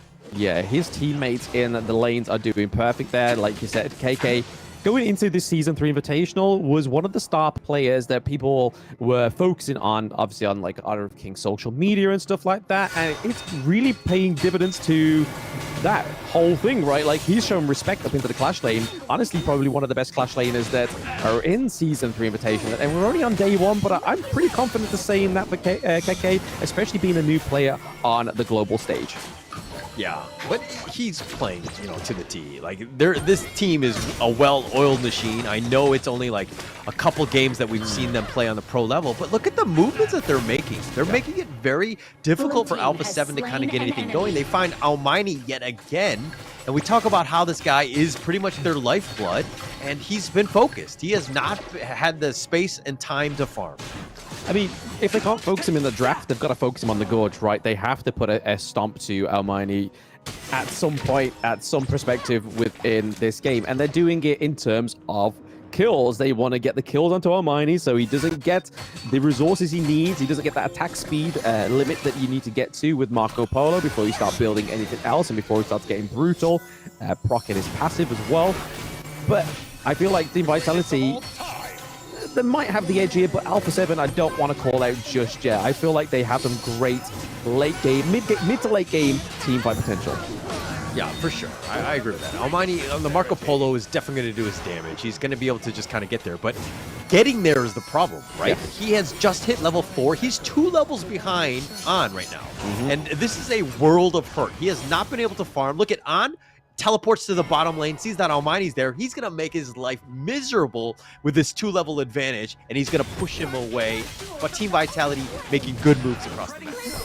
Yeah, but it's a bit of a rotation here from KK back up into the Clash lane with Dao, but here we go. Gets pushed away from Niap. A good little bit of a disengage mechanic there from the side of Alpha 7. They don't want to take a team fight just yet, especially with the neutral objectives being up in about 30 seconds time. They don't want to lose a lane, and that potentially there from Almighty and Anne's aggression there, he could have potentially just cleared out that farm lane and made it a lot easier for Dao just to come on top of the Tyrant that's coming up in 15 seconds time. But we were, like, I was just taking note of On and how he's just, like, farming really well and all that stuff. But he's keeping pace with Dao, right? Yeah. The jungler, usually who's, like, the highest level. He's done such a good job of just making moves across the map and just taking away a lot of what Alpha 7 wants, which is even though, like, their jungle camps have just, everything has been threatened. And they're even going to take the bottom T1. This has been an all-Team Vitality game thus far. Yeah, this is the thing with Team Vitality's draft, right? It is a early game draft. They have a ticking time bomb on their draft, because if Alpha 7, yes, even though they've just lost this T1 down into the farm lane, if they can hold out the mid T1, that detrimental T1 out of all of them, I believe, they could hopefully come back in that late game, right? There's a lot of late game potential on the side of Alpha 7, and where Team Vitality start to fall off, that's where maybe Alpha 7 come through. They found Annie. KK is going to get the kill on that one. They want to go in On. Thought about going on diving the tower, but through it all, it looks like they're going to take the Crimson Golem. Dao wasn't even in the team fight, but he's getting farm and he's invading the enemy jungle. Invading the enemy jungle, and he's going to be just as much ferocious now that he's got the Axe of Torment as well. The anti-squishy hero item on the side of Pei there, and that T1 in the mid lane has to be defended here by the side of Alpha 7. They don't want to lose another T1 because it looks like the Clash lane's being worked upon here as well. We do see a rotation from Niap. They may not get it, or he may just be in the nick of time to save that T1 as well. Look, they're just providing so much space, even for Dao to just continue farming. He is like teleporting all over the map, just taking whatever is there. Once he hits critical mass, he's going to do some serious damage. It's going to be scary. On, even going in for this one, tries to go in. Donnie dead yet again. Dao is now joined. Almani has to limp away, and it looks like they're going to take the T1 mid here. T1 mid. I mean, Alpha 7, are they going to get a kill on the board anytime soon? It doesn't look quite like it. Dao, man. Dao going in, gets Almighty, and takes out Fury as well. KK is just being a beast, and it looks like An will take Valau as well, and Team Vitality, everything is going their way. They want to take the mid T2 as well, and Team Vitality taking down Alpha 7, especially early in this game. Yeah, I mean, 6 minutes in, let's not get ahead of ourselves. We need Alpha 7 just to clear their minds. They need to think, right, okay, we need to try and get some neutral objectives on the board here. Dao is going to completely just cut that dream from them there and then, taking the Overlord once more for himself. But right now, we're seeing that 22k gold to 15k, and it's showing on the Gorge. Yeah, Dao, 3 levels up against Danny. I mean, yes, he's died twice here. Danny getting so low yet again. He has to limp away, but Team Vitality taking everything, contesting things, and Alpha 7 can't even farm. Almani is very poor as well. He is hungry and not able to find any sort of farm. Yeah, no farm at all. I mean, that's the whole point of that T1 in the mid lane, right? That is your safety net. And not only the T1, the T2's got as well, both in the farm lane and in the mid lane. So they have pretty much open buffet on the side of Team Vitality now, and Alpha 7 needs to stop that growth. Sunset. Nyap getting a little bit low. He's going to be kind of just slowly taken down. He formlessness his way, but he can't get away from KK's reach, and he takes him down yet again. All lanes, everything in favor of Team Vitality at this stage. Yeah, it's going to be hard for them to come back here. They're pushed towards the higher ground turrets, but they need to just kind of maybe bait off till about 10 minutes, get some resources, but is that actually going to be realistic for the side of Alpha 7? Because right now, you can see that Team Vitality are all up in their jungle, and they're not looking to take the foot off the gas any moment right now. And it's a bit of a shame here for Alpha 7. They need to just get their head in the game. Yeah, need to get in their head in the game. But the Death at Sunset finds him yet again. The Conductor of Souls not keeping Danny alive. The secondary one with the Celestial Melody all the way in with that Meteor kill. And it looks like KK did go a little too far. And Team Vitality will just back off, and they'll slow siege the T3s instead. Yeah, T3 potentially getting taken down in the mid lane at the 8-minute mark for Team Vitality. This is a different kind of beast hauler. We see that the Infinity Edge comes through for Arn as well, so a lot more damage coming through on the Arlie. Zakir trying to get in there with a Truth Mantra. Oh, they had a decent amount. They found Wen. That's a good start for him. The Unending Sorrow. But Nyap is going to be killed, and that's not going to be enough. Valau is going to be killed as well. And it looks like they've gotten Fury, and they're looking to kind of just close this game out. They'll deal with the minions. The minion wave is starting to follow. Danny, he's trying to stay alive, trying to pick him off from afar, but he's going to get whittled. The Conductor of Souls just slowly keeping him down. It looks like he's going to go down with that. Dao will take this one, as well as the base, and Team Vitality take game 2. I mean, we didn't think after game 1's 11 minute and 28 seconds defeat for Alpha 7 that they were going to take that on the chin and be like, okay, let's go again, let's reform, let's get our draft up to where it needs to be and our players up to where they need to be. But for them to fall at game 2 at just over 8 minutes, Team Vitality are just like, hey, we want to sort of take it day 1. We want to just do our game, and just that's it, we're done. That's what it's seeming like from the caster's point of view, right? Yeah, I mean, just a very scary lineup, right? I think Team Vitality were able to just, like, all the lanes were winning, and then you let, Dao just kind of farm, solo farm, and he was, let's just check his net worth later, because he had everything that you needed to have done. And that's what you want as your pay. You want to be able to kind of just get that farm so you can just start blowing people up, and it just made it a very quick game. And I mean, this is a scary, scary team by Team Vitality.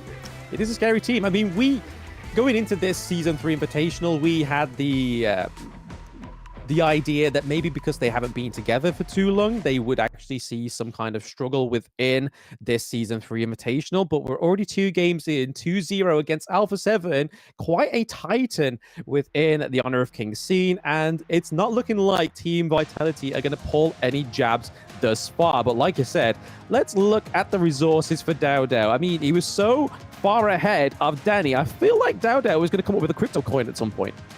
He just had it in his back pocket, of course. I mean, he was getting everything that he had so much time, he had so much space, and then all of that farm, just like, look at the damage.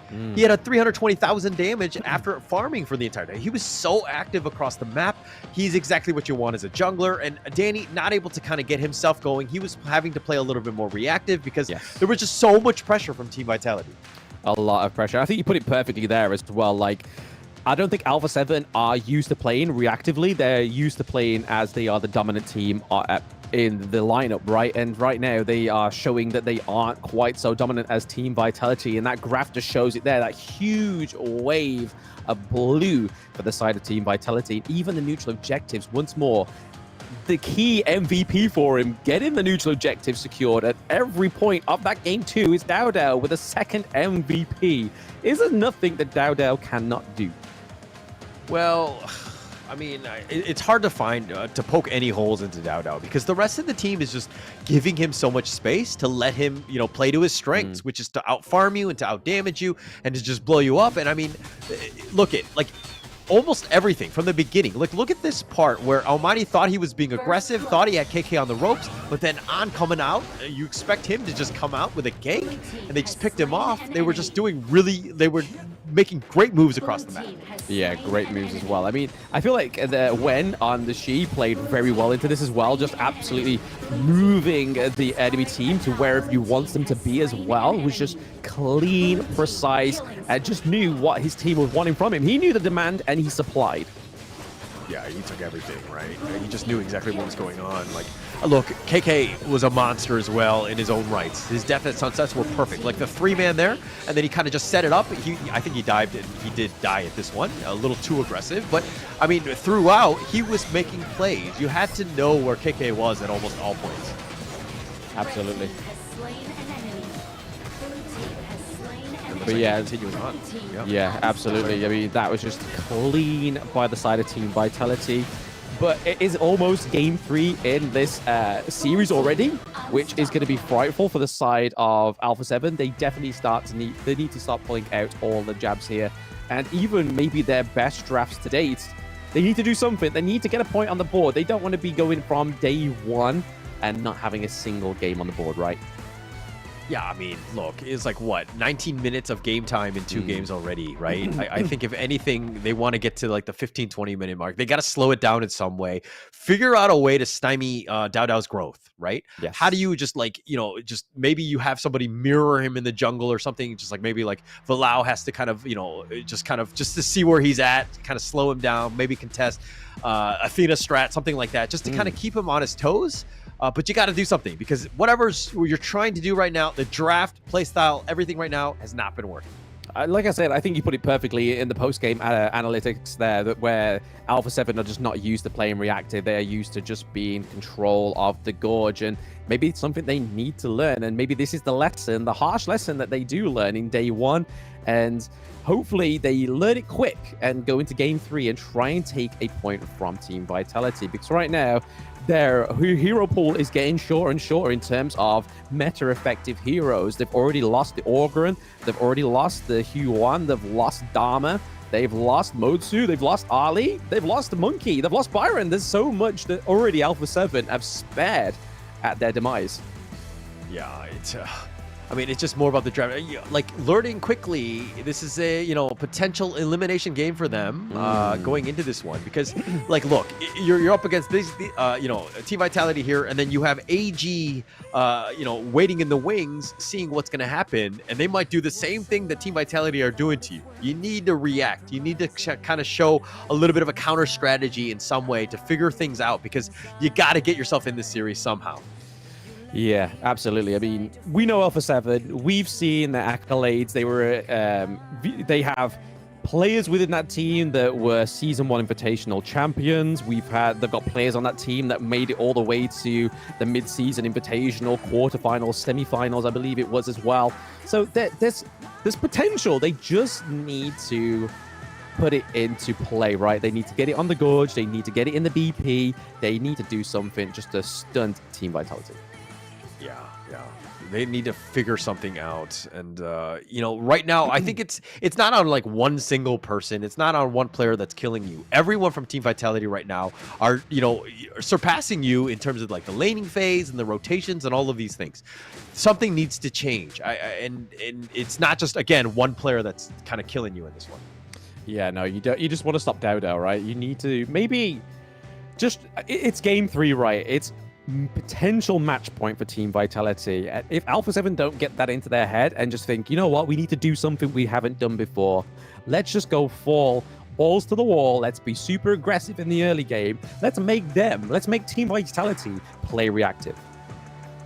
Yeah. You got to change it up. This is it, right? I think, to be honest, being down a series and then having AG again going into that one, you got to do something, right? This is the time where whatever it is, I don't care. You can't think about longevity of like a game 4 and 5. You just got to pick your best heroes, I think. You got to get yourself into this game, into this series somehow. Yeah, you do, yeah. I mean, you can even see Dodo just sussing out the sheet. He's like, right, okay, what have we got left? I mean, what can I pick out to do whatever I need to do? Dowdow's looking at the dinner menu. He's not even like caring about he's so confident. He's ordering dinner now. He's like, you know what? Let's put it on order, lads. No, but this team is pretty well fired up. They're good to go. They seem to be on another level at this point. But Alpha 7, they're looking a little stunned, maybe a little jet lagged at this point. But there's definitely been a little shell shocking that Team Vitality is putting on them right now. Yeah, I mean, the fact that they've actually gone to like Malaysia and obviously did a boot camp, we'd think that going against Team Vitality, it would be a little bit more even in that sense. But again, it all depends on what you take away from the boot camp. You can attend so many seminars or anything like that, but if you're not actually taking that knowledge on board and then putting it into practice, it's not going to benefit you at all. But I feel like Alpha 7 definitely need to get their head into this game 3. And even now, maybe they're looking at the hero pool for Dodo. And it's like, oh, maybe we've got a choice here. Maybe we can actually do something. But there's still plenty of tanks on the side for Team Vitality to be taken into the jungle role. I feel like maybe they need to figure out the weaker lane on the side of Team Vitality and maybe put the pressure on there for Alpha 7. Yeah. They got to react quickly. They got to do it now. They got to figure something out. Like Almighty, they tried to change it up because, again, game 1, all of a sudden you see KK in the bottom lane against you, and then it shook him because he wasn't able to kind of get going. And then they tried to change things up by putting Almighty in the Clash laner, and then again they made the rotation. So it was very they're trying to do things and they're trying to get Almighty started, but he hasn't got his footing in this series thus far. Yeah, not at all. Maybe that's them trying to basically make them play reactively, like even from the second one, Team Vitality, you think you're going to dictate this game? No, we're going to make sure we do a lane swap, and then you have to adjust accordingly. Because even if Alpha 7 see that their farm lane goes up to the Clash lane, and then they try and bring it up to the Clash lane, they're already making a lot of loss of time and resources by making that exchange already. So either way you look at it, that lane swap up is really making Alpha 7 have to turn into that reactive playstyle that they're not used to, and we're seeing that now, right? Yeah, I mean, they're trying their best at this point. Look, I don't know how to respond, right? I think that this is it hasn't really been a draft issue for me. A lot of it has just been execution, right? Yeah. And just trying to stop this beast that is Team Vitality, Dao especially. You got to figure out some ways to focus on him.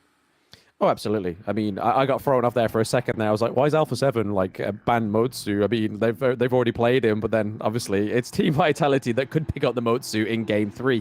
But it is going to be Alpha 7 being able to lock in potentially one of Almighty's best picks is that Lung, because they're on blue side now, but it does give over those first 2 picks for Team Vitality. Did they lock in Dao's jungle pick? Did they lock in Arn's farm lane? There's so much you can do on the side of red side. Yeah, there's to be honest, they have so many different ways. The Yuan, it looks like that's going to be the route. They have, Princess Frost and Yuan right there. They have the play, right? And they have ways to kind of deal with this. Like Lung wants to kind of blow you up. Cool. You're kind of on the squishier side. We have ways to deal with that, and I think that they're gonna let the Yuan, the Dao Dao, just kind of stay up in front. Yeah, potentially. But I mean, it's already looking a little bit better in terms of draft, but we've already said it already. Draft is not the issue, it's the execution. But it's looking solid here for Alpha 7 going into game 3. They've got the Lung, they've got the Zhongfei, and they've got the Yixing. Is Fury going to be as demanding and as controlling as Wen was in game 1? Team Vitality, when they pick this Yixing, they need to make sure that they use the world is my board to absolute perfection, right? And I mean, boxing in heroes like the Ogryn and the Huan could be pretty detrimental for the side of Team Vitality. But then if you put them if they're ahead and you put them into a small space, you're then like poking the bear with a stick at that point, right? Yeah.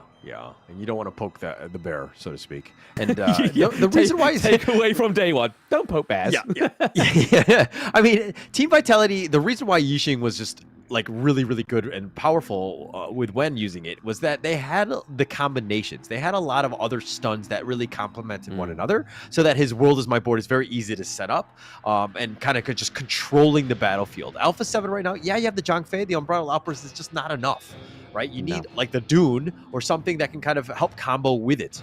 But Team Vitality, they're going to pick up the Ogryn, and this is a monster with that now. They're looking to close out the series now. Yeah, I'm pretty shocked at the whole Yi pick here, the whole Yi ban, because they still have the likes of Gen.G up. They still can go for the Marco Polo for themselves, which I would argue are probably better marksmen. We do know that Team Vitality do like to play the Ho Yi. There we go. The Gen.G does get banned out there with a little bit of Nostradamus from Blam. But again, they are looking to take down Danny's hero pool, like he was just saying as well. The Musashi, the Luna, gone. So in terms of jungle, they can only really go for the Dune here. Maybe that's what they're forcing them into, is that Dune. So they know that they've got the front line of the Zhongfei and the Dune already locked in. They know that they're going to have to pick that hero because there's not really much else for the side of Alpha 7. Oh, they caught me off guard. Oh, wow. Hanshin. Okay. Okay. They want to let unleash Danny. They're going to let him go. Liu Bang to kind of support him. This is going to be an interesting one to counter into this one. But I think actually the Hanshin and Lung, I mean, Concert Yui is not the worst here, but look at where everything has so much sustain on Team Vitality. This is a tough nut to crack, so to speak. Yeah, absolutely. I mean, not only do you have an AoE heal, you have the AoE counter engage, the nuking coming from Princess Frost as well. Like, there's a lot you can do within that board, right? So even if they shut you in, it's like, I'm not locked in here with you, you're locked in here with me. Yes. A lot of AoE, a lot of ways to deal with that, right? Not the easiest of lineups to kind of deal with. And the Liu Bang, like, I'm kind of torn on this hero. He has potential, but I always feel like he kind of suckers in his teammates to bad positions in general, right? I haven't seen him like make those plays where he's saving them and then like, oh yeah, we just win the team fight now because everybody else is there. Everybody else is kind of on the slower side. Like Hanshin is very mobile and he's going to be the prime target for the Liu Bang, but how is everybody else going to kind of keep up with him?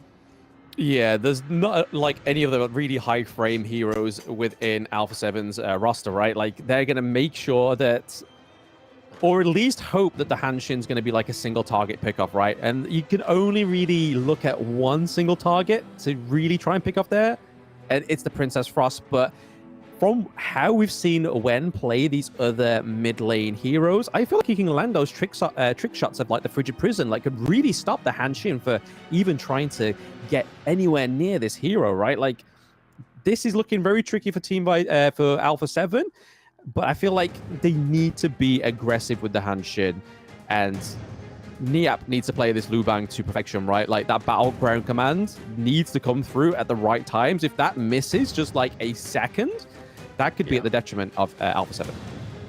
True. But I think, Danny on this Hanshin, if he's able to get his farm where he's able to actually blow people up, he's going to be scary. I think that, Team Vitality don't have as much control as they like. Yeah, you have, the Truth and you have Frigid Prison and things like that, but you don't really have any other ways to kind of lock him down, and you know what I mean, so that the rest of the team can kind of kill him, right? So it's going to be interesting. Again, all eyes right now are on Danny. Is he able to get that farm? We can only hope and pray for him, right? Because this is game 3, the potential match point for Team Vitality. Potentially the quickest series of the day if they do get this last point. And I don't think Alpha 7 want to be that brandish on their name, right? They want to make sure that they go out guns blazing. They want to get a point on that board. Yeah, I would think more than a point. I mean, going in, like, just trying to stay positive, right? Just trying to give him a chance here. To be honest, I thought that this is going to go, 4 or 5 games, right? I thought that, Alpha 7 Esports, were able to kind of compete with Team Vitality, but we see, again, they're a little bit shell-shocked.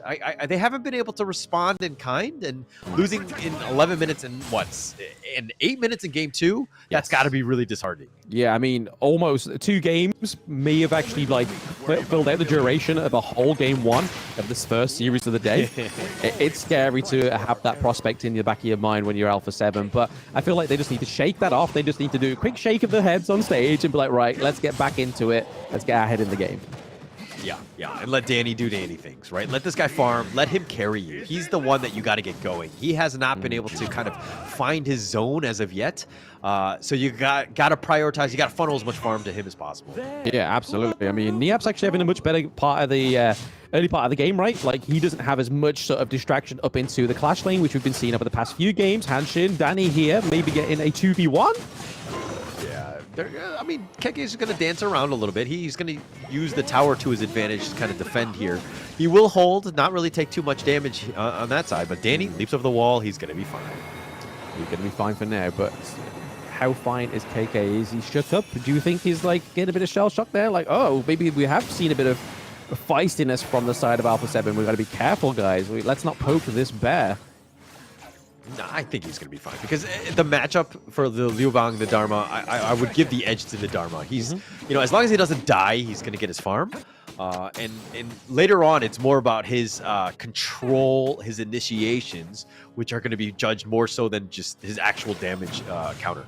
Oh, got to be careful here. I mean, Fury's already done a lot of damage on Wen, but... Oh, Wen. He's actually going the wrong way. He's taking a lot of damage. He's going to give up first blood to Almighty, who finally he's going to get going. But now Danny looking to go for this one. He goes through 4 members trying to dash away, but he's been chased away. Dow, and Fury's going to be killed. Muchen does get that one.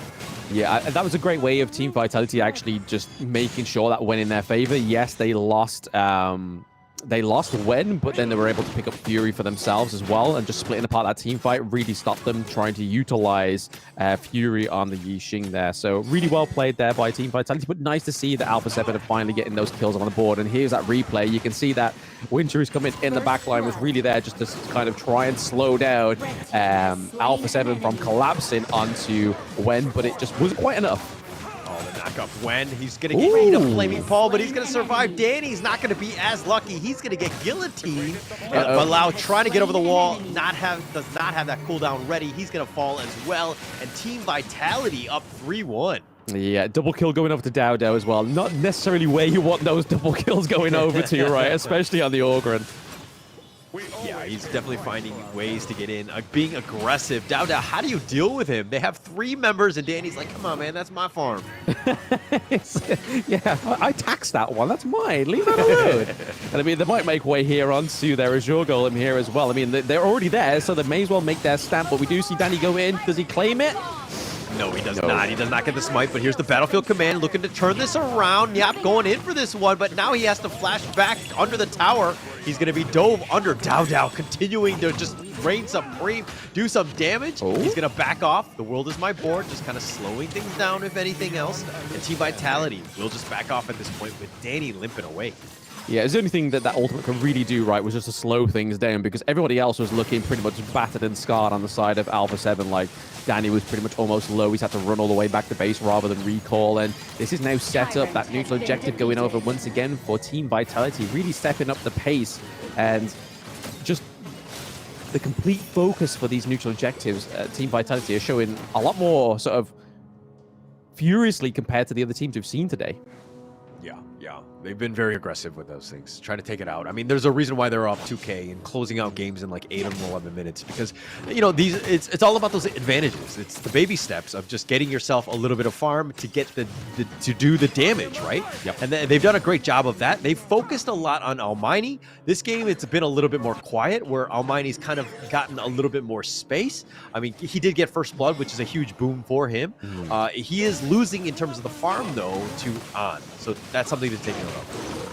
Oh, but they've got the knock up. The truth. They've got knocked in. Nyap is going to be killed. And Team Vitality, again, finding ways to just get the pickoffs and force it down, make it uncomfortable. Muchen, he's going to get gone on. He's going to use Unending Sorrow. He just shrugs that one off, and they take the mid T1. Oh, I mean, that was just absolute bait and switch there for the side of Team Vitality, right? It was just like, hey, you can like, just throw everything at me. Just lay it on me, homie. I'm going to become untargetable. We're taking you T1. You're not even noticing what we're actually making an objective here, but...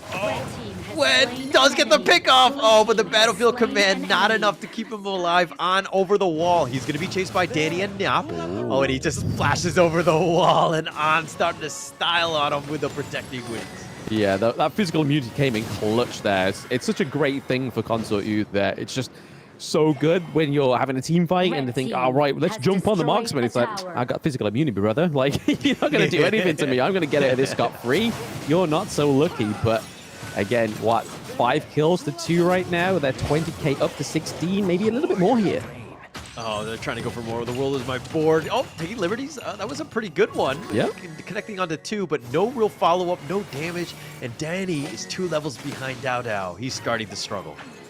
Yeah, I think this is the problem with the Nongshim pick, though, right? His farm pace is nowhere near as Orgrin. Like, Orgrin's farm pace is just crazy. You can even, like, do 2 farms at the same time, especially over to the Azure Golem side of things.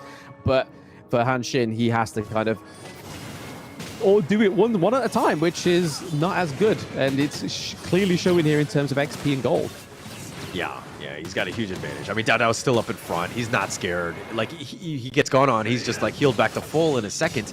And Danny just, like, looking for scraps, even fighting with Nyap just to get anything going. And again, it's Nongshim, you got to get that farm. You're pretty much the carry on that team. You got to give yourself a chance. And they haven't really been able to provide that space. They're going to look to go the Battlefield Command. If they've gotten Wen, that's a good pickoff. And they give the kill to Danny.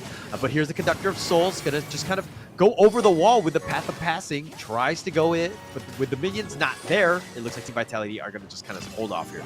No, I think you're right to say that about Nongshim needs to get that gold up. But if we look at KK's positioning on all these games in all this series so far, he's always been away from the team fight. So even if Nongshim gets that moment to have a bit of a breather, KK's there. He's like the boogeyman. He's always been there to back off. Yeah. I mean, you're absolutely right? The control that he provides. KK's always been like that great buddy, right, that you need. But the Conductor of Souls, the world is my board. They have found Dao Dao. They're trying to kind of control him, but they don't have enough. Oh, the Unending Sorrow, keeping him alive. Almani tried to go for that Flaming Palm play, but not able to get the kill. Not able to get the kill, but it looks like they may be able to get this T1 into the farm lane as well. That means that Alpha 7 have no T1s available. Blood Rage going over to Dao Dao as well, so he's just going to get more sustainable into these team fights with that amazing shield potential from that item. So looking at this going into the 8-minute mark, Alpha 7 being able to survive 8 minutes, which is good. It's an improvement, but they just need to make sure they can take that gold because they are behind by about 3k. They need to bring it into their favor once more. Okay, Danny thought about going in. He did get the knockup, but now he's being chased. The Death Precipice doing some work. He's got the connection. Dao Dao continuing on, finds Bilal, not letting him go. But on the backside, they do have a little bit more. The winner is here, zoning them away. And it looks like Nyap continuing. He's kind of stuck in no man's land. He's going the wrong way. He's going to be chased out. Wuchen just scouting him out. They found him out. Nyap not able to get away, and he gets executed by Dao Dao. Yeah, Princess Frost. Even though Princess Frost was actually picked in the draft before Liu Bang, it's actually been a really good counter here for that pick because whenever Nyap tries to go in with a Battlefield Command, Winter's Coming's down already. Oh gosh, the Infinite Vastness just backing off. Team Vitality doing everything. They take the top T2 as well. Now they're going to look to take the mid one. This has been an all Team Vitality game, series, everything. They have just been exerting their dominance here. It seems that way, right? I mean, they are definitely getting towards the latter part of the stage where they just need to kind of just put an extra bit of oomph in the kick. It's getting into that 10-minute mark where the shadow variants of these neutral objectives are going to appear. And Danny's getting caught out still in his own jungle. It's hard for Alpha 7 here. Yeah, no real way. Danny just dashes over the wall, trying to farm here.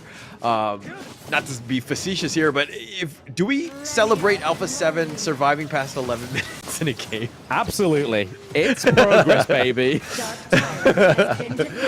When in a bad spot, he's going to be forced down. Danny finally gets the kill. The Battlefield Command will join them on, but Almighty's been killed.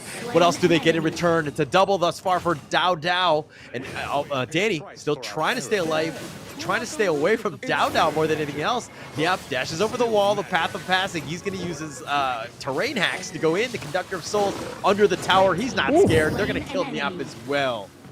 Yeah, there's no amount of tankiness that's going to keep you alive from a 3v1, especially with like an Orgrin, a Dharma, and a Hu1, right? Like, there's just so much damage, so much healing, and it's being displayed here. Oh, he's been focused. He got truth.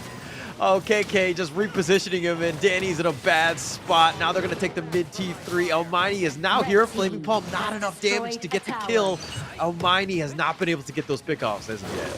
I mean, we saw an early game prospect for him, right? We was like, oh, he got a kill. It's cool. Almighty may be activating right now, which is exactly what we need. A little bit too late within the series, especially when you're down 2 wins. But here again, Zhongfei saving them all. Yeah, saving them all, pushing them back. Dao is a little bit low, but he's kind of just a bait, I think. But Fury, oh, okay, he's going to stay alive. He did have the immunity for a second, so he's going to be there. But Almighty will deal with the minions. And Team Vitality look like they're just going to back off, regroup, and just kind of go for that one last push. Yeah, I mean, they may as well go for the Overlord here, right? They've got the minion waves already pushing the mid and the farm lane, so they know that Alpha 7 are not going to be anywhere this side of the map. Even though they have the only push there, they know that they're not going to be up there because that's exactly where Team Vitality is going to be. If you neglect your mid lane and your farm lane, especially with the enhanced minions now because they've taken the high ground turret in the mid lane, if you take your eye off the ball and the prize for just 1 second, it could be a Team Vitality win. Yeah. I mean, the next big team fight, they get 2 kills, they just close out this game. Look at them. Team Vitality rushing in, trying to find him. The world is my board, slowing it down. The Battlefield Command is going to be just barely enough, but Danny goes down. And it looks like they've gotten even more with Bilal as well. Dao just being this monster, chasing it down. They don't care how many towers you have. Oh, but Dao finally dies. Almighty does get that pick off in the end.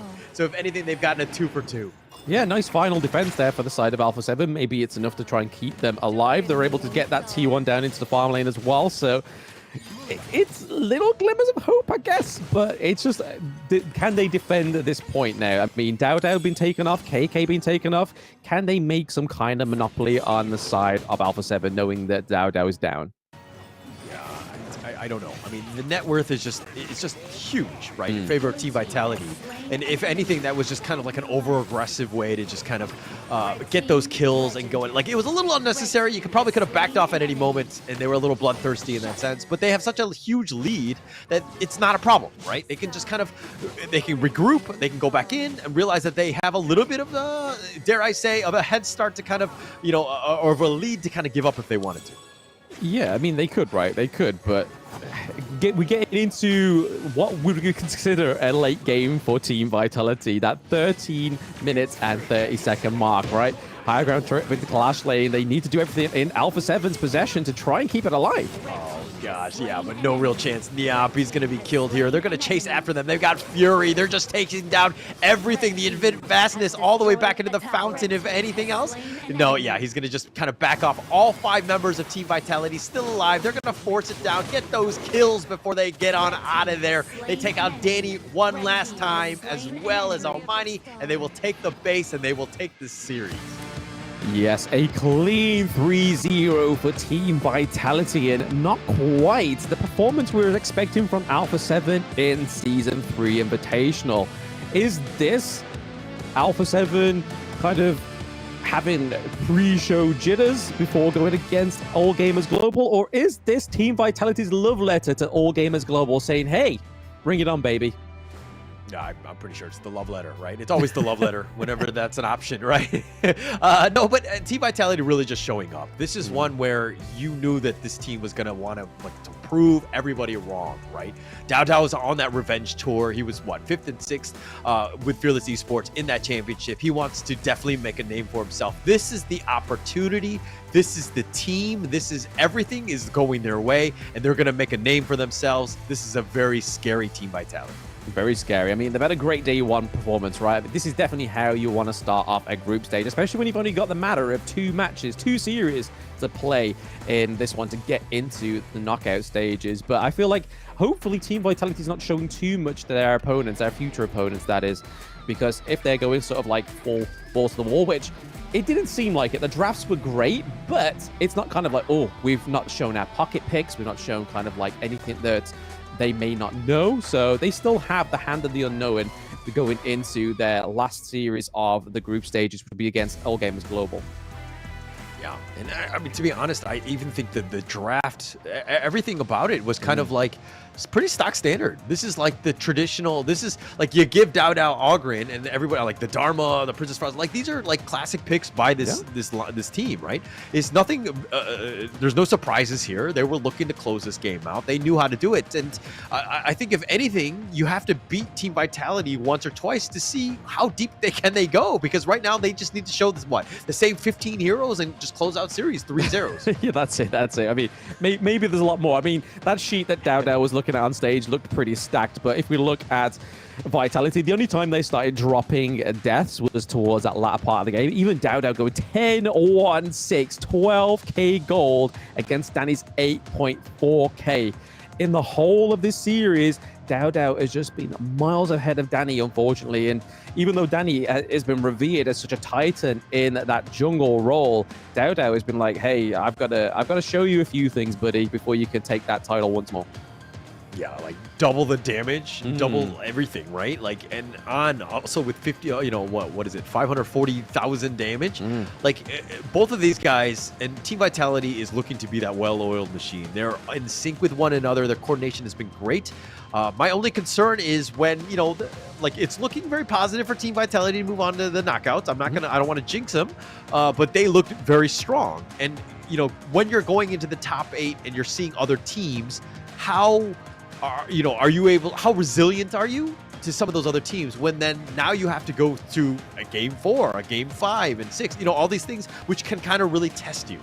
Yeah, absolutely. I mean, best of 5s have been sort of the point where a lot of these global teams have fallen off, and they've still got to look for another 2 rounds, especially if they make it to the knockout stages. Like you were saying there, Hall, like best of 5s is just kind of like, this is the starter. The main course is those best of 7s getting to the knockout stages. And do they have the hero pool to actually make it all the way to a best of 7? Or will they be relying on those quick series sweeps for the side of Team Vitality? I suppose that's only time will tell. But looking at that graph, man, just once again, gold resources, everything going over to the side of Team Vitality, not leaving any scraps for Alpha 7, making Alpha 7 look a little bit like Oliver Twist.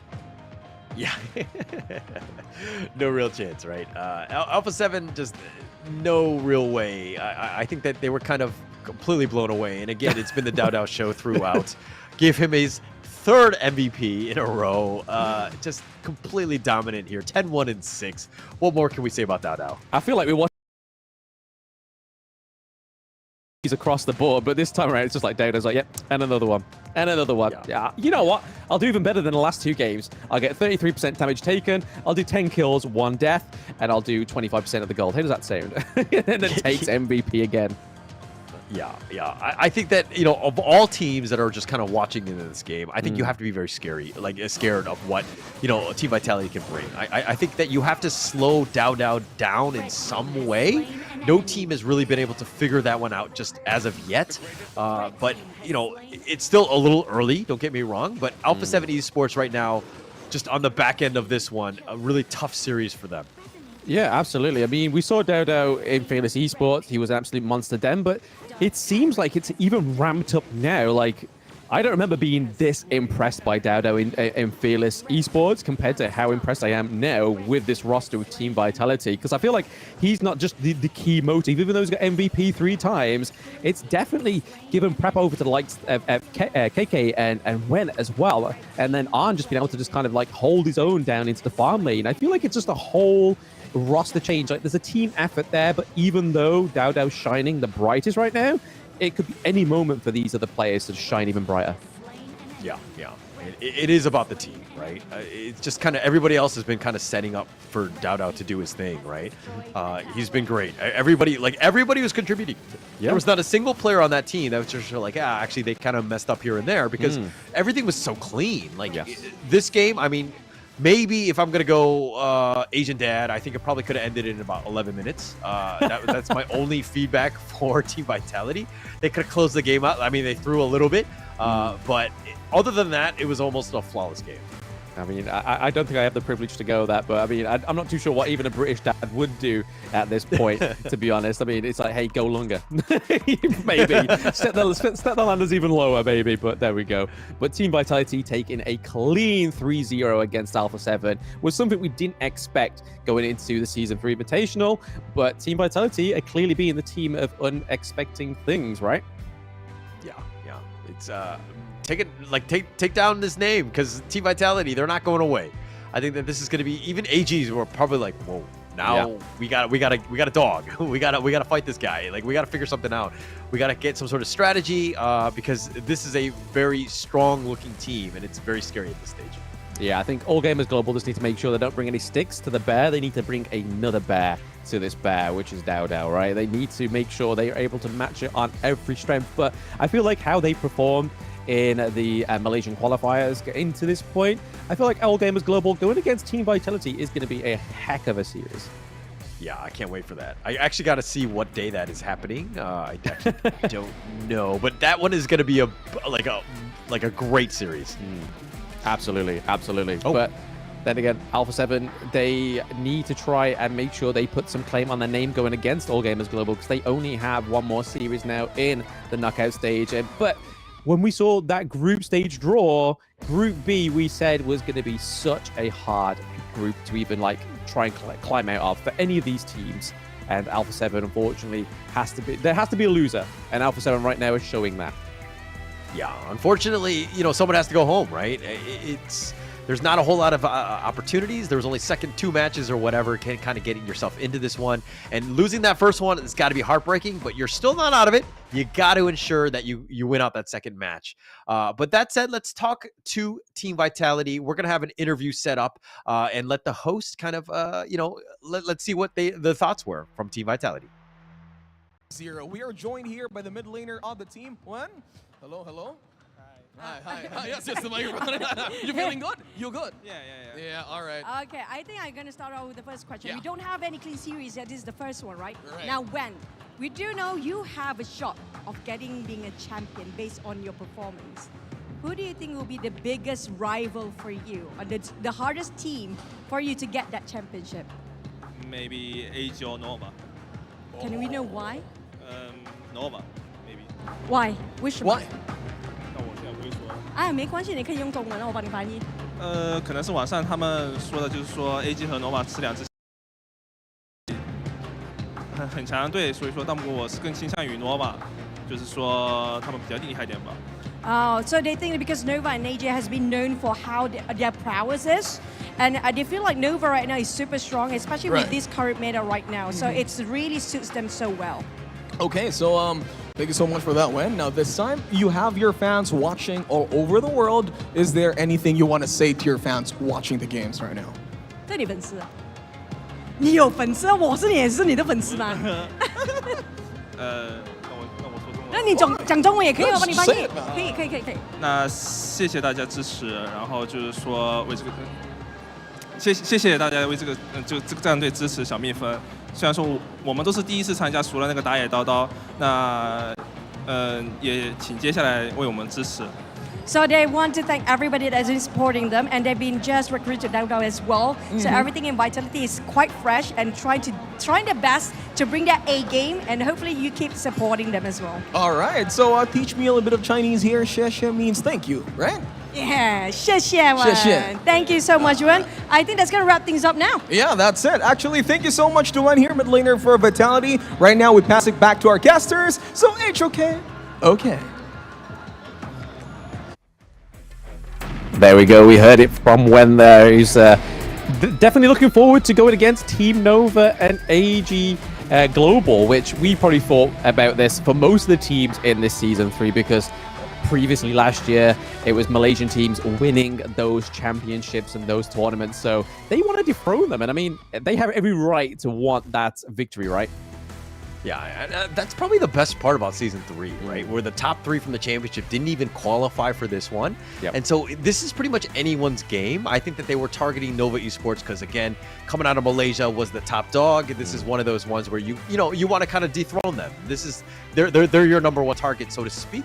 I think that it's totally apt, and I think that this is a team that's going to be super exciting to watch. But of course, we have so many more games. Does Nova even make the knockout stage? We're going to have to find out in the next 3 or 4 days. Absolutely. I mean, it could be it could be a potential, but I mean, if we're looking at statistics, I'm gonna go and not sit on the fence on this one and say yes, they will. This is probably the only time I won't sit on the fence is when we're talking about Team Nova Esports getting into the knockout stages. But we still have obviously another match for today. We'll be taking a trip over to Group A, and it's going to be the Philippines going against Gen.G, which I'm really excited for.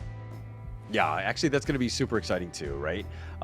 Going into this one, I think it's going to be Elevate from the Philippines. Again, Gen.G, that's going to be your 3rd series. And of course, Blam and Kindofu will be taking it over for you in that 3rd series. It's going to be an exciting one. Do stay tuned for that one.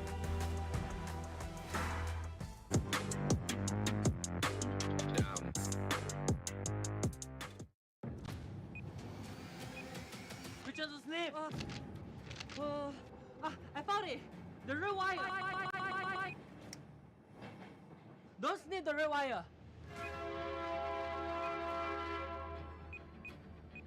Hurry up!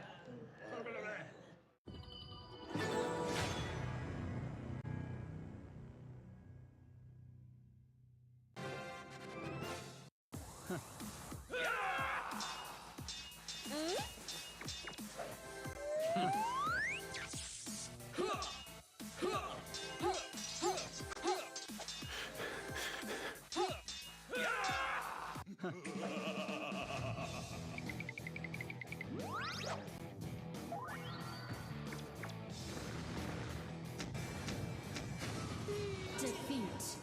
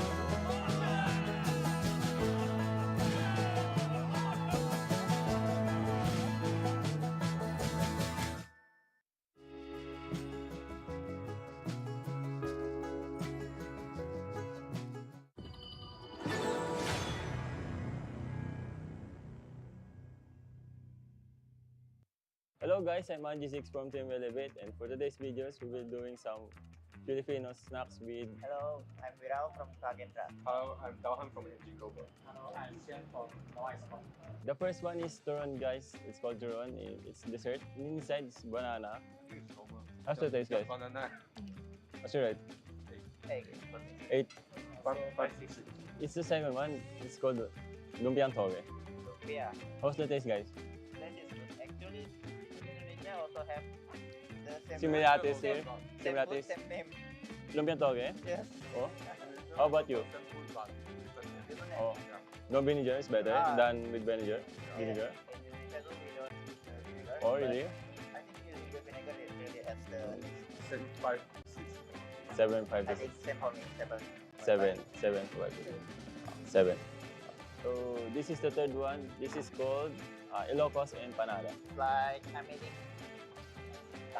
egg, but with a crispy texture. Oh, it's good. I think I like it. Better than one. 8. Oh, the rating. So For me, the rating is 8. so for our next dish is called pancit bihon. It's a noodle with some vegetable. So how's the taste? Very good. Ready? Wow. How about you? 8. I think maybe 9. This is the last dish called halo halo. It's the best dessert in Philippines. I like it. You guys like it? Really? I like it, but maybe because it's already melted, too much water, right? Oh yeah. If that's Yeah, why, yeah. maybe better. 9 over 10. I think because there's no ice, probably 8. 8. If that adds 9. It will be 10. Oh. 8. 7 because di na malamig. Siguro kung natikman na lang na may ice to, baka may mag-10 sa kanila. I-ask natin sila isa-isa kung ano yung nagustuhan nila sa 5. So, I like sweet food, so this one. this is the Halo most halo. one you like it. Yeah, the Halo halo. So for you, Also, the best one is halo halo. so halo halo din. Halo halo also. So sa mga Filipino fans, supportahan nyo kami and see you sa S3.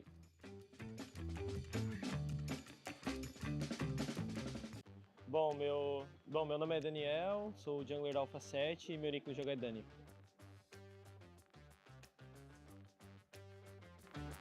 Bom, depois da derrota, eu tive um tempo off, então eu consegui me reavaliar, eu vi o que eu precisava melhorar, como eu poderia ser uma pessoa melhor, como eu poderia melhorar como player, me dedicar mais, tanto jogar mais partidas quanto assistir mais jogos, levar o treino mais a sério, então eu tive que me reinventar, na verdade. Nesse tempo off, eu continuei treinando.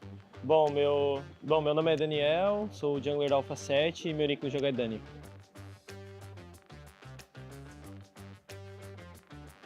Bom, depois da derrota, eu tive um tempo off, então eu consegui me reavaliar, eu vi o que eu precisava melhorar, como eu poderia ser uma pessoa melhor, como eu poderia melhorar como player, me dedicar mais, tanto jogar mais partidas quanto assistir mais jogos, levar o treino mais a sério, então eu tive que me reinventar, na verdade.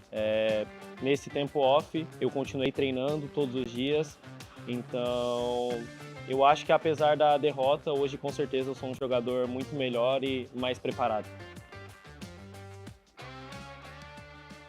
A diferença é que agora eu estou em uma nova organização, eu tenho um novo time, uma nova lineup, então é algo muito novo assim para mim, porque nos outros campeonatos internacionais eu joguei na mesma organização, com a mesma base, e agora eu estou com um time totalmente diferente.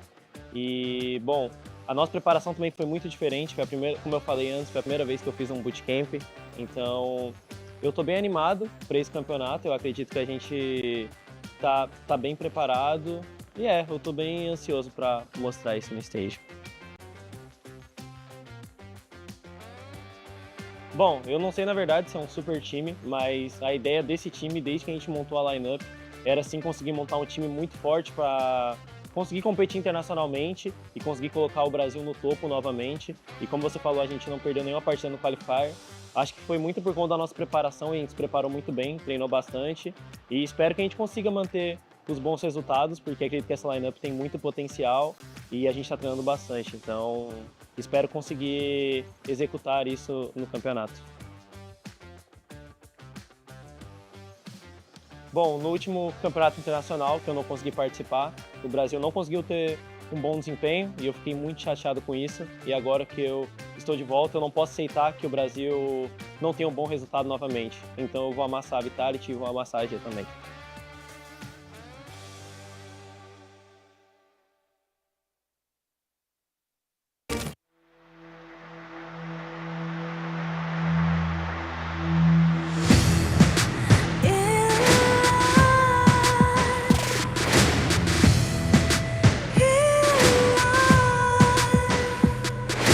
What's a life without its worth? Compromising with what hurts inside. When you let fear decide your fate, you don't choose which path to take in life. I'm finally letting go of everything that still holds me. I'm against the odds, but I won't give up, 'cause it's my time to shine. Stay in the spotlight, and no one let me down. Destiny is calling high. I'm not afraid to fight for everything I love. Victory's on my side.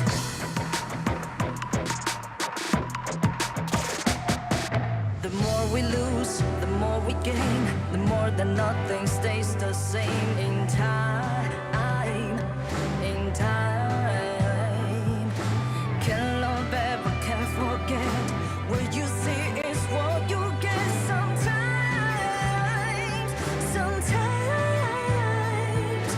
Gonna show the world tonight.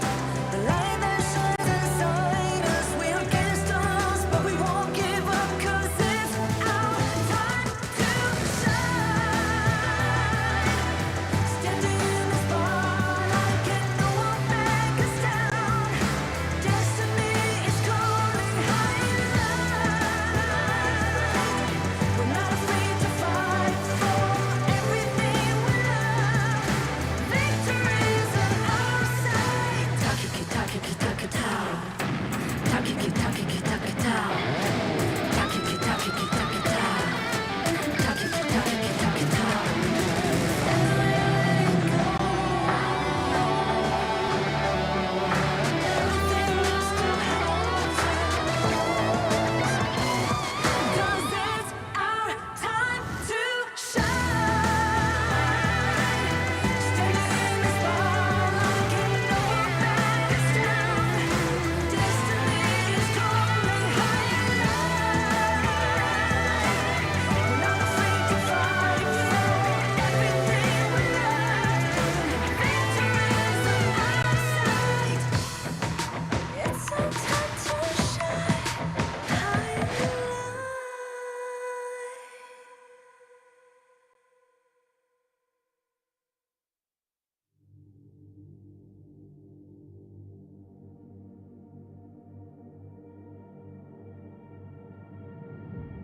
I feel it deep flowing through my blood.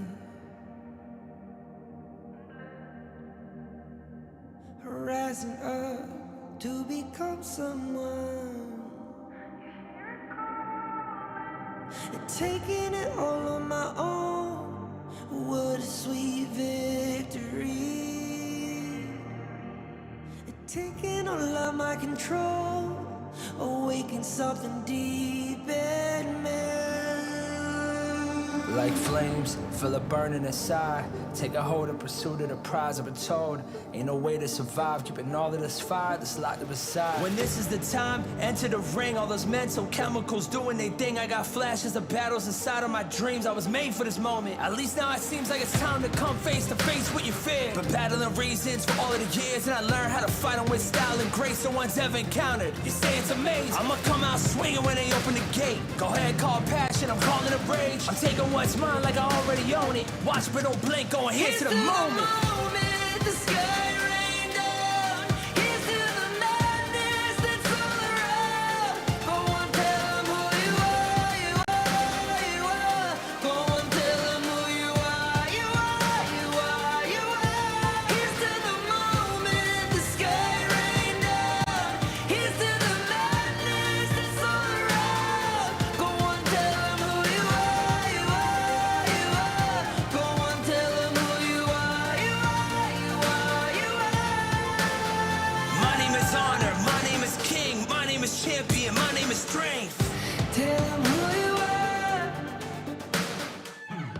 In the earlier days, the Philippines and its towns were ruled by a mighty Datu, the monarchs, rulers of the Philippines archipelago.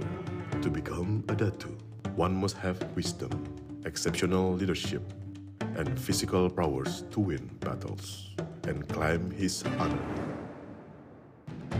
Nakarating na ako sa world stage, ngunit hindi pinalad makalaro ng kahit isang laro. Ngayon ang pagkakataon ko para ipakita sa mundo ang aking tunay na galing. It's been so long since we've been here. Let's remind the world who we are again this time.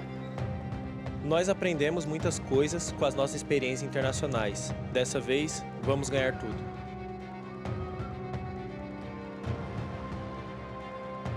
He watched from afar, and heir to his throne, he seek. Built and revitalized, we're coming for the crown. We'll show you the legacy of our organization. A lot considers us as the underdog. Dark horses are imminent. I have read the one that overload are the warriors about to be crowned as king. Kemenangan selalu ada di ujung jari. Kami gagal dan itu menyakitkan. Kami akan melakukan segalanya untuk menang. Kami tidak akan mengecewakan penggemar kami kali ini.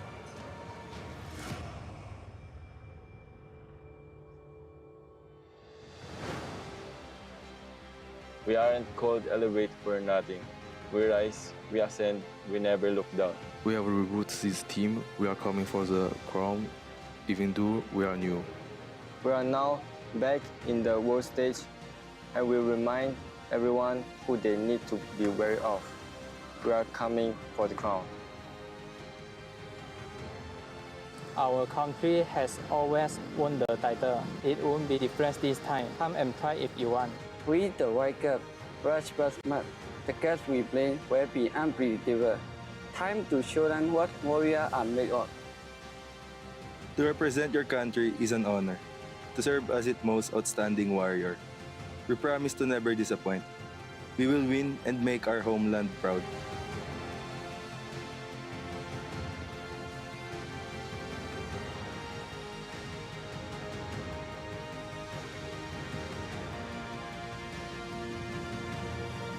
Who will be worthy of victory?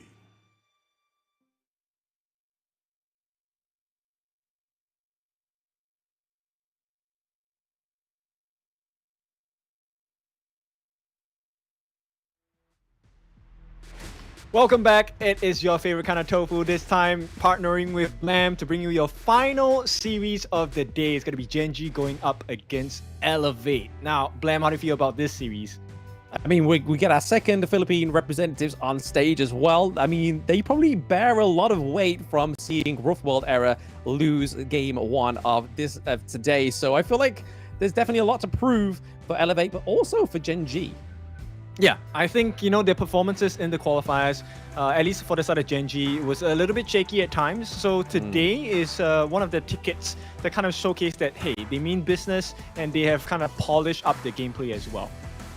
Absolutely. I mean, Gen.G are probably like one of the, I think it's like 1 out of 3 teams that actually made it all the way to KC 2024 that are still here in Season 3 Invitational, sorry.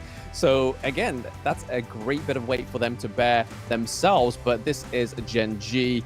We obviously have Clue, Wawa, Ray, Roche, and...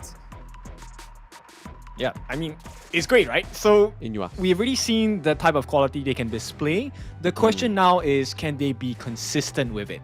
And bear in mind, they're not going up against some randos here. They're going to be going up against one of the stronger teams across the board, right? But let's take a look at a walk-in first. How do you think Gen.G is going to perform? I mean, I feel like Group A, other than Group B, is kind of more of like a... It's hard to gauge on who's actually going to be first, second, or third in this group, but I feel like Gen.G, even though you said they obviously had a bit of shaky performance within the qualifiers, I still think that this team have the experience within themselves to actually get all the way up into the second place, if not first. But here is Elevate. Yep, so this will be their challenges. The second team coming out from the Philippines region, it is going to be Elevate. Now, we've already seen their performance in the Philippines qualifier, and I have to say it was pretty impressive, right? So at this point, Elevate, they're going to be represented by the 5 very, very strong heroes here, and they will be taking up onto the stage. Now, Elevate, what do you think of their performance in the qualifiers, and how do you think that's going to translate here today? Well, I mean, the thing that I was really surprised about is when we was watching them in the Philippine qualifiers is the fact that they actually went 2-0 up against Blacklist in the upper bracket finals, but then obviously lost the following 3 games. So I feel there's a lot of potential for Elevate. I mean, they have, again, experience amongst them. They are members of, obviously, Boom and Excretion, but this is Gen.G. We have Inua, we have Wawa, Ray, Rock, and Clue. Obviously, some of these players were Falcons Esports, and now they are here under Gen.G's banner and looking to prove themselves in Season 3 and in 2025. Yeah, so the big question here is about the synergy, right? Now, some of these players, they have played together before. It's not the full team, but 3 out of 5, I think that's a good place to start from, right? Now, the question is, after weeks and months of preparation, how do they hold up to the synergy that is displayed by Elevate as well? I mean, we'll have to wait, right? I mean, Ray and Wawa have been pretty solid duo, right? Like, I feel like they fit better within the jungle and the Clash Lane role rather than what we saw them in their previous roster, where Ray was the mid lane and then obviously Wawa was Clash still. But I feel like they fit better here because they have a lot more kind of synergy going up into that Clash Lane. Yep, I think the big question is also, I mean, we've already said this from previous seasons, like consistency, right? When Clue specifically on his roam, when he's having a good day, he's having a field day, he is one of the best, if not the best. But now, going up against the likes of Elevate, represented by Mitsura, Hyde, Ajizix, Azar, and Ivalis, how do they fare? That's the real challenge here today. Absolutely. I mean, they went 2-0 up on Blacklist previously in the upper bracket finals, then to go 3, I believe it was 3-0, was it, in the actual grand finals against Blacklist. So whether it was just kind of like a bit of a fluke for Elevate in the upper bracket finals, they're able to actually go 2-0, or it's actually down to their skill as players. But I suppose this is where that's all going to kind of come into fruition and actually be proven here on Season 3 Invitational. And this is the day 1 for both of these teams, so they really want to go with their strong foot through in this day 1, because after this game, they only have 1 match each left, and that's both with Blacklist, right? Yeah, that's a scary notion I think of for both teams, right? And I think there's a little bit more pressure coming out, maybe for the side of Elevate. I mean, if I were in their shoes, look, the other representative did not have the best first day, and now they're hoping, right? All of the hopes on the Philippines region is going to be on their backs, at least for day 1. Can Elevate beat Gen.G Esports and, you know, bring some pride home? We can kind of hope so, right? I mean, it'd be nice to see a full best of 5 today, at least on day 1. We obviously had a 4 rounds in game 1, 3 rounds in game 2, a little bit of an unexpected stomp from Team Vitality going into the Season 3 Invitational. But I feel like this one may actually go the distance, but I suppose it will all get written in that game 1, game 2, right? Like if Gen.G or Elevate both go 2-0, at those first 2 games, then it's going to be hard for both of these teams to bounce back with a reverse sweep. Yeah, so far we've seen if you get the lead, it's kind of easy to get the ball out of the park, right? Just knock it home base. But in this case, there's also another pattern that has been pretty apparent in all the series that we've had today, is that teams like to pick the Organ early, right? And I'm not sure about you, I'm not too big of a fan of early Organ shows. No, absolutely not. Because it kind of burns out the rest of your resources, because you can only go down from an Organ, right? I mean, that's coming from an Organ main, but statistically as well, you can only come down from an Organ pick. Like, there's no way past the Organ pick. It is pretty much the creme de la creme of the jungle. Oh, yeah. Now, let's take a look at the Gen.G side. They look pretty relaxed, right? I think they're pretty confident about having a lead in this series. We've already seen some very interesting picks, like the Menki. Menki wasn't shown too much around, but I think Menki has had a decent performance thus far in the tournament. We've seen the highs, we've seen some lows, right? Tun, Menki, Organ, very tanky heroes in the jungle, able to frontline for the team. And then we have a monster of a backline coming in the form of Arlie, maybe even Tirentie. And I think I'm really interested to see whether this pattern will continue for this series. I mean, if we look back at the roster and the drafts that they picked for the qualifiers, I feel like it will fall into that suit. Obviously, we'll have a bit of a flex with the Hugh 1. Maybe we'll see Kaiser if Dolia gets drafted as well. But like you were saying earlier when we was watching the first series of the day, that we're expected to see some Nongshim, we're expected to see some Luna, and out of all those games of the qualifiers for the side of Elevate, they only picked the Nongshim once. So is it going to come out first? Is it going to come out within this series? You know, I think we might not be able to see it just yet. In fact, I think the only region that has really showcased a lot of Hansing play is actually from Indonesia, of which they're not playing today, right? So maybe I'll take a step back on my earlier comments. I mean, it's hopes on my end. I like to see flashy plays. I want to see big burst damage as well. But I don't think this is really the style of both Elevate and Gen.G. They like to take things at a considerable pace. They like to ramp it up slowly but surely. I mean, this is the one thing I take away from Gen.G at the qualifiers, right? Is that the fact that they were able to have such great team fight potential as well. Not too sure about Elevate. They were a little bit kind of all over the place sometimes with going into their team fights. Hopefully they don't suffer the same kind of wrath of Rough World era where one of their players overextends and then that's it, boom. The opposite team just wipes you out. But we are going to get into the BP. What kind of bans do we think we're going to be seeing? Is the Liang going to be a present ban very first on the first side of the phase? Or are we going to see something a little bit different? I'm expecting a Mai. We have seen Mai bans all over the place, but the first ban is going to be the Dharma. And for good reason as well. I think we've seen quite a few performances from the other players of the other teams as well. With that truth mantra, it has been quite critical. And likewise, the Mai ban does come true. Yes, the My Band does come through for Gen.G. So we saw Inua actually play in the qualifiers. It was probably one of his better performances in the qualifiers. We normally were expecting to stick with the utility mages, but there is that Liang ban. So I wasn't quite too far from the pale calling that one out. Yeah, with the Liang ban, that opens up a lot of possibilities on the jungle. We could potentially see Alarm as well, but we're going to pry out the farm lane first. And Arlie, a staple since Season 1. Arlie, one of the best picks in the farm lane. Now the question is, what does Gen.G want to do with this information? Exactly. I mean, we saw it earlier when we saw Almighty go for Arlie in the first game of the series just then. Then we saw Team Vitality just punish Almighty on that pick because normally it is one of the stellar picks for most of the farm lane players within the competition of Honor of Kings. But will Gen.G do the same thing? But with Wawa locking in that sunset, you are guaranteed to see some very heavy rotational gameplay.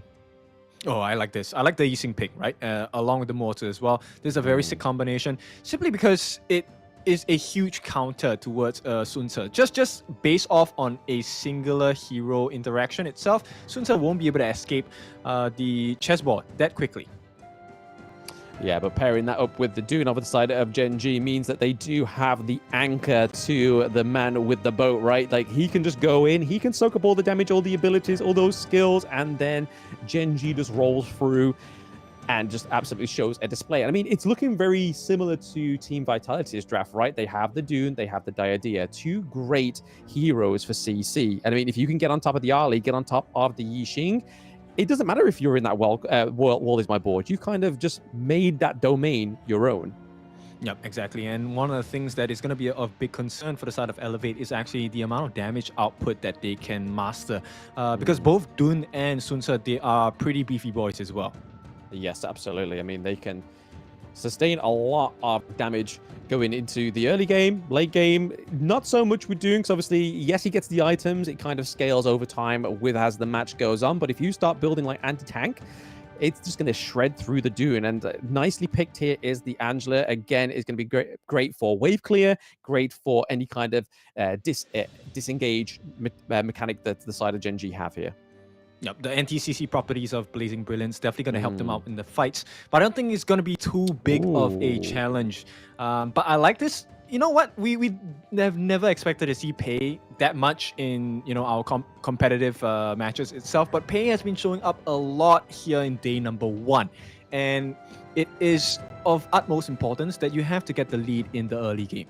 So I think there's a lot of pressure on Gen.G to get the formula right. Because if they don't, Elevate is going to just stomp them pretty much in the mid game. Yeah, I mean, we saw Rough World Era picked the Pei. They didn't quite have the aggression that they needed to actually pop off that pick. Team Vitality was completely the other side of the spectrum, absolutely just demanded that Alpha 7 played reactively. And now we got to see, like you said there, Ken, if Gen.G has it in their pocket. But they do have a lot of CC with the Diadea, with Sunsa, with Dune as well. So that's a lot of setup potential for the pay in the early game as well. Yeah. Okay. So important question. I'm not gonna do it the same as Hall. I'm not gonna ask you to pick a side, but I'm gonna ask you which draft is easier to execute. Personally, I think Elevates is a little bit easier to execute because it's actually heavily reliant on the Motsu, right? The cannon blast coming through. If that lands, then you're onto a winner. But if that misses, then it kind of becomes a little bit more difficult. But then you've still got the battlefield command from Liu Bang. You have Musashi there with the duel at death, able to actually hone in and being able to restrict them into a small space or even just like a board. Yixing is the hero you need. So they have a lot of control on the side of Elevate. So I'd say in terms of execution, Elevate takes it for me. Yep, I agree as well. I think at this point, you know, the difference in this is the type of commitment you have to give when you initiate onto battles, right? Elevate, they're just waiting for the cannon blast. If they get a stun, hey, that's the marker for you to go. But on the other side, for the side of Gen.G, if you're going to be using like Set Sail, Unruly Blade, it's a full commitment, right? You need to wait 4 to 5 seconds for the Unruly Blade to be off cooldown. So which means if you go in, you have to go all in. That's it. It's putting everything on red, right? That's the whole point of Gen.G's team comp. So they're on the red side. They got to pull it all in on red. Let's see if they're able to actually execute this against Elevate. But it all depends if Elevate can just control them and say, like, hey, look, we can see you being aggressive, but we're actually going to change the pace around. We're going to make the pendulum swing in our favor. Yeah, and I think right now we have to identify, right? What are the prior win conditions that both teams are looking out for? I think at least for the side of Elevate, everything is going to be falling onto Azar, right? They need to provide enough room for him to get the lead in lane and a G6 as well. These are the two markers that need to have a successful start to the game. They need a successful start to the game, but they also, I feel like, need to get to the late game, whereas Gen.G, they are a ticking time bomb with the pay. He needs to have that influence early. And right here, we're seeing that level 1 invade, right? There we go. The Wind Slash does connect in. It is the Bitter Farewell. They're going to get first blood onto a Jizzix. Rock is a little bit too far behind. It's actually Mitsuri picking up first blood. Are Elevate done here? No, Clue is able to use the Bitter Farewell to get out of there just for now. But they're still tracking him down. Clue takes a lot of damage from Hyde. So Elevate already 2-0. Not going the way Gen.G expected. Yep, and this is what I mean by overcommitment, right? So for Gen.G, if you dive, you have to dive all in. Elevate, they can choose to react or not because they have the option of mobility. They can escape. There are mechanisms to kind of deter the rest of the team from coming into chase. And this extra shield coming in was the difference maker for the side of G6. Oh, absolutely. I mean, we saw him actually just escape there by the skin of his teeth and then be so reactive to be like, hey, guys, if you want to come into our home ground, we're going to react and actually do the thing that you aim to do, which was get an early first blood, get some early gold on the board. But they failed. They failed.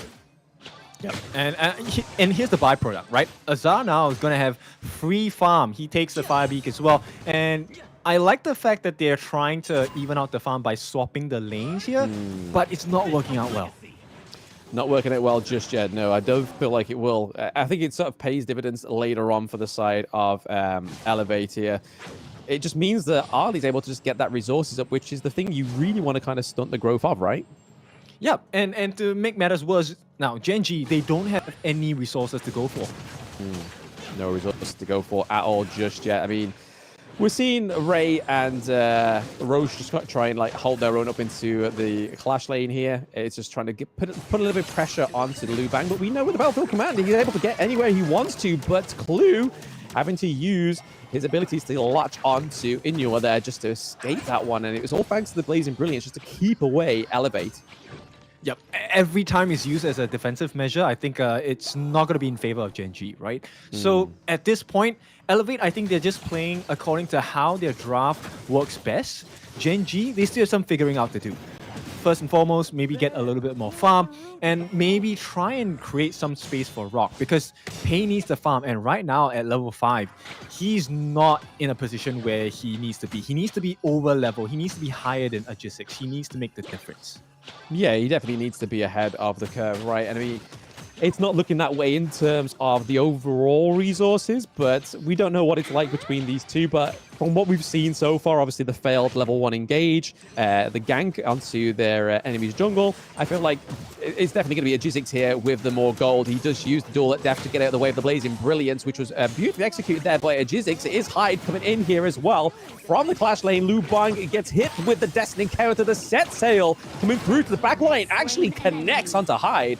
Gets the kill for Gen.G, but here is the world of my board, locking him into a small space. We do see that Agisic gets the kill onto Clue. Mitsura gets the kill onto Wawa as well, so well played by Elevate. We saw a little bit of a glimmer of hope there for Gen.G. Yeah, it was, right? It's a huge risk because they don't have a traditional farm lane hero at this point. I think it's not paying off that well yet, but I can kind of see, okay, late game, they want to make sure that if the early game fails, at least they can have something to fall back on. This was a beautiful bolt. The set sail definitely did hit his mark. Stopped the stuns from coming in because the mortar was actually knocked up as well. But, you know, return fire, at this point, the problem is Azar. Nobody has dealt with the fact that Azar has been free farming this first, 4 minutes of the game.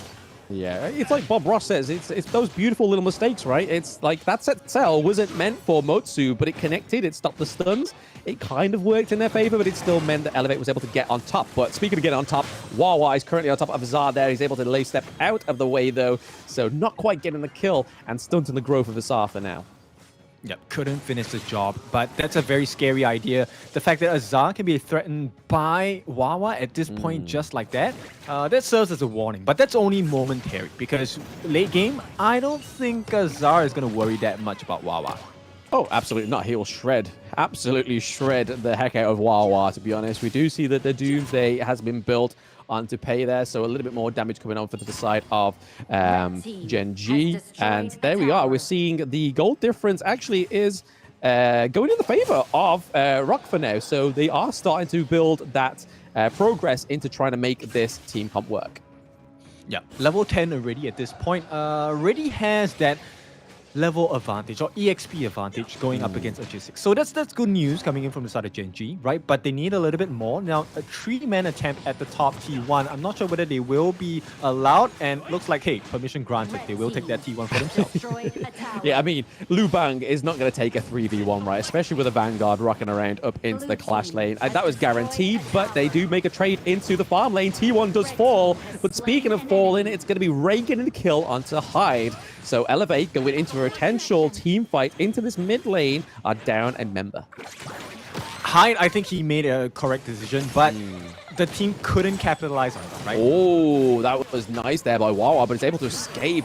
Azar being so slippery. Agisic uses the duel at death onto Clue, but then gets the bit of well, it is going to be Rock getting the kill onto Agisic this first time around. Battlefield Command does come through to change the side of the pendulum, going over to the side of Elevate for now. The wind slash doesn't connect fast enough. It is Everlist getting the kill onto Ray.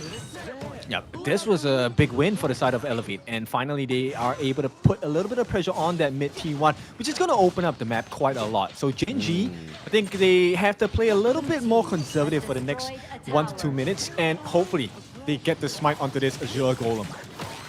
They were able to get it. They got it, and they also got Hyde as well. So nice from Inua with the Blazing Brilliance from the back line, able to take out Hyde. So there goes one of their front line. They're now heavily reliant on Agisic going into these next team fights, right? But it's Elevate taking that T1, and like you were saying, Kin, it's very detrimental for the side of Gen.G.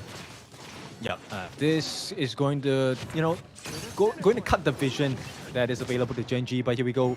If Rock can actually get a pick off at this moment of time, it's going to be very beneficial to Elevate, right? They can then take a pick, choose one of the T1s or the T2s on the mid or on the bottom, and make life a little bit more difficult and more stressful for the side of Elevate.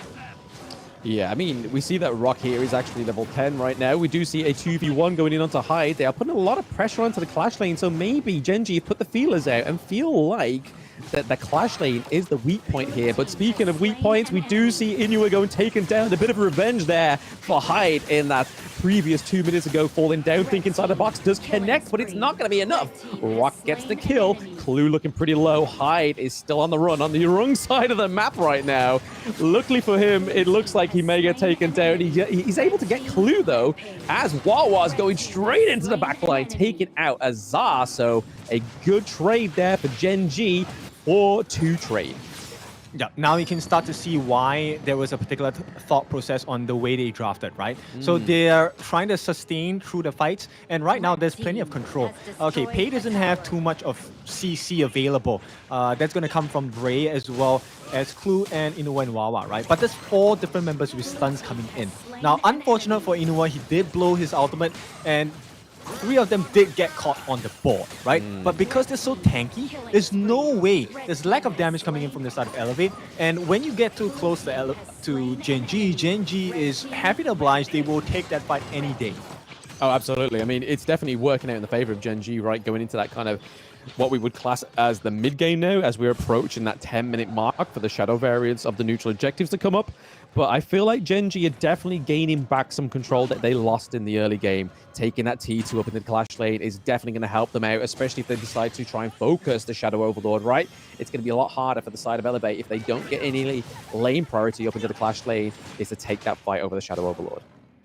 I think Ivalice needs to be a little less daring, right? He needs to land the stuns and only go in when he has the option to control 3 or 4 or even more members. Because at this point, you're playing to the strengths of Gen.G. Gen.G are a particularly melee draft. You can't fight face to face. He tried to face check the bush with the cannon blast, but actually got meat with the Maker as they have the minions going up to the T2 into the farm lane as well. So great timing by Gen.G. Yeah, it's difficult, right? As Elevate, I think they understand the strength. They need more time for Azar. He has been free farming, and I think they have been listening in, right? Because Gen.G now, they're putting so much pressure across the map. Macro game on point. There is not a lot of space now that's safe to farm for the side of Azar. Yeah, no, he's going to struggle. I mean, with those 2 T2s down on the side lanes, it just opens up the world buffet for the side of Gen.G just to kind of have their way with Elevate's jungle whenever they want to. They take the Shadow Tyrant over the Overlord here for some extra damage. I mean, this pays very well going on to pay the likes of Angela as well, right? There is a lot going on there for the side of Gen.G. Yeah, and to make things worse, you know, at this point, wait, hang on.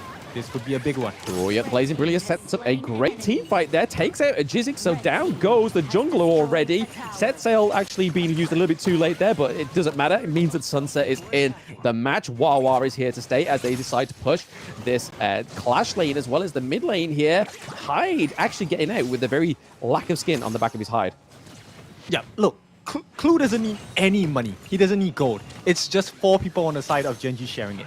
And right now, that's too much gold going into their pockets now, leading by 5,000 gold. And I think we were talking about this just now. They have kept on pressuring Hyde, right, in the Clash scene. And for good reason, right? If your battlefield command doesn't heal enough, it doesn't protect you, what's the use in having Hyde?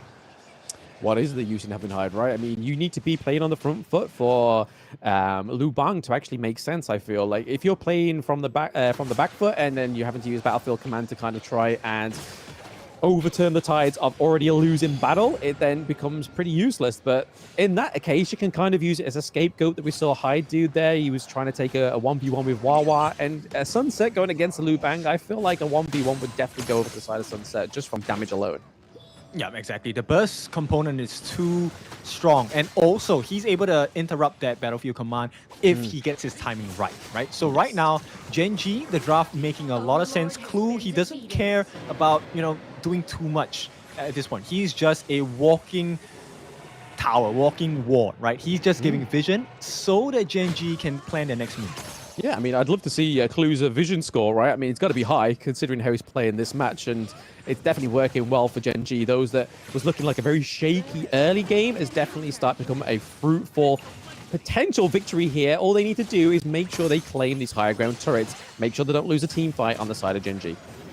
Yep, Clue still has not used the Guardian Redemption combination just yet, and which means there is a huge amount of survivability on the side of Gen.G as well.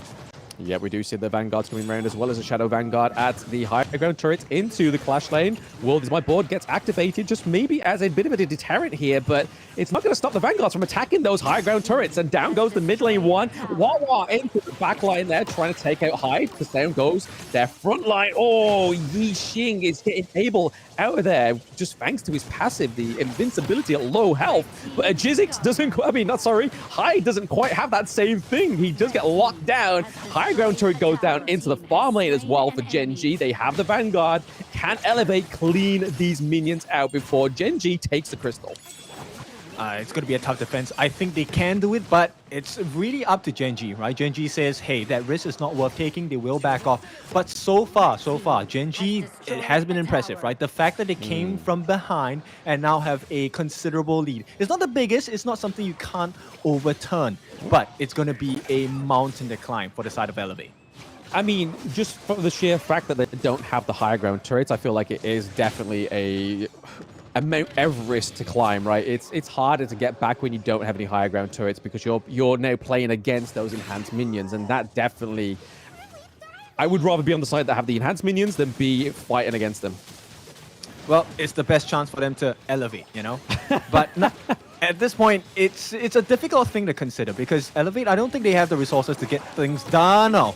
Yep, Hyde goes straight into the thick of it, though. They do get the Tyrant, so that means the extra damage comes along into this team fight, which is timed nicely. Jizzix looking pretty low. The Blood Rage does come in a bit clutch there, as well as Ivalice using that think inside the box, splitting the team fight on two fronts, but it's still going in the favor of Gen.G. That 2-1 trade, Clue going in with a bit of farewell. Nicely done there by Gen.G. Rock.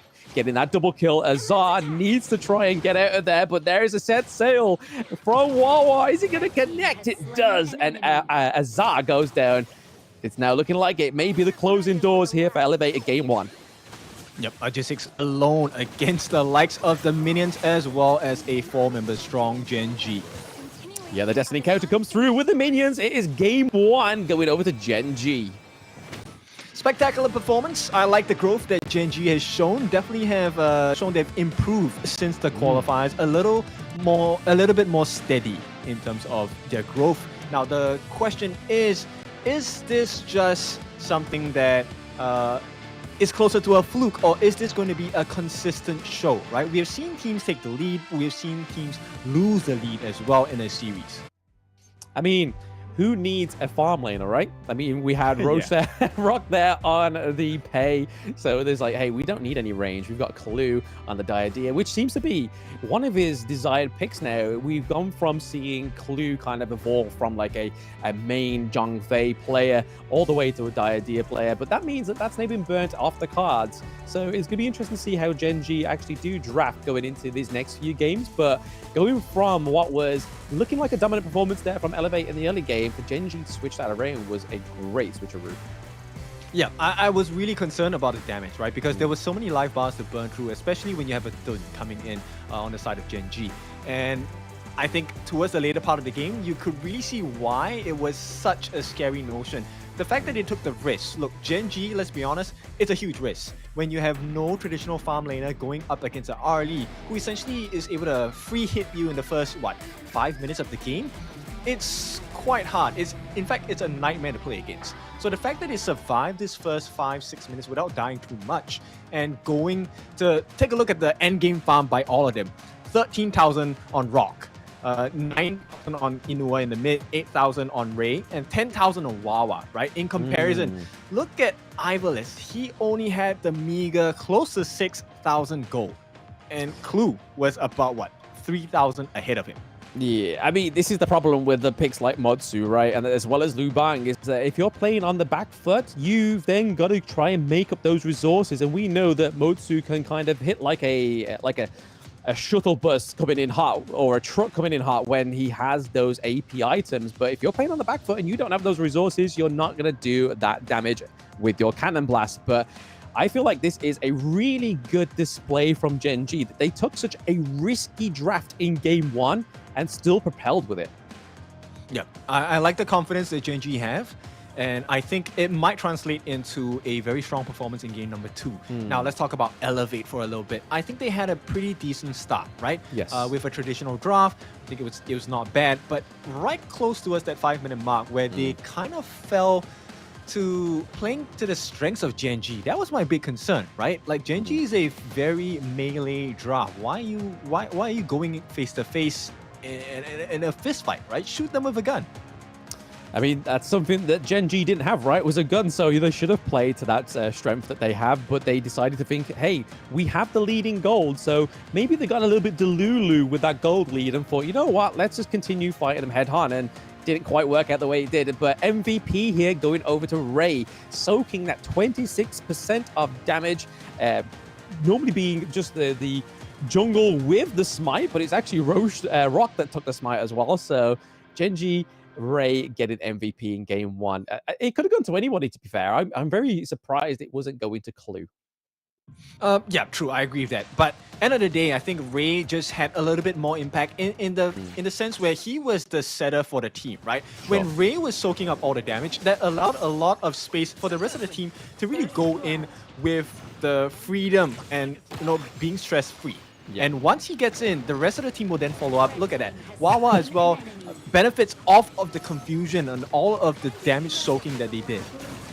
Yeah, I mean, this replay is definitely looking... It shows that the butterfly emerged from the cocoon with Gen.G, right? Like, we saw at the beginning part, that level 1 engage didn't quite go in their favor, and I was thinking, oh, man, I had my hands, like, face-palming on my head. I was just like, man, this can't be it for Gen.G. They have so much more within them, and then they just proved me wrong again, especially with these kind of team fights up into the mid lane, as well as dominating the turret game as well. They were able to take team fights and take T1s.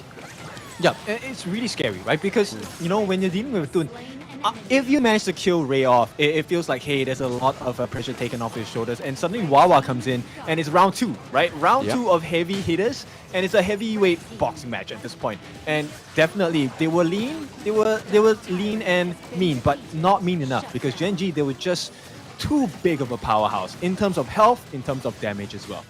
Yeah, I mean, it does mean that Elevate obviously take the likes of the Musashi off the board as well as the Yixing in game 1. So already one of those dominant mid laners have been taken off the cards thanks to the global ban pick for the side going into the competition of Honor of Kings now.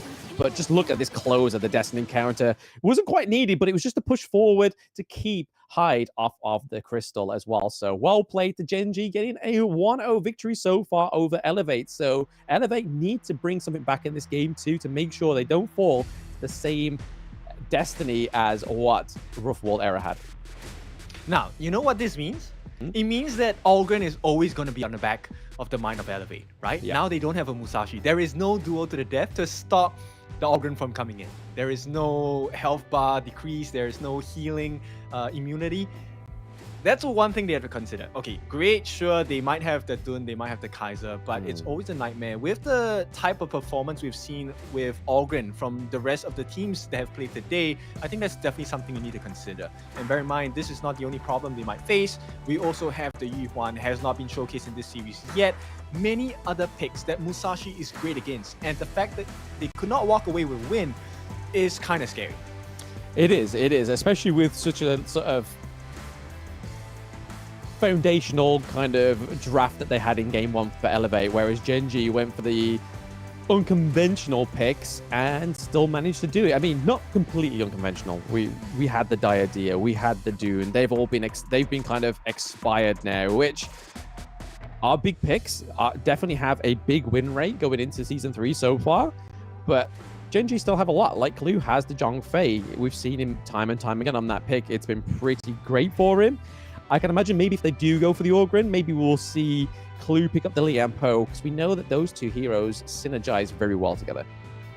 Yeah, now the thing that I'm curious about is how Azar is going to do, because Arlie is actually one of the best farm laners to take into any competitive match, right? And the fact that they couldn't walk away with the dub means Elevate needs to try something new. And we all know Azar, he works well with the Marco Polo. Is that going to be showcased today? That will be the first game where we see a Marco Polo in the series for day number 1. Yeah, I mean, we saw Marco Polo for Alpha 7, I believe it was. He did actually come through for that. But again, it was just the strategy of Team Vitality that was just always focusing our mining. So we haven't seen Gen.G do that complete focus yet. There we go. We're seeing some of the crowd cheering on. They need it. Elevate need it going into game 2, right? So the home team definitely need that home crowd. How do you feel that the home crowd affects this one, Kid? I think it's a double-edged sword, right? So likewise, like I said just now, Elevate, they're in a very particular, peculiar situation, right? Because you want to feel the love from the fans, but at the same time, you want to perform in front of fans. And now that they're down by 1 game, it's not the end of the world, but you're kind of feeling the pressure, right? Like, hey, we're here to perform. I want to make my home fans proud. And we didn't manage to do it in game 1, right? Can we do it in game 2? And then, self-doubt starts to set in. Yeah, I mean, they've got the cheering, so the spirits are definitely high within the crowd, right? So I feel like that's going to amp up Elevate to another level. So we'll have to see what they decide to go for in the BP going into game 2.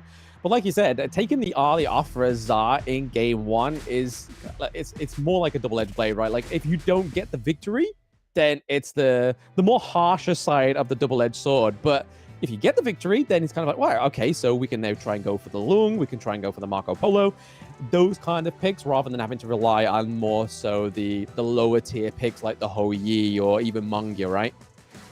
Yeah, it opens up a lot of options for you, right? Because now then you have the freedom of choice.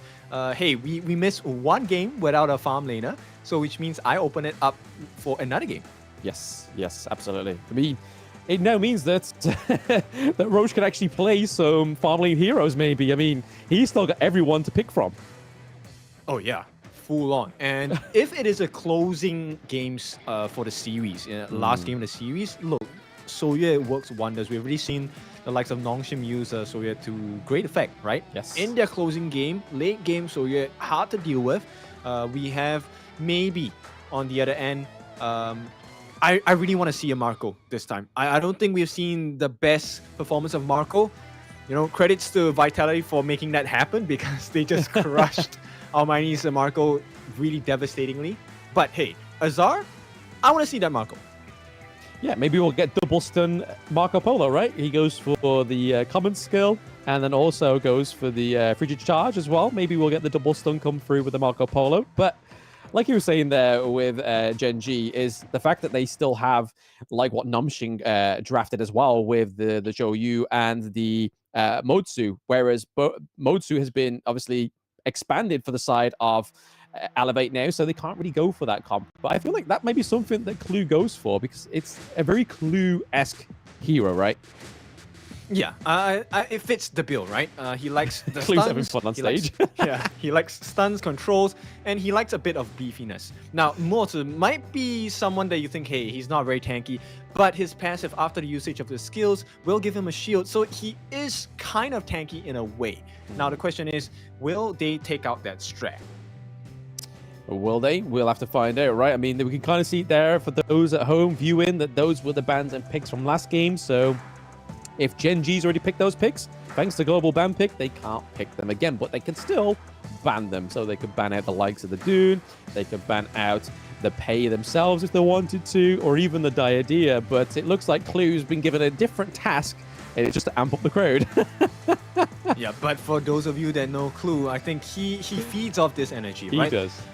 Good or bad, it doesn't matter. You are giving him energy, and I think he's definitely going to use it to turn the game in favor of his team. So I think right now, Elevate needs to really just lock in, go in a focus mood, and think about, hey, how do we make life difficult on the side of Gen.G? I think maybe going for, because we know that Rock can play, he drafted Pei in game 1, right? So his farm lane, hero pool, untouched, doesn't matter. I mean, they could try and ban out all farm lane heroes if they really wanted to, but then they've also got to then look out for Wawa with the Dharma. We know how strong he is on this pick, and if he gets this in game 2, it could be a 2-0 victory for Gen.G, you know? And then you've also got to think about Ray. He's very heavy on the Masashi as well. We've seen him time and time again perform very well on that hero. Yeah, and I mean, this is just how it's like, right? After this global ban pick has been introduced, it's what kind of problems do you want to face? There is no solution to everything. You have to give up some part of your draft. You do. That's the unfortunate part of the ban pick phase, right? You do have to give up some bits, a bit of give and take from both of these teams. Maybe that's where respect starts, is in the BP. Oh yeah. So right now the question, I want to see, do we get a Allgren straight away? Game number 2, right?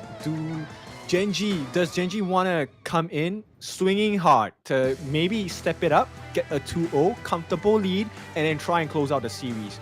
Likewise, on the opposite end, right? Elevate definitely looking to be able to tie up the series, but how do they want to do it? That's the thing, because I think Clue, this recent buff and recent patch with the introduction of Sakir, it fits his MO really well. Yeah, I mean, they could go for the Sakir and the Shoyu combo, or even just interchange that Sakir with the Motsu as well, but I don't feel like they'll bring out the Allgren in game 2. If they're going to bring it out, they're going to get the game 2 victory and then be like, hey guys, let's smash out the Allgren. Let's just bring it out and just roll out a 3-0 victory, which the people in the crowd don't really want to see. So I feel like it's definitely down to Elevate to try and shut down Rock in any kind of manner at all. If it's not in the draft, it's got to be focused on the Gorge, right? Yeah, and I think we need to focus on RG6 as well. I think Elevate, maybe, you know what, it's just nerves. Game number 1, it happens, right? You're playing in front of a home crowd. You're not really warmed up to the ambience of playing live just yet. I think this is something that, people underestimate. The stress of playing on stage is quite intense. So maybe if they can steal their nerves, calm down, we could see the best performance coming out from RG6. He needs to lead the charge for the side of Elevate. Oh, absolutely. Yeah, it can be either overwhelming or completely like what you need to get that win onto the board. But if we go and look at like players that we know historically that feed from the energy, like say, for example, Alpha 7 Danny, it just being on stage just did not seem to give him the energy that he needed to go against Team Vitality, right? So that's what I mean by it can be overwhelming, is the fact that like you're known to performing on a live stage and then you just get taken down 3-0, which is definitely maybe a reality check for some of these players, but it's the harsh lesson that some of them have to learn, right? But hey, less rambling from me and Kindofu, your favorite kind of tofu. We are getting into game 2 BP right here. This is where the magic is going to start to set. Yeah, let's see if Mai is going to be hit with the Banhammer again. This time it's going to be Diadia that gets the Banhammer coming out from Gen.G. They don't want to allow the heals. There's too much control and too much sustain coming out from a Diadia. I think that's a perfectly good reason to ban out the Diadia. And they actually don't ban out the Mai first. So this could potentially be a Mai pickup on the side of Gen.G. It could be, absolutely. I mean, they have the prio pick, right? It's not really the Inua spell. Like I said, he did have the best performance out of all his hero selection within the MENA qualifier on the Mai Shiranui. So you could be right. It could be prio blue pick here for Gen.G, or they end up locking in maybe one of Clue's picks, or even Lung, right? Okay, so they will not allow it. Permission denied here. So it is going to be the final Mai ban, and this is the Wawa specialty. So Dharma going into the hands of Wawa, we know what kind of destruction he can lay on opponents, and Elevate is going to be on the receiving end of this if they don't come up with a solution for this. Yeah, what is the solution to the Dharma though, right? What are we feeling? I mean, they've gone for the Lung again, because Gen.G didn't take it. I feel like it was only right for them to lock it in onto Azar, because they've already taken one of the tier 1 farm lane heroes. Locking in the Lung is definitely what you need to do for Azar to try and get him back into Spirits. Yeah, I like the thought process here, taking up the Yuhuan as well. I think if, the Truth Mantra does not kill you, and even with the combination of the Enlightenment Mantra as well, look, Yuhuan's ultimate, Unending Sorrow, will help to save the team, at least help to sustain, right? Coming up the heals, and if they change it into the Melody of Peace, that is the turnaround in the team fight. But Gen.G, they lock in the Lady Sun and Ming combination. Ming has just been buffed. Yep, I mean, if only Hall was here, he is the one-trick Ming player. He would be buzzing to know that Gen.G's locked this in. And it's something we've seen before already for Gen.G. And it is a dominant combo. Because when we talk about, like, support heroes that are so sort of, like, clue-coded, Ming, Motsu, Zhongfei are definitely amongst those. And especially paired with Rock on the Lady Sun is going to be fearful. It's going to be all about shutting down Rock in this game too, I feel, Ken. Oh yeah, for sure. And here we go. Elevate, they ban out the Kaiser and the Ogryn. Ogryn now always on the back of their minds on the side of Elevate. And Gen.G, I like the bans. They want to get rid of like burst potentials because that is the kryptonite on the side of Ming and Lady Sun. Yes, the Lady Chen does come through. Maybe it's going to be the Masashi pick here for... Oh, no, they're going to go for Monkey. Very interesting. I thought Masashi maybe have came through here for the side of Gen.G. But now they're going to go for Monkey. A little bit more tankiness. They do need it, right? They have Dharma, obviously, for the engage, but they definitely need something to follow that up. And, oh, ho, ho, 2 picks that are rocking not only the competitive scene, but the rank scene right now is Nua and Lamb. How do we feel about that? Oh, I love it, right? I like the fact that here, look, we are going to be looking at a Sunsa roam, I think. Yeah, Sunsa roam. And the Lam is going to go into the jungle for sure. No. No, it'd be Huan. Lam Clash. Oh, Lam jungle. Okay, Lam jungle, Sunsa onto high. That is going to be the Clash lane and Yu Huan as the roam. I like it. There's quite a bit of control and very healthy burst potential coming in from the side of Elevate. Now, all they need to do is to be able to reach Clue or Inua and Rock. Either one of them. And they have to do it at the risk of Wawa and Ray catching them out. Yeah, I feel like the task to shut down the Lam is definitely Dharma and definitely down to Wawa and Inua because the Destructive Deluge as he's trying to go in with that big push of his ultimate as well. That's going to be the showstopper for the side of Gen.G, I feel. That's the shutdown that they need. But also, in terms of the shutdown that Elevate needs to do, is definitely focusing on Rock in this game too, right? They need to make sure that Azar gets basically above and beyond the Lady Sun in this one. Yeah, but that's a tough call to make, right? Because at this point, you know Clue is just going to stick to Rock like glue. And 2v1 situation all the way. Ivalice, he has his work cut out for him. It's going to be a very tough job. Until he hits 4, it should be in favor of Rock in the laning phase all day. It should be. It should be. But we'll see if they decide to go for any kind of like lane swaps that we've been seeing for the past few series, right? Where we see some of the clash lanes go down into the farm lane to kind of just go toe-to-toe, try and stunt the growth of the enemy farm lane in that way. Or it's going to go back a little bit to basics where we see the farm lanes all just go down into their respective roles and lanes. But game 2, Elevate definitely need to pull some of the stops out here. And I feel like this draft is pretty good, but again, I don't think draft was a problem in game 1, right, Ken? It was just the execution of letting Gen.G gain that room to breathe. Yeah, it's really about small little things across the game from the start, right? So, example, how many camps do you steal away from your opponent's jungle? How many last hits do you have on your creeps? These little things do matter, and you know it compounds. The effect compounds, and that's where you get your lead from. And this is where you can then force it in and say like, hey, I want to get a kill. First blood is mine. And so this laning phase is really important. Don't miss your last hits. Try to steal as many camps as you can from the opponent jungle. Absolutely. I mean, that's definitely what you want to be doing, is trying to get as much resources going into the likes of the Lamb, making sure your Azure Golems don't get stolen away here. We see that Roche is not... Oh, he gets it as well! Level 1 Azure Golem goes over to Rock. That is just a violation of all kinds. Yep, G6 is definitely shaken. And here's the thing, right? It was an early smite coming out from the side of G6. And I think because they got notified that he had no smite, you know, Rock just went in for the grenade and somehow got it. Yeah, I mean, to grenade and outsmite your opponent is definitely a flex, to say the least. But maybe the Nuo will give a lot more of a oppression in the mid lane, right? Because again, those boxes, just getting that CC, being able to push people away, kind of like the shirt in that respect, being able to kind of move your opponents around wherever you need them to be. Yeah, I mean, at this point, Ivalice needed to be the guy who was willing to catch a grenade for him, but he didn't. He was not near. And now, at G6, he's in a poor position because he now has to share the lane to try and get the 4. He's not even 4 yet. Yeah, no, being down that Azure Golem is definitely going to stunt the progress and the farming of the Lamb, right? It's very interesting because he needs that cooldown reduction. He needs to be able to have those spells up and ready when he needs to. But thanks to the side of Gen.G, they kind of starve that potential for the first few minutes. I mean, it's back up in 9 seconds. Do they go for a second wave of denying the Azure Golem? Who can tell?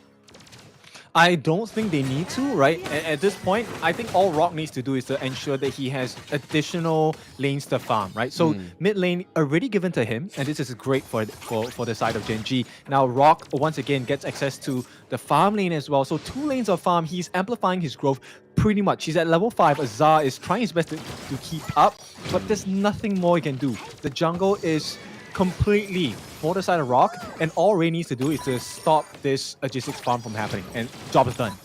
Yeah, I mean, they're definitely giving like a 50-50 split in terms of the jungle for Rock here on the Lady Sun, just to kind of just amp up that progression in that late game hero, just get those resources on as soon as possible. But it was nice to see that Sunset offer the taxi service down to the Azure Golem to make sure they're able to claim it for themselves, Elevate this time.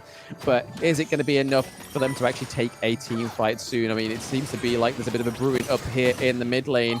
Nua missing a few of those skills onto the squishier heroes on the side of Gen.G.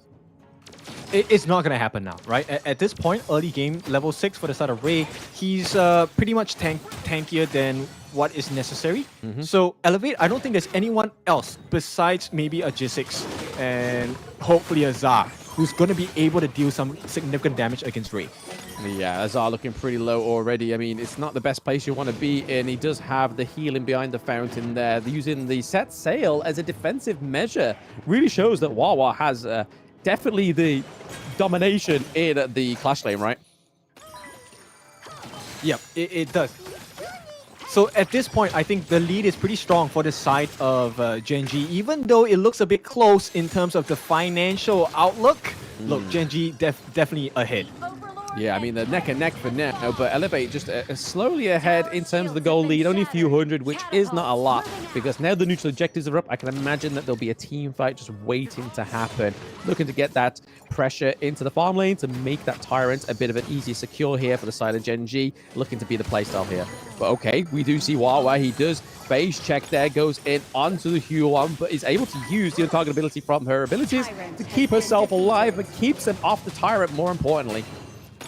Yeah, and this is where resources are very important, right? So every single thing that Gen.G is forcing Elevate to do is hurting them. So the fact that, look, Azar, right before this Tyrant take, he took so many hits from Rock, which means that he was at risk of using that Infinite Vastness a little bit too early in the team fights. So that's you know, deficit number 1. Deficit number 2, the fact that they had to burn out Ivalis's Unending Sorrow so early, and there was no fight. It was literally because Ray was just doing too much damage. So that's 2 big elements out of the picture. Elevate knew they couldn't take a fight. They couldn't even contest for the Tyrant. Yeah, couldn't contest for the Tyrant. They lost the Tyrant. They got the Overlord, but there was a trade for the T1s on the opposite side of the maps. We do see Gen.G gets a bit of a lane lead into the farm lane, whereas we see Elevate giving a bit more pressure into the Clash lane thanks to Wawa's absence. But right now, it's still looking neck and neck here. We're just waiting for that first Ray to come through. Ray gets in trouble there, but the Dream Roll is going to be able to renegotiate his position into this team fight, keeping away the Lamb because he's taken a lot of damage for now. We do see Azar up in the sky with the Infinite Vastness. Come back down to try and protect the T2. Nice set sail into the backline there for Elevate. There's first blood going over to Clue. Clue down, Ray down. That is a 2-1 trade for the side of Elevate. Definitely what they needed, but it's going to be neutralized there by Inua taking the second kill over to Hyde. Yeah, you know what? If they didn't give that kill away, Elevate would have been in a great position because they were recovering at this point. But right now, because they got the trade on the side of Gen.G, it's not looking too good. And, you know, gold-wise, it's difficult to keep up. Look, I like this. Let's take a look at the replay. The bolt from the set sail. I like that knockup, right? But the thing is, they needed to do much more. They needed to make sure they cut their losses. Right here, if Elevate, no one else on Elevate died, it was the perfect situation. Yeah, that ultimate roll there coming through for the Lady Sun, just keeping herself alive. So Rock played very well in his escape there. But I feel like Elevate probably could have done a lot more with that mid lane because they had the Vanguards coming down there.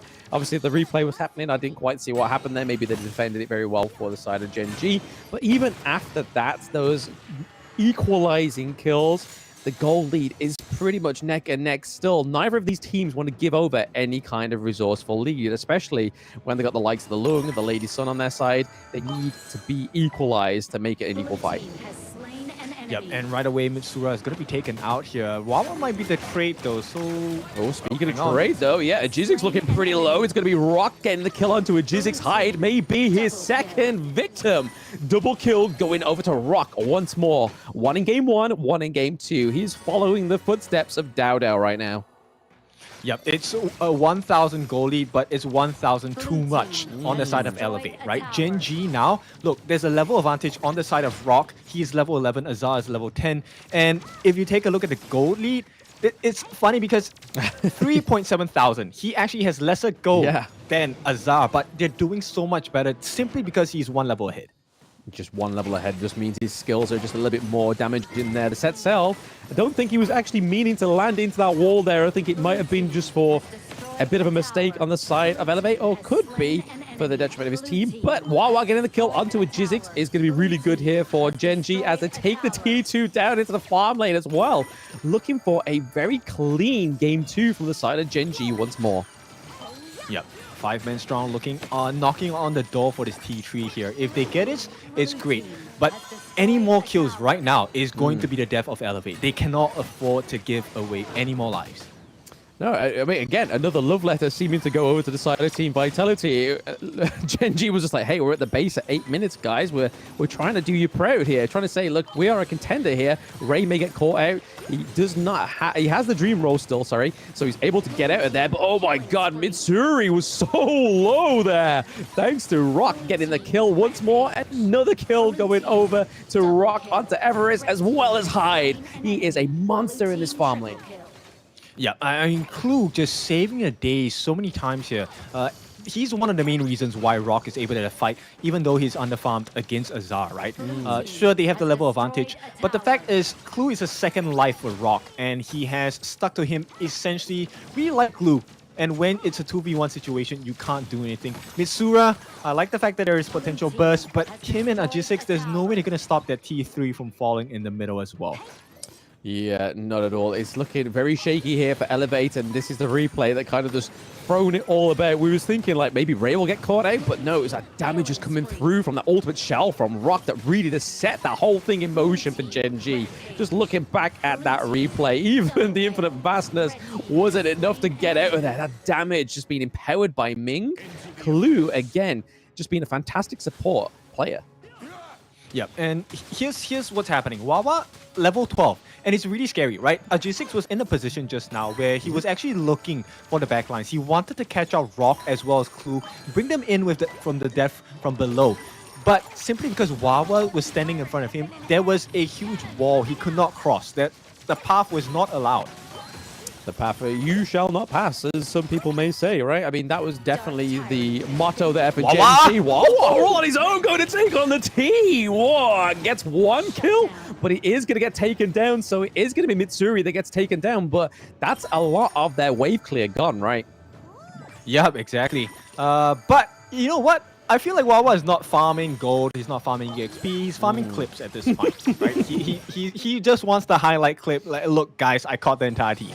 Yeah, that was definitely huge here. Speaking of huge, is those minion waves, but they are going to get cut down to size by the side of Elevate. So still not quite down and out just yet. Elevate here. They're still looking to defend their last higher ground turret. I feel like once that falls, it's going to be a lot harder for them to come back. They just need to make sure they get some presence here or even try and take a team fight. What is Elevate's way in? At this point, I don't know. Because there's not enough farm, right? So many things have to go right in order for Elevate to get a good position to win this fight. Death from below on all 5 members, maybe. I don't know.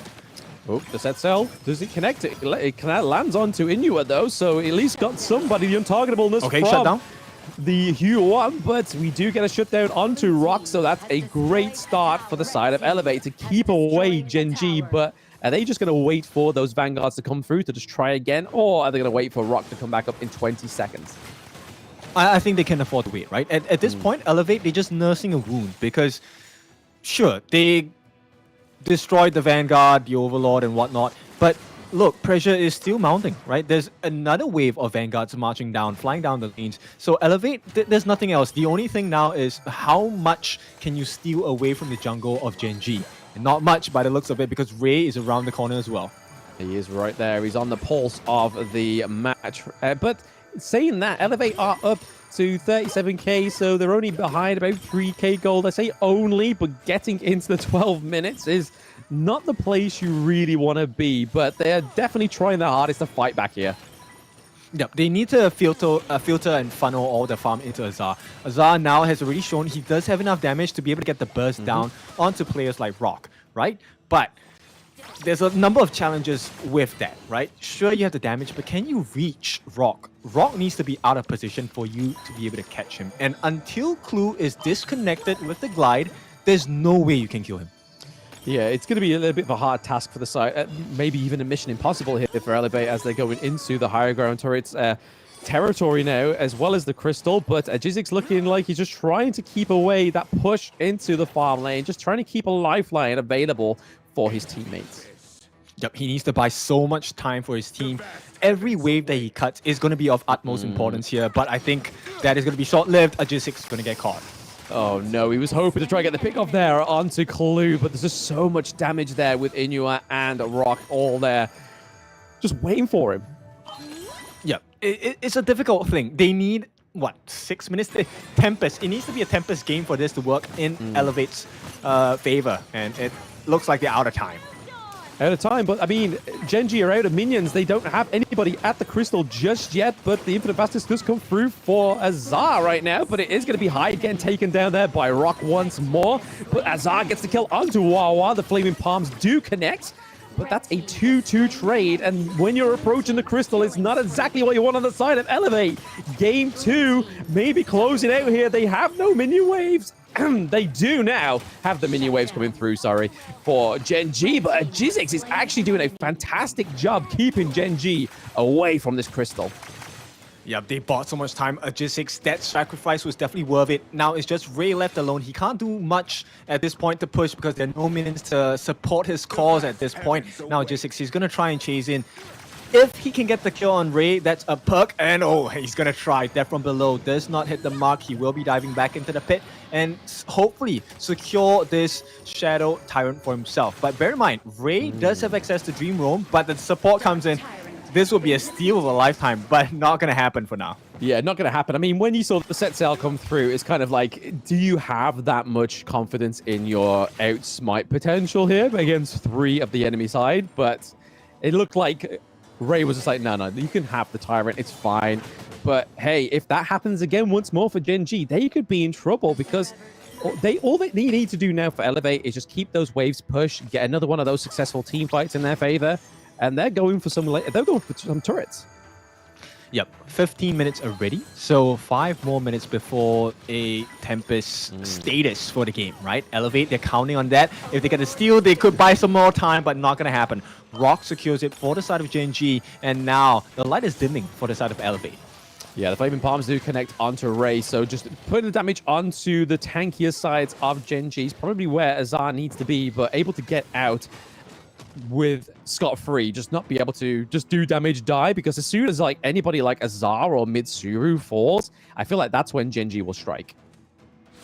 Yeah, and I think it's a really difficult position to not allow that to happen, right? Because they're not exactly very tanky. In fact, there's no traditional tank on the side of Elevate, and that's the risk they took with this Trash, right? They wanted a little bit more burst, they wanted a little bit more control, but that's what you're giving in exchange. Your health bars. You don't have a big beefy boy or a shield to kind of stop the damage from coming in. A bit of cat and chase there was well played by Hyde, but is it going to be enough for him to escape here? He does use the dash out from his first ability, to get out of the range of Gen.G, but Rock coming in here, laying down the damage onto Ivalis here, but is it going to be enough? Okay, Jizzix into the backline here. Oh, he takes down Rock. It's actually Azar that gets the kill, but Clue gets the kill onto Jizzix as well. So a 2-2 trade going into the 17-minute mark here. Azar's not done. He wants to get the Flaming Paws, but Ray is not your pal. He can soak up that damage. He's just buying time. He's just buying time. They need to do it, right? This is a very peculiar position because if they manage to sustain until the 20-minute mark, all they have to do, okay, sounds a bit too simple, but just get the Tempest, right? And then they can turn the game around on its head. But so far, although it sounds very difficult, they are doing it. So Elevate, they're holding on, and they're really clawing their way back into this game as the game transitions towards that final stage, final phase of Tempest Dragon's availability. You can see Agisic, he's hitting the mark already. 12,000, he does have quite a bit of damage. Right now, it's about the synergy. Can they get the setup for the team?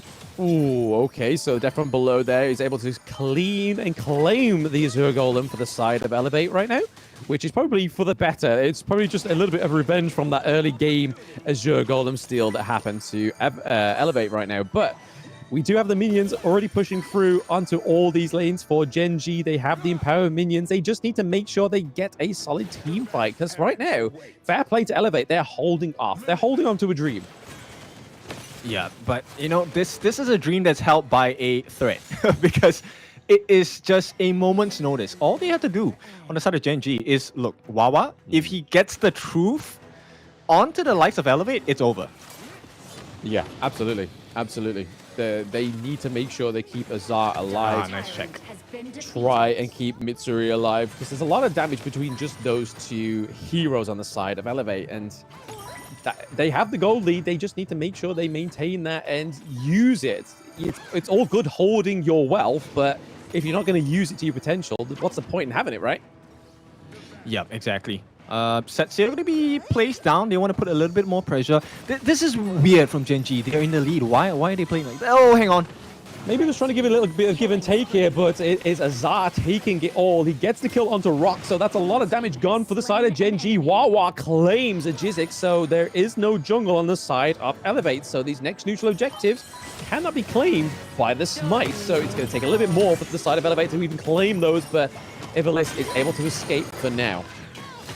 Okay, so benefit to Elevate, they have some decent wave clear, right? They have Azar, they have Mitsura. So that's a lot of wave clear ability on the side of Elevate. Now, the only thing is, I don't think Gen.G would want to overcommit and go for the Overlord. Now, they don't want that permanent debuff, right? Okay, it's not permanent, but yeah, they don't want a Primal Bond on their hands.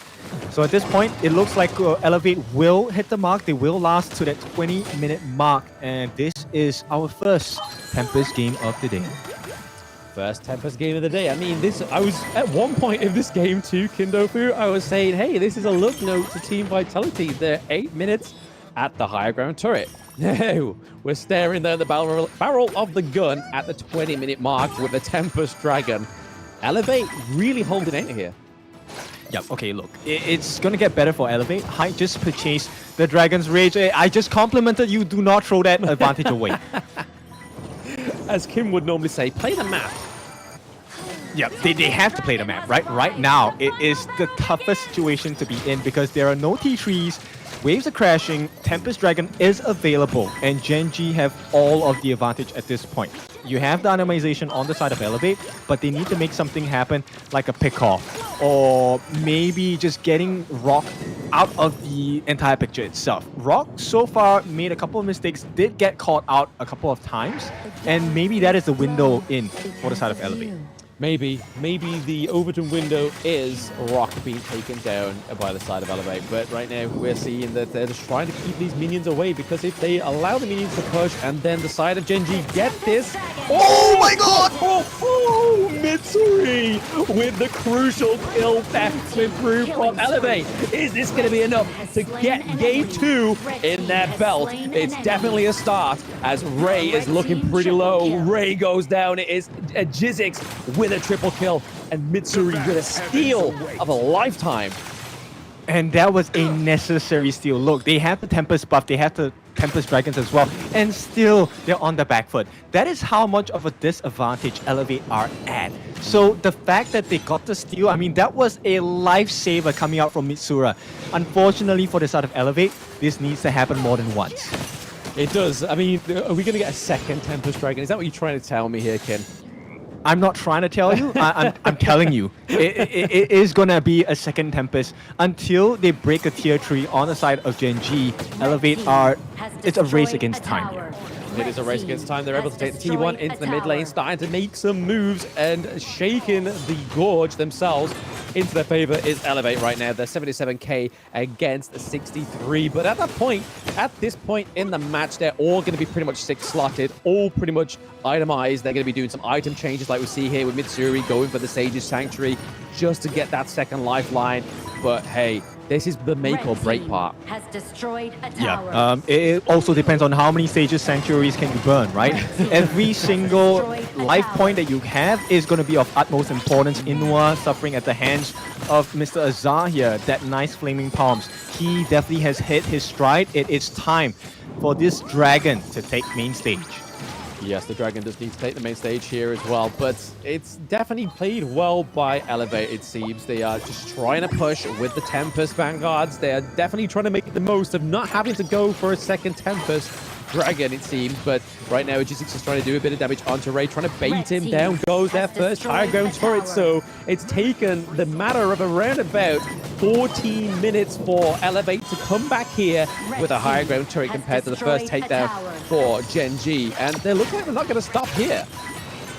I think it's a good risk to take, right?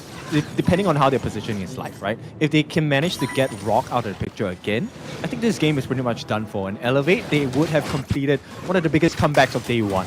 Oh, absolutely. No one saw this coming, especially with the fact that Elevate had such a bad time in game one. The fact that they've managed to come back from no higher ground turrets for a good, like, at least 10 minutes of not having higher ground turrets, which is insane. Most teams could not do that. They would have just checked out at this point. But Elevate, for the home crowd there in Philippines, are going for it. Yeah, and here we go. This is the second Tempest Dragon that's available on Gorge itself, but mistake maybe? Oh, nice set sail. Does connect onto Clue and Wawa, but obviously no follow-up there. They do have to make sure they pay attention down into that farm lane. There is a minion wave that does actually get equalized by Gen.G's minion wave. But hey, Tempest Dragon again. Kin was not trying to say it. He was telling us that the fable of the second Tempest Dragon of day one of the group stages of Season 3 Invitational is here. And oh my god, Inua, he gets the Sage's Sanctuary wiped out, and then Mitsuru's like, boom, let's take the snipe from afar. But Azar is coming in with takedown onto Rock here for the vastness as well. Jizzix putting in the work. It is going to be Elevate coming back from such a far defeat in this game too to take it for themselves. Yeah. As my principal used to tell me, right? You do it once, you do it well. You win that one big team fight, it is over. And the fans, they love it. Elevate definitely did put themselves at a higher level this time. Came back in the second game of a best-of-5 series. I think we're in for a long one today. Oh, absolutely. I mean, that's definitely what the home crowd needed, right? Was Elevate. That was what all that chanting was at the beginning of the preparations for game 2, was just getting Elevate to be like, hey, it doesn't matter where you are in this game, you are going to come back.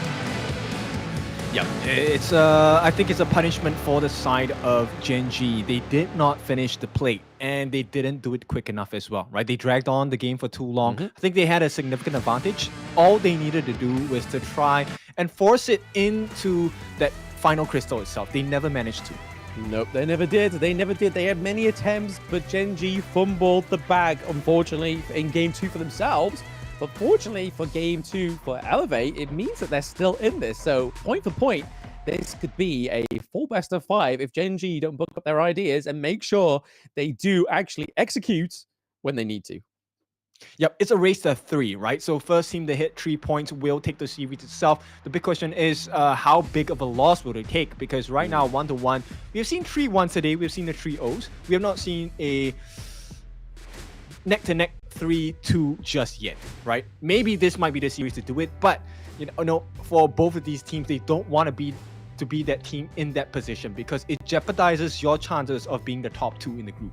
Yeah, I mean, for the new viewers at home, we have a very important component here. If we are going to see a 3-2, we have the component that we need, and it is Kindofu here. He is known for getting it to a full best of 5, and he's here, baby, on the desk. Okay, yep. You can love me or hate me, but we're getting your full value here, right? Honor of Kings, yes, every time I'm on the broadcast, you get maximum games, for sure. And it's looking like it's going to be a maximum game series here. And I would not have it any other way, right? Now, I'm just curious as to see, because we've seen the likes of RD taken, we've seen the likes of Loon taken up as well. Yep. Right? What more is left in the arsenal that works for the team? Look, you can pick any farm lane, you can pick any jungle you want, right? But whether it works against your opponents in this particular set, in this particular match, is up for questioning. It is. I mean, if we look at it in that way, in terms of late game marksmen that we have left on for the side of Elevate, is probably only really Lady Sun in terms of how Azar can actually perform, because it then falls down to, if the Lady Sun gets banned, it's down to the likes of the Marco Polo, maybe even a Gen.G, right? I would like to think Mengya joins that as well, right? Okay. We have seen the Scars performance where they absolutely could not kill him. But let's take a look at the itemization coming in from the side of Gen.G and Elevate. Elevate, I want to focus on to Mitsura. I like the fact that he went less greedy, built that Sage's Sanctuary as well. But right before that moment, the big moment was Mitsura stealing that Tempest Dragon with the Annihilation. That was a huge moment. That was really what gave that lifeline to Elevate. They made full use of the resources and got that W through sheer hard work. No jokes. Absolutely. Absolutely. I mean, he definitely put in the work. It was kind of like, maybe it was just like, hey, this is our only hope. We've got one shot, one opportunity, and I've got one ultimate. Let me just see if I can get in and take that Tempest Dragon. And they did. And they did. And it's all paid dividends now for the side of Elevate. They are going into game 3, not at a 2-0, at a 1-1 scoreboard. And here, you can kind of see the damage come through.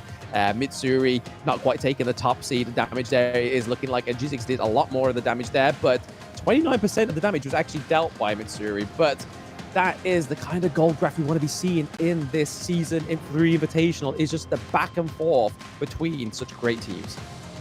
Yeah, and you know what? I think this then exposes a kind of weakness for both the teams, right? So Gen.G, very strong early game. They understood the importance of stealing camps, of having the numbers advantage in the laning phase, right? Yeah. Once you get the kill, you can snowball off of that lead really quickly.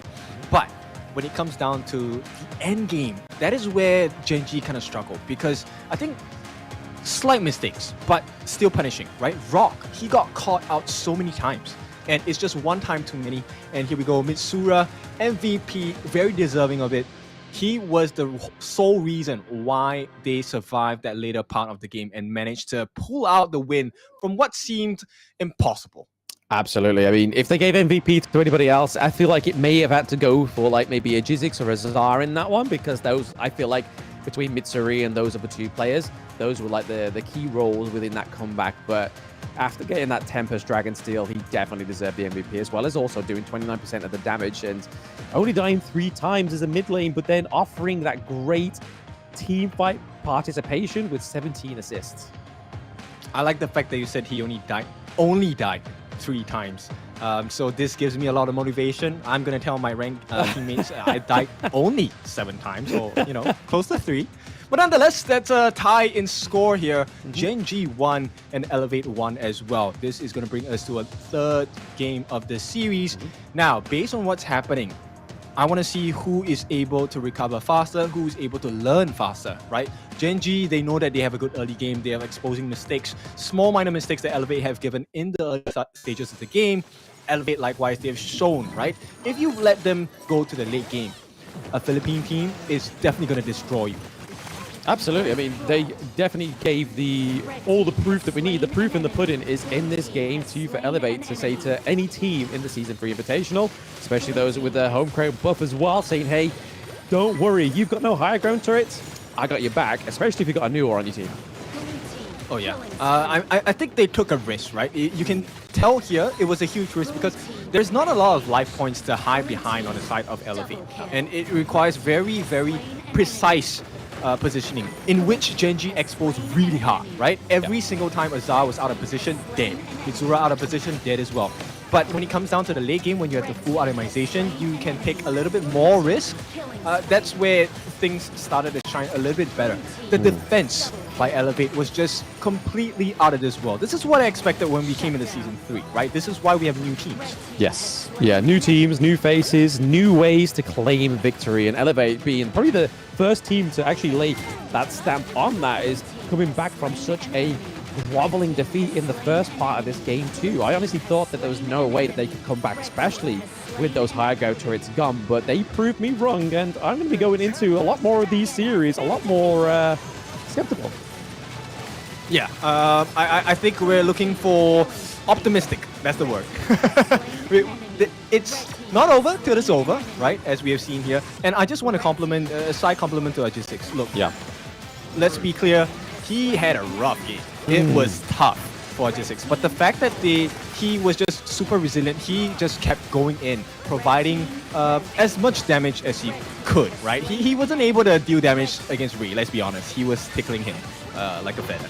But nonetheless, it's simply because of his intensity that allowed him and the rest of the team to really find an opening. Number one onto Rock and number two onto Clue. Once these two were down, there's no more damage coming out from the side of Gen.G. Yeah, tickling like a feather, but there was no Cirrus on the gorge. So where those feathers were coming from, we're not too sure. But there was definitely a lot of tickling taking place in that game too. And so much so that there was a victory for the side of Elevate. But it really shows that strength doesn't always overcome resilience, because like you were saying there, Ken, the resilience of Agizix in this game too was really kind of like the backbone. Other than the Mitsuri getting that steal, I feel like that was the backbone to get them through that game 2 win. Yeah, definitely endurance is somewhat of a new marker required for all the teams here. Bear in mind, this is a best of 5, right? Normally we will have best of 3s, but it's a best of 5, and adding on to that is the global ban pick. So it also means now Lady Sun is no longer available for the side of Gen.G. I mean, okay, biasness, if you have a Lady Sun and Ming combination, shouldn't that have been a win, right? That's the traditional mindset. That's the statistical result we have seen since Season 2. And the fact that Gen.G, they kind of fumbled the bag here, it might cost them in this entire series. It may just do that. I mean, it's definitely a hard lesson to learn, but they still have one more game in this group stage to go against Blacklist. So even if they do falter to Elevate, I'm pretty sure the home crowd will be very happy if Elevate managed to take a reverse sweep against Gen.G, but they still have to go against Blacklist as well, right? So maybe it's a lesson they learn now better than it is to learn it at that last game of the group stages. Yeah, I think that's going to be a tough position. But Blacklist, I think they're very happy with the results so far, right? That's a lot of games. The more games you have, it's actually even bigger learning material coming in for the likes of Blacklist, right? Now you get to see certain patterns, certain drafting styles coming in from both sides, and you can get to study them a little bit more and hopefully find out what the weakness is and where your win conditions will come from when you face them in your own series. Yes, I mean, that's the whole thing about group stages, right? Is if you are going to make mistakes, you kind of want to make them as soon as possible, but then also learn from them as soon as possible as well, which is something we can't really say for Alpha 7 in the past series. But hey, Gen.G's only taken 1 point away by Elevate, so they still have plenty more in the barrel, right? I mean, we still have the likes of the modes who could go over to the side of Gen.G. We could still see that show you team composition come through as well, the duo lane between Rock and Clue to try and redeem their names. Yep. Still plenty of picks, and now we want to see, right, how deep is the hero pool on both of these teams. It's just 2 games, so total of maybe maximum 20 heroes taken out of the ban pick pool. But still, there's close to 100 heroes already in Honor of Kings. So yeah, plenty of variety to go around. Plenty of variety and plenty of room for Gen.G to come back and try and claim another victory here for Elevate. But let's see what the Game 3's BP is actually going to hold, because like you said, that's a total of 10 heroes each for both of these teams that aren't going to be able to be picked. Wawa doesn't get his Dharma anymore. Yes, he still has the likes of his Byron and stuff like that available for him, but these are some of these big picks that we know these players for. Wawa, again, we were saying that if Game 2 comes around and Wawa gets his Dharma, we honestly thought that it was going to go to the side of Gen.G, but things happen, miracles happen, and Tempest Dragon steals happen, and Elevate definitely showed a little bit of a stomp to Gen.G's prio picks. I mean, it was happening, right? They did have a very strong control of the early game, even up to the 12, 13, maybe even 14-minute mark, and then it started to kind of falter a bit. You could see that grasp they had on the win slowly slipping away. And Elevate, when you give them a chance as such presented, no way they're gonna miss. No, not going to miss. But what's not missing is that Diadea band. They definitely don't want to give it over to the side of Elevate because they know how much potential that hero holds on the Gorge. And they're going for the Mai Shiranui band once more. So a lot of the same old song and dance in terms of the band phase for Gen.G. But if it ain't broke, don't fix it.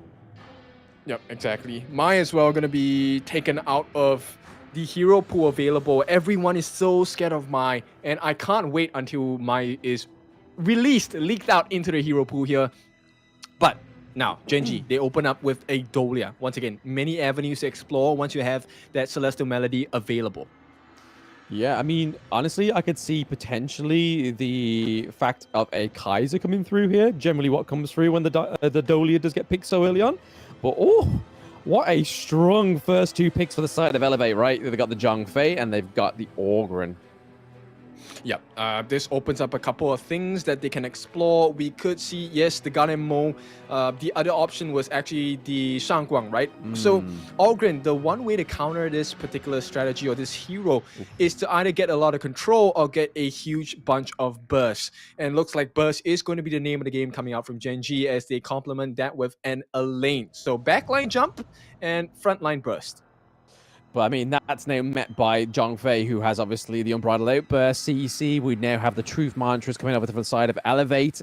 And that is going to be a crucial setup for Orgren, right? Like, setting up that CEC, and then you go in with a Death Precipice and then just do so much damage, but then also regen so much damage. It's looking like a very scary Game 3 draft here for Elevate. I like this, right? This is what I expect out of Elevate in the first place, right? They were the top 3 contenders coming out from the region of Philippines, and I expect as much, right? They need to come out with top quality drafts, BPs, and they need to have flawless execution. Now, this is where we get to see that beautiful Marco Polo coming out from Azar, his own specialty. His own specialty, yeah. I mean, they're definitely looking like they're going for the stronger picks this time around, right? Like, there is just so much coming from Elevate. Oh, there we go. Finally, it took how many games, Kin? You did say at the beginning of the day, Luna has come out to play as well as Gen.G. 7 games. That's how long it took to get my first Luna of today. And it is going to be a Ray Luna going up against, first time, we have not seen this in a long time, Kongming. And this is going to be coming in the mid as well. So the winning strategy, hopefully, is going to be of value to the side of Elevate. But it takes a bit of time, right?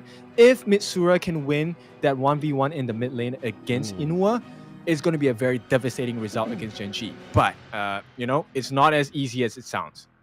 I mean, it's going to be really hard for them to try and mitigate the Kongming, right? Because, I mean, if you can get the CC from either the Dharma or the Zhongfei, if he then goes in with the ultimate, it's pretty much a locked target, especially if there's nobody sort of standing in that line of sight, which you will kind of hope that it's maybe the Dolia to just kind of heal herself if she does take the damage. Because if you look over to the side of Gen.G, the only real sustenance they have in terms of like engage and tankiness is the Elaine.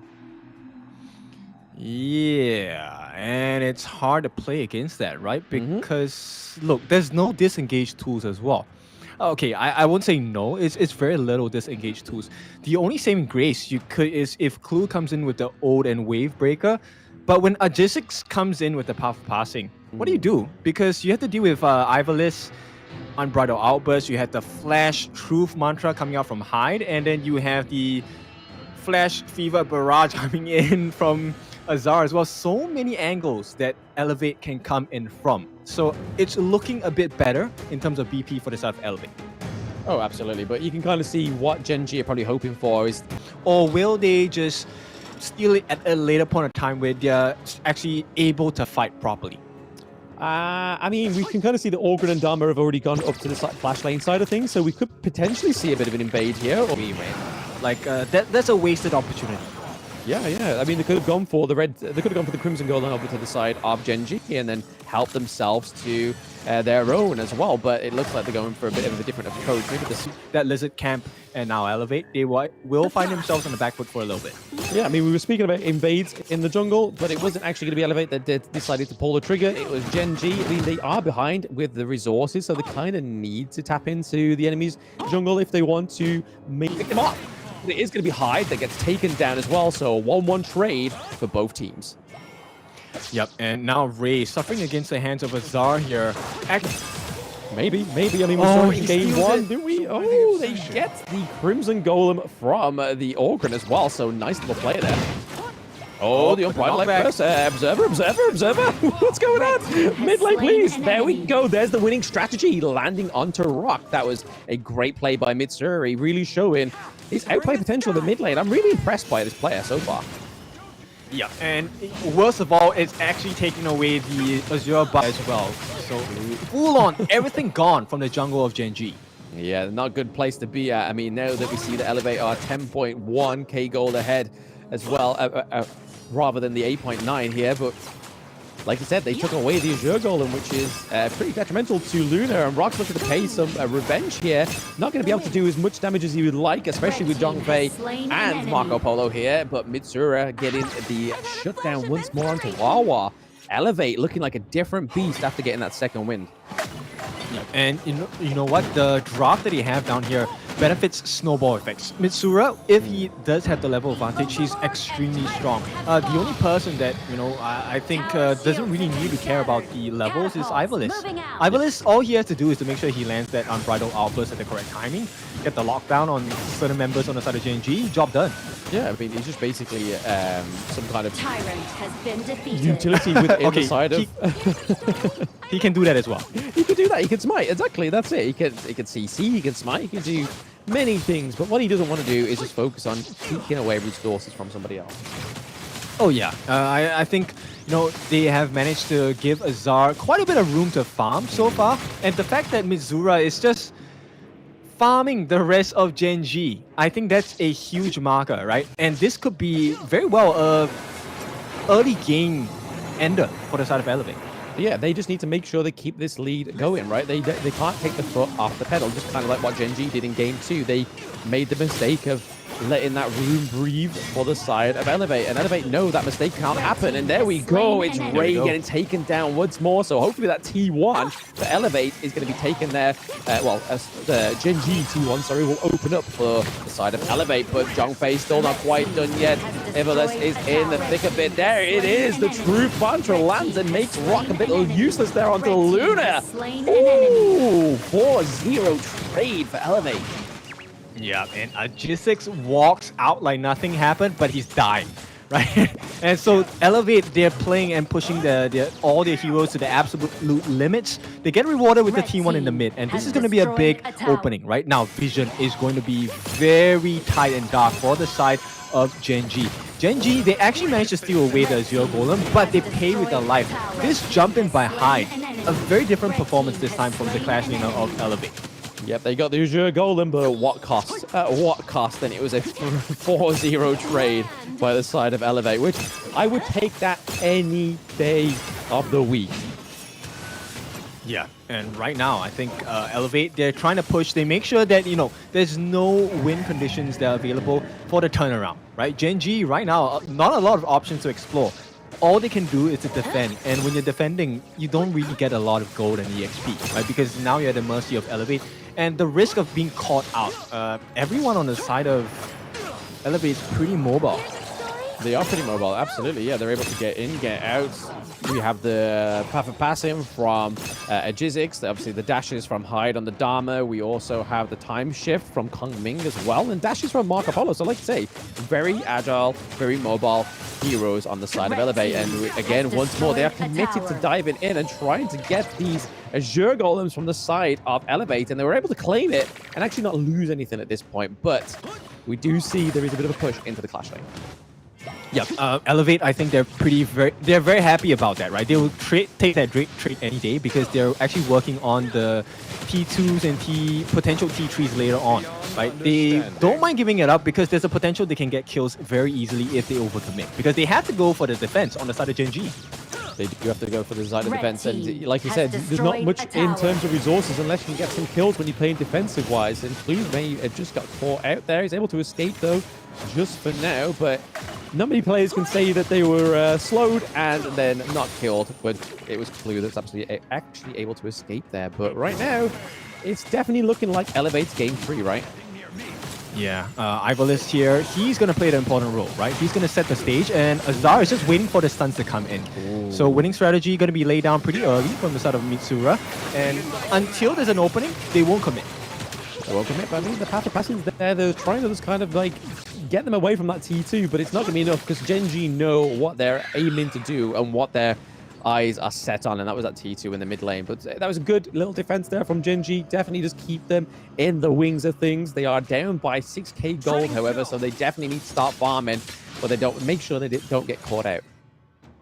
Yep, and looking at the itemization, actually, I think richest man on the board on the side of Elevate is going to be 6.5 on the side of Mitsura as well. Absolutely. They definitely need to pull the resources into all factors of Elevate, I feel. Because, I mean, if they give it all over to Azar and then Azar gets taken out, it's then kind of like, oh, what do we do now in these team fights? So I think just pooling it, obviously he is the highest, but it is split between him and Agizic. So I think having that divide split 50-50 is just great for team fight potential. Yep, and you can tell Elevate, they want to be a little bit more aggressive, right? Because the usual itemization for Azar would have been the Frigid Charge. He actually goes for the Shadow Reaper first. He wants to have a little bit more damage. Yes, I mean, a little bit of damage goes a long way, right? It definitely helps when going into these team fights, but right now they definitely have Gen.G with their backs against the wall. The winning strategy just comes through, just get blocked by Wawa once more. He's basically just being used as a human shield at this point. Yeah, there's no catch, right? Nobody on the side of Gen.G has a reliable stun to be able to get things going. And the only person responsible is maybe Ray and Rock, but you don't want them jumping blindly. No, I mean, with such a short range stun, it's kind of hard to land, right? There it is, the Death on Sunset is coming through just to kind of just clear off the minion wave to stop that high ground turret being taken by Elevate. Yep, it's not enough. Yes, you have the Celestial Melody, but at this point, they're just fighting for scraps, right? There's nothing of value they can get unless it's a kill onto maybe a J6 or a Azar. And neither of these members will be actually in a position that's going to be easily accessible. And right now, look, Gen.G, they're going to try and contest this Tyrant. They need to get the vision first. Wawa, I'm not sure what he's looking to do here, right? Because Elevate, they just need to drag the game, and suddenly all three lanes are pressing down and your T3s are at risk again. Yeah, it's kind of like a, do you take the Tyrant, but then do you risk your lanes? Because if they take the Tyrant and then lose a team fight, they then got the farm lane minion wave just rocking up that they can just completely abuse on the side of Elevate here. But it looks like they decide against it. I think that's probably for the best of the side of Gen.G, so they don't get any... It's to stop collateral damage, I feel, for the side of Gen.G. Yep, I think that's the smartest decision they could have made in that particular moment. And Gen.G, I think right now, they need to be really careful. If Rock dies here, it could spell the end of the game. It could, because that's a lot of damage going. He's heavily reliant on the Ganon no mana. And he has no mana. What's a Luna without no mana? It's pretty much like a minion, but there we go. Another kill going over to Azar. He gets the Frigid Charge as well, locked into his utility, but it is going to be high. And Jizik's looking to push this high ground turret, but the wave clear is coming through clutch for Gen.G. Yeah, wave clear wise, yeah, because they have Inua, they have Ray. I think they have decent wave clear, especially coming out from Inua, right? Those couple blades coming to full efficiency at this point. But until you kill off the members on the side of Elevate, this is just going to repeat over and over again. Yeah, no, they're just not giving over anything to the side of Gen.G because they know as soon as one person falls on the side of Elevate, it's going to be hard for them to come back. But again, body blocking is Clue. Like I said, in the draft, they are going to have to body block that winning strategy because they can't let it land onto the squishier heroes because it will decimate. But speaking of decimate, the high ground turret does fall. Rock is looking a little bit too deep in it. He does get hit by the Unbridled Outburst, and it looks like Ivelis is looking to push as well. Wawa gets taken down, so 2-0 trade for the side of Elevate. Okay, so they are pretty low on the side of Elevate. Do they really want to risk dying here if Rock gets the perfect initiation? That's the big question. Rock does go in. Looking pretty low. Rock does get caught. It's that CC that really stops the Luna there. So I feel like it's having a bit of a bad call for the side of Gen.G. But at what point you have to do something here to try and keep them away? And Elevate may actually finish this game 3 in 12 minutes time. Big win, and this is exactly what we expected out of Elevate. Now, Gen.G, I think they struggled a little bit, but props to Elevate, they made life so difficult. This was a very scary draft. It's a risky draft, let's be clear, because they didn't exactly have too much tankiness. It was just a Zhangfei. If any of them got caught out in a bunch by Rock, it would have been disastrous. But the way they played their formation, they positioned themselves really good. And the fact that they have the advantage, all of the steals, the punishments for trying to get the buffs, Elevate, definitely on a different level at this point. Elevate are, in no better words, elevating to where we expected them to be going into this series. And to be honest, to go from such a stomp of game 1 from Gen.G to then such a neck-and-neck game 2, and then game 3 was just kind of a Elevate stomp, right? They just weren't letting Gen.G breathe at all. And that's kind of like the only way you can counter the Luna pick, because as soon as you let a free roam, just kind of like the pay in game 1, as soon as you let that free roam get up some resources, you kind of then spill in the doomsday clock to midnight. But they are able to actually stop that this time around, and Elevate learning very quickly. So there is a lot of potential here for Elevate going into Group A so far. Yep, and still quite a few options, right? They just took the D-range here, so there's still plenty of very strong marksmen they can play around with. And I think this game, for me, it looks like Mitsura did a really good job, because Mitsura was burning the life bars. He didn't get the kills, not all of it or most of it, but he did always force the D-range back. And that was a huge marker, because there was no punishment come in, there was no stuns coming in. I mean, as soon as you've kind of procced the winning strategy, you can get as far away as possible, and it's still going to do that same kind of task, which is to push your enemy team back, and that's exactly what he did. And you can kind of see here that he didn't die at all. He was able to get 4 kills as well. So Mitsura has actually been really impressive in this game 3, and I feel like it's either between Mitsura and maybe Azar that get the MVP here for me. I mean, I could even give it over to Ivalice, because I mean, 0 deaths, 10 assists, he has 2 items off the board, and he was still giving so much over to the side of Elevate. Yep, the Leaping Savior saving the team, just shielding the team, right, is one thing. The Frigid Charge, getting the knockup after he unleashed that Unbridled Outburst, it complements these items, and the skills complement each other really well, and it really shut down any form of comeback factor coming from the side of Gen.G. So, big improvements. I like it a lot. Massive improvements in such a small amount of time as well. I mean, these are the kind of things you need to be doing in a group stage, so sort of aggressive. At best of 5 is, yes, you have more wiggle room to kind of take defeats in these rounds, but it's what that defeat means for you and the lesson that you've learned from that defeat, right? Yeah, I mean, if you take a look at Ivalice, the way that he handled the stress for the team, 77% team fight rate, he was always near a teammate to provide a save as well. At the same time, Mitsura pretty high as well, 62%. He was always trying to cause trouble on the back lines, and I think Ray was having a very tough time. And I think you did question about it, why Rock was playing the Luna. And I think it's Rock was comfortable on the Luna, but it felt like Ray wasn't as comfortable on the D-range. Yeah, absolutely. Yeah, there seemed to be, you could kind of feel it. Let's take your words. For example, you could feel the aura from Ray that he wasn't quite comfortable with going for the D-range, just to kind of try and open up the jungle for Rock. And it didn't pay off, because Elevate knew how to stomp the growth of Luna. And if we look at this gold graph, you can kind of see that there's constant pressure. There's no kind of like ebbs and flows or massive waves of gold. It's just a constant incline as you were to elevate a mountain. And it is going to be Ivalice there with the MVP. Yep, I like it. I mean, no kills, that's fine, no deaths, but 10 assists, setting up the stage for the rest of the team to shine, and rightly so rewarded with the most valuable player in this particular game itself, right? 29% of the damage taken up. His Unbridled Outburst timings and positions, the angles perhaps, were pretty much on point, right? He always caught the important members on the side of Gen.G. Absolutely, he was definitely always there, landing the crucial ultimates onto the side of Gen.G. And like you were saying, he was just basically always on top of the right player and the right hero, just to make sure there was no outplay potential coming from Gen.G, really stunting the growth of what seemed like a team that you couldn't stunt the growth of in game one. First Yeah, blood. this first blood onto Wawa, I think it was a forced error, right? Because they were looking at, hey, maybe want to dive onto Wawa as well. And you were saying Wawa was heading back, but he did not because he wanted to make sure he did not miss a wave. And unfortunately, it costed him his life.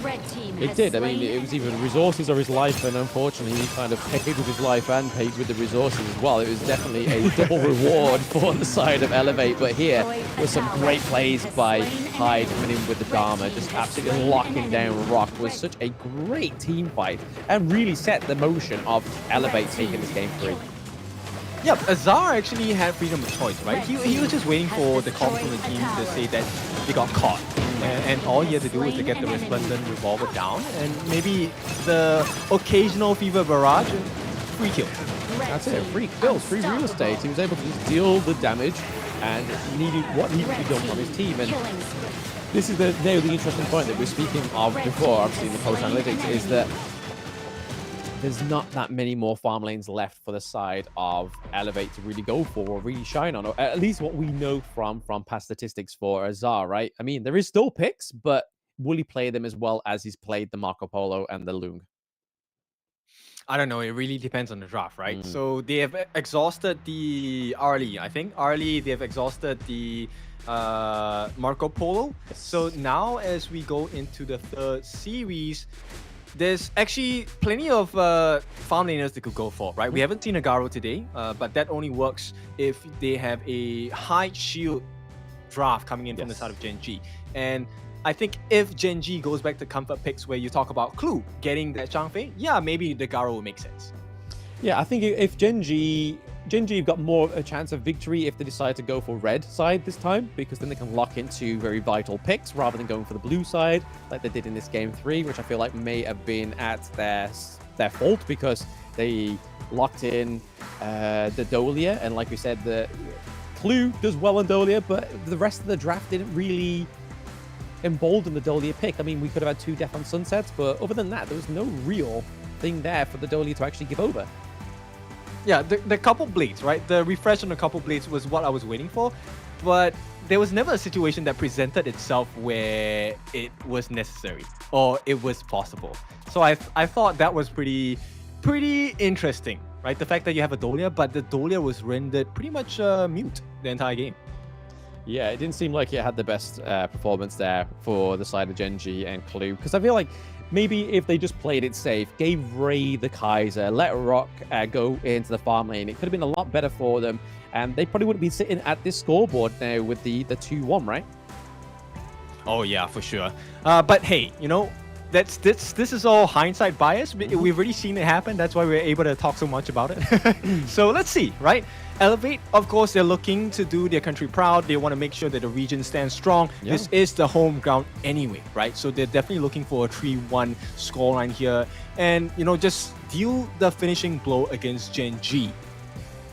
Yeah, I mean, they definitely want to be going out of day one with their best foot forward, right? Because if another team beats the Philippines team, then we're looking at the prospects of maybe only one Philippines team going through to the knockouts, which could be Blacklist, right? So I feel like Elevate has, like I said in the introduction of this series, there's a lot of weight on their shoulders, and the home crowd, even though they're cheering, they're keeping the spirits high. The dancing guy in the blue shirt, the MVP, I don't know where he's gone, but he's definitely keeping Elevated to a high level. Oh, there's still people dancing. I really love this. Philippine fans are really just of a different caliber, right? If you have time, you are there, head down. It's EDSA, right? At EDSA itself, it's a pretty significant venue. And look, it's just the group stages. Whatever you feel, that's just a fraction of what's gonna be for the entire experience, right? As we head into the knockout stages, the grand finals, whatsoever, it's gonna be more intense. more intense. But hey, a little bit of a Brucey bonus here. So for those that haven't been actually keeping a close eye on social medias, obviously Honor of Kings put up that if teams get a Dragon Slayer, so if they steal a Dragon, a Tempest Dragon, they also get rewarded for it. So Mitsura in that game too has just won himself $500 and his teammates $100. Like, that's wild. Just from one move, one calculated move, this guy's $500 richer. You know what? I was actually part of the roster for. yeah, I said nah, to I'm press just that button. But yeah, this is a huge reward, right? The fact that you make such godlike plays, of course, we'll give you the due rewards, and we definitely want to see more of that as well. Mitsura, I think it takes a little bit more than just luck, because you need to have the precise calculation. Everything needs to go in your favor. We've seen how teams like to do it, right? They delay the take on that Tempest Dragon so that, you know, you lay the first move first. You get the damage of your annihilation, but you don't kill it. And unfortunately, Gen.G were just a little bit too impatient and allowed for that steal to happen. Yes, I mean, they've just made that. I mean, hey, they could be like dabbing each other up at the end, like, hey, bro, you just made me like $500 richer, like, so, like, you're my new best friend. So not only does it mean you get a better prize pool, it also means that, hey, you might make some friends along the way. Yeah, but now, of course, jokes aside, pressure is high. I don't know whether you can feel it, but it does feel like there is mounting pressure for the side of Gen.G. Elevate as well, I think, depending on how you see it, right? It could be a motivation that, hey, we can end the series, or it could be, we need to end the series now. Whose aura are you feeling, Kin? Because, I mean, we knew you felt some aura in the first series, so I was feeling some aura earlier. Whose aura are you feeling right now going into what could potentially be the match point for Elevate? I feel like Elevate, they are on the fence here, right?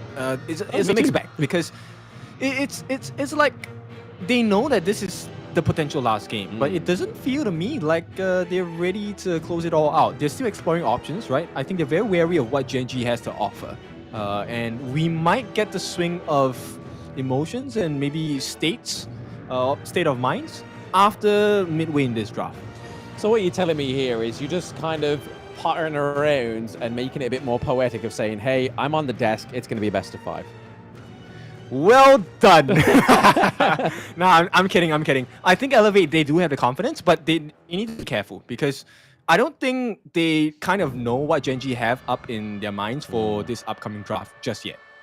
Yeah, I mean, I'm very surprised that Gen.G didn't take red side. They definitely want to stick with the blue side pick, so maybe they'll lock in something like the Loong. Yeah. Have they played Algren? They haven't played Algren, no.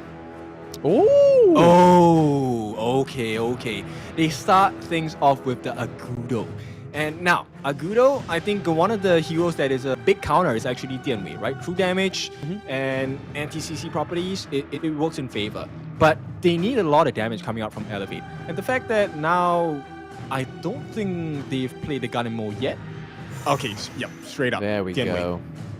Dianwei. I mean, to be fair, the Ganemo, I feel like the Princess Frost is even better, because obviously you have that AoE from the Agudo, so dropping your Winter is coming there, like we saw in the previous series, where Lu Bang would come through with the Battlefield command, you drop there and the Winter is coming, it kind of negates that, but they are now locking in Clue's big pick, which is the Zhongfei, so very interesting to see that they're locking in their front line, and then they're just going to thicken the back line out with these last 3 picks, I feel.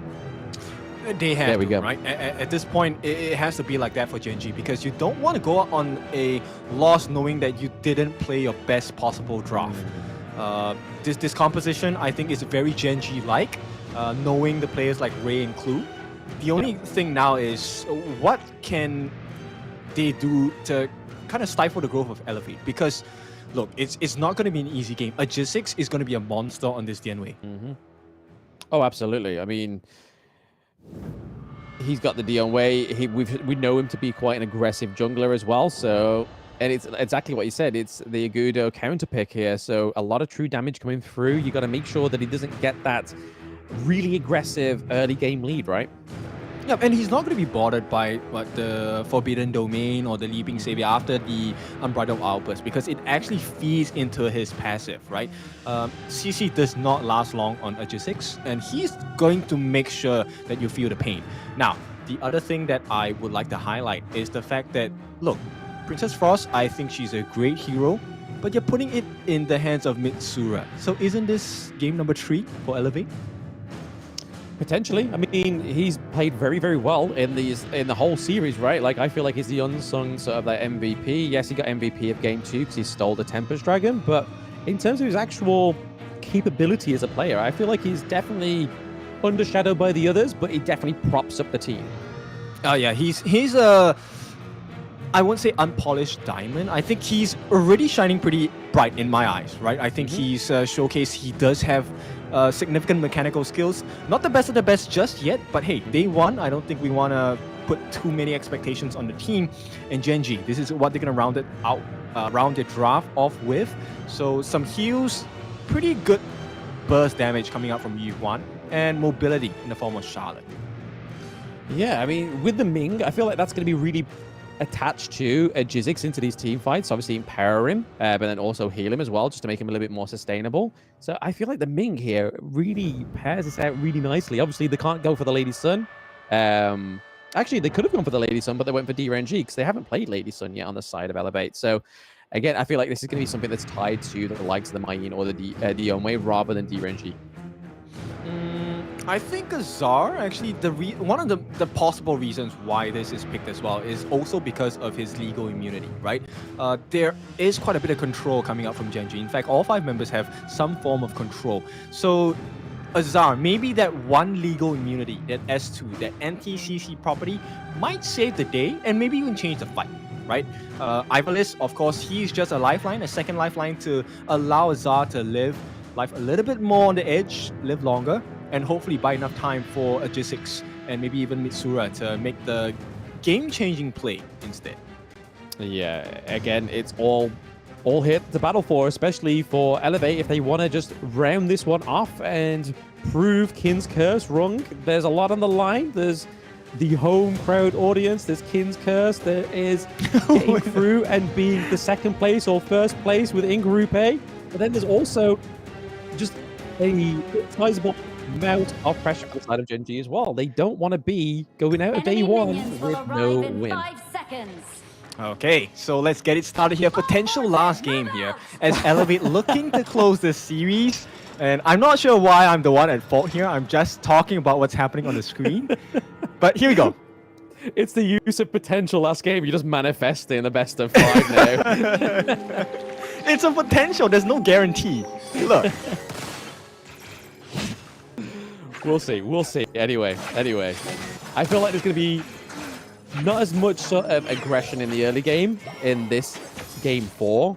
I feel like there may be a lot of respect given over, especially in the early game. But they also want to make sure that they don't let Rock actually gain that resource lead and get those items. Yeah, which is kind of tough, right? Because Ivalice definitely going to be able to heal him. I mean, with Glide, it's just free heals all the time. Maybe they can kind of dwindle the farm by getting the smites from Clue. Not sure why he didn't go for it. Maybe out of range. But Azar and Ivalice, they are a difficult duo to fight against. They are. I mean, especially now that you've got him stuck to Azar like glue, right? I mean, he's able to heal up, so those flaming palms aren't going to be as brutal as they should be. Oh, here we go. Wild Growth going to be dropped down, and it looks like that is enough to deter them. And there is no other resource available for the side of Azar. And at this point, I just want to see how are they going to funnel farm into Azar, because they need Azar to grow to be fed. He is the difference maker in this fight. Yeah. And he's also got to make use of his passive, right? He needs to get those extra bit of damage and that movement speed and attack speed from the Gen.G. But it looks like he's keeping it on. He's definitely smashing that basic attack button, keeping those passives proc. But okay, they go in per ball as well. Is it going to be anything coming? Oh, flaming palms onto Mitsura, because obviously Ming's not attached to that hero. So I feel like that was calculated by Rock to be like, hey, if my flaming palms are going to be optimal, I need to make sure it's not on Gen.G. Yeah, but top lane as well. Now, this is a potential steal. Going to be successful here, which means a Jizzix now at level 5. He's going to have the EXP advantage over Ray. Now, how much of a difference is this going to make? I don't think too much at this point. But if a Jizzix rotates down now and they get a kill onto Rock or even Clue, that's a big win. That's going to be, well, Hyde gets first 1v1. blood. Yep, first blood onto Wawa. So clearly, just the fear of having a Jizzix up into your side of the map was enough for Wawa to crumble there in that 1v1. Yeah, it's a battle of iframes, right? So both players, they have access to iframes, and it looks like Hyde just understands his mind a little bit better. A little bit better. We do see Inua coming in with a little bit of a gank here, just maybe trying to keep Clue and Rock alive because they're not doing enough damage right now. They definitely need some more resources. Give it over to Rock. We do see that the cooldown speed boots are coming through for Rock on Loon there. Just make sure that his flaming palms come through a little bit quicker. Yeah, at this point, I think CDR definitely important for Rock, right? But more importantly, he needs to even out the lane because we've already seen the benefits of having a Ming in your lineup, especially when you have someone as damaging as Azar's Gen.G. And a sizable lead already, a 1 level advantage. Close to a full level, in fact. Almost close to a full level, absolutely. Azar is definitely showing his full skills. I mean, in game 1, wasn't looking as great, but I feel like as the series has gone on, Azar's just kind of like, hey, I'm warmed up now. I've definitely got rid of my pre-show jitters. We're ready to go, and it's proven here. I think there's a lot of indecisiveness coming in. The stun comes in onto Rock here, but they gotta back off. Look, Inua knows that Mizura is missing every single time, but they just don't want to commit into checking the bushes for some reason. And I think that's a huge mistake. They have to try and make something happen. It's a huge mistake, but at the same time, you can kind of see why. I mean, the CC comes through from either Gen.G or even Princess Frost as well. It's kind of just like, if he checks the wrong brush, that's it, he's gone for. And then if he hasn't quite cleared out his minion wave, then the rotation has gone through from Elevate and just open that T1. But right now, Mitsura giving a lot of attention down into the bot lane just so Rock doesn't get that early game lead that he needs. Oh, this is too much damage coming in from the side of Elevate's minions here. That's a very healthy amount of damage coming onto Gen.G's T1 on the farm lane. And at the same time, this forces the rotation. Now look at Gen.G's positioning now. It's so tough to defend. And look, once again, Hyde steals another camp away from Gen.G. So Ray already not having the best game, didn't die that much. In fact, hasn't died at all. But level deficit, it's too much pain to handle at this point. Too much pain to handle and too much pressure. I mean, Elevate are definitely trying to get this T1 down into the farm lane, and you can kind of see that Ray's not being able to give the attention to the jungle, and Wawa, the leap of fury coming through from a Jizzix claims a second kill for the side of Elevate, also means that they may take this T1 up into the flash lane as well. Yep, and it looks like it's going to be a guarantee here. So T1 on the top, T1 on the bottom as well. In one fell swoop, 2 towers down. T1 is exposed, and now Gen.G, the map has suddenly become so much smaller for them. Yeah, they've got a lot less safe space for the side of Gen.G. Like, Rock cannot hide in that T1 anymore. He has to be pushed back. It leaves him way more susceptible to a gank from a Jizzix on the Dion Way as well. So maybe not the best start for Gen.G, considering they are almost 3k behind as well. It's a horrible position. Here we go. The freeze comes in as well for the prison. Yeah, for prison, we do see Jizzix dives in a little bit too deep here. Doesn't get the kill onto Wawa, but it is going to be Inua picking up the kill there onto Jizzix. They do get a good trade though. T1 for Young Wei. Well, there's no neutral objectives up, and they're not done there. Elevate gets another 2 kills. Yep, Gen.G, that was a questionable decision there. I'm not sure why they still chose to go in, even though they were so low on health. I think that was the perfect timing to just get out of the fight, right? You had a small win, you got the G6, get out. They did not manage to. No, they dipped their toe in the water and it was bit off by a shark. It was definitely not what they wanted to achieve going into that one. There's like, hey, we got Dion Wei, that's great, let's try and push the back line. They lost their T1, so they had less places to retreat to, and it was showing here. Hyde on this Mayin is playing really well. Yep, and the reason why they were so low in the first place was because of the tokens coming out from Azar. Right, this is one of the benefits of the Gen.G pick, right? He is actually able to pierce through his targets as well. So his range is actually longer than what you see and expect. Yeah, absolutely. I mean, if he lands his stun on you as well, that's your physical and magical defense reduced as well. So it just becomes a lot easier to shred targets like the Zhongfei and like the Igudo. Yep, and very subtle movements coming in from Elevate, right? But then all of a sudden, in a blink of an eye, T2s on the top, gone. Yeah, I mean, you don't conquer things over midnight, right? You definitely just divide and conquer slowly, and it's definitely seeming like Elevate got their foot on the gas. They haven't let the foot off since, like, their turnaround in Game 2. Game 3, they completely denied Gen.G of any resources, made them play on the back foot, and it's exactly the same strategy here that Gen.G, just like Alpha 7, aren't playing very reactively, or cannot play to a reactive playstyle. I mean, you can't blame them, right? The fact that they... Oh, hang on. Nothing just yet. Nothing just yet. A little bit tit-tat. Everything gone. It's just buffs over buffs. I mean, at this point, okay, look at the way they chose to take the fights here. J6 wants to go in.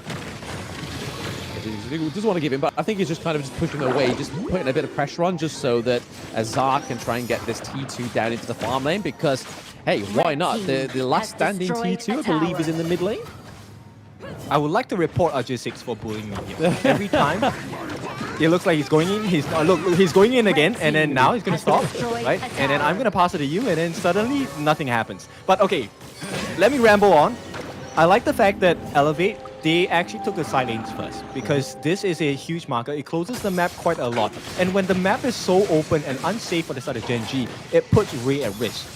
Ray needs those jungle buffs. He needs the camps, because that is what his skill relies on. So the fact that he does not have access to his camps now, it means Ray is essentially muted for the rest of this game. Yeah, it's a great strategy, because as soon as you cut off those side lanes, they're then forced in to defend the mid lane, but then the enemy team can gank from 3 directions. Do you go from the front? Do you go from the side? It's just, there's so much going on here for Elevate. Gen.G, I feel like, just haven't played the early game as well as they should have. Or even, I'm going to say first time of the day, I think the draft is a little bit diff here. Yeah. Okay, maybe more execution than draft, in my opinion. Right now, Gen.G looking more like a charity, and they have more to give. They do have more to give. I mean, Clue is stuck over the wall there. He needs his Leap and Savior to get back to his teammates.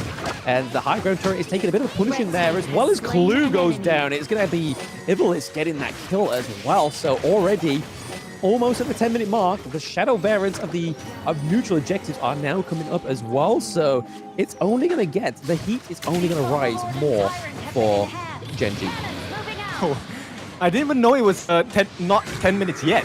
It felt like we were in the middle, like mid-game already. I mean, with the advantage that they have, right?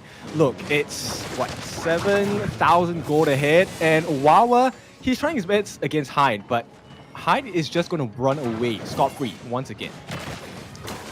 Once again, I mean, the Maze, well, they've let him scot-free so many times, and now they've got the Overlord as well, means that the push is just going to be even more obstructive to the side of Gen.G. They really need to get a good solid defense, or even get a few pickoffs. But if you look at like the overall resources, 35k to 27k is it's a hard one to come back from. I mean, it's not impossible. We've seen Elevate do it, but can Gen.G do it?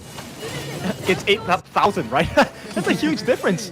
It's a couple of items for the side of Elevate that is going to be a major difference, right? The damage output is going to be on a completely different level coming out from Elevate. Yep. And at this point, they haven't found the solution yet. Look, they have not been able to find and reach touch Ivalice that much yet. And he already has Augur's Word, which means that even if you get the catch on him, he's not going to die that easily. Not going to die that easily, but I mean, Blue's having to move a forceful retreat there. Just taking too much damage from the side of Elevate. Are able to keep the high ground turret in the mid lane alive, and I'm guessing they're going to go for the same rodeo here down into the farm lane. The Unbridled Outburst comes through, but it doesn't stop at Jizzix there. He's like, hey, no CCT for me. They take down Mitsuru though, but it is going to be a 1-1 trade so far. Can Gen.G do anything here to keep these high ground turrets alive? Nice flash! It's not looking like it. That was a beautiful flash there. Getting the kill onto Wawa and Inua. Yep. This is looking like it's going to be the end here. Radiance popped as well. Radiance popped there, yeah, but they still have the Vanguards up at the Crystal as well. So it's going to be Elevate getting that victory in match 3 today, sorry.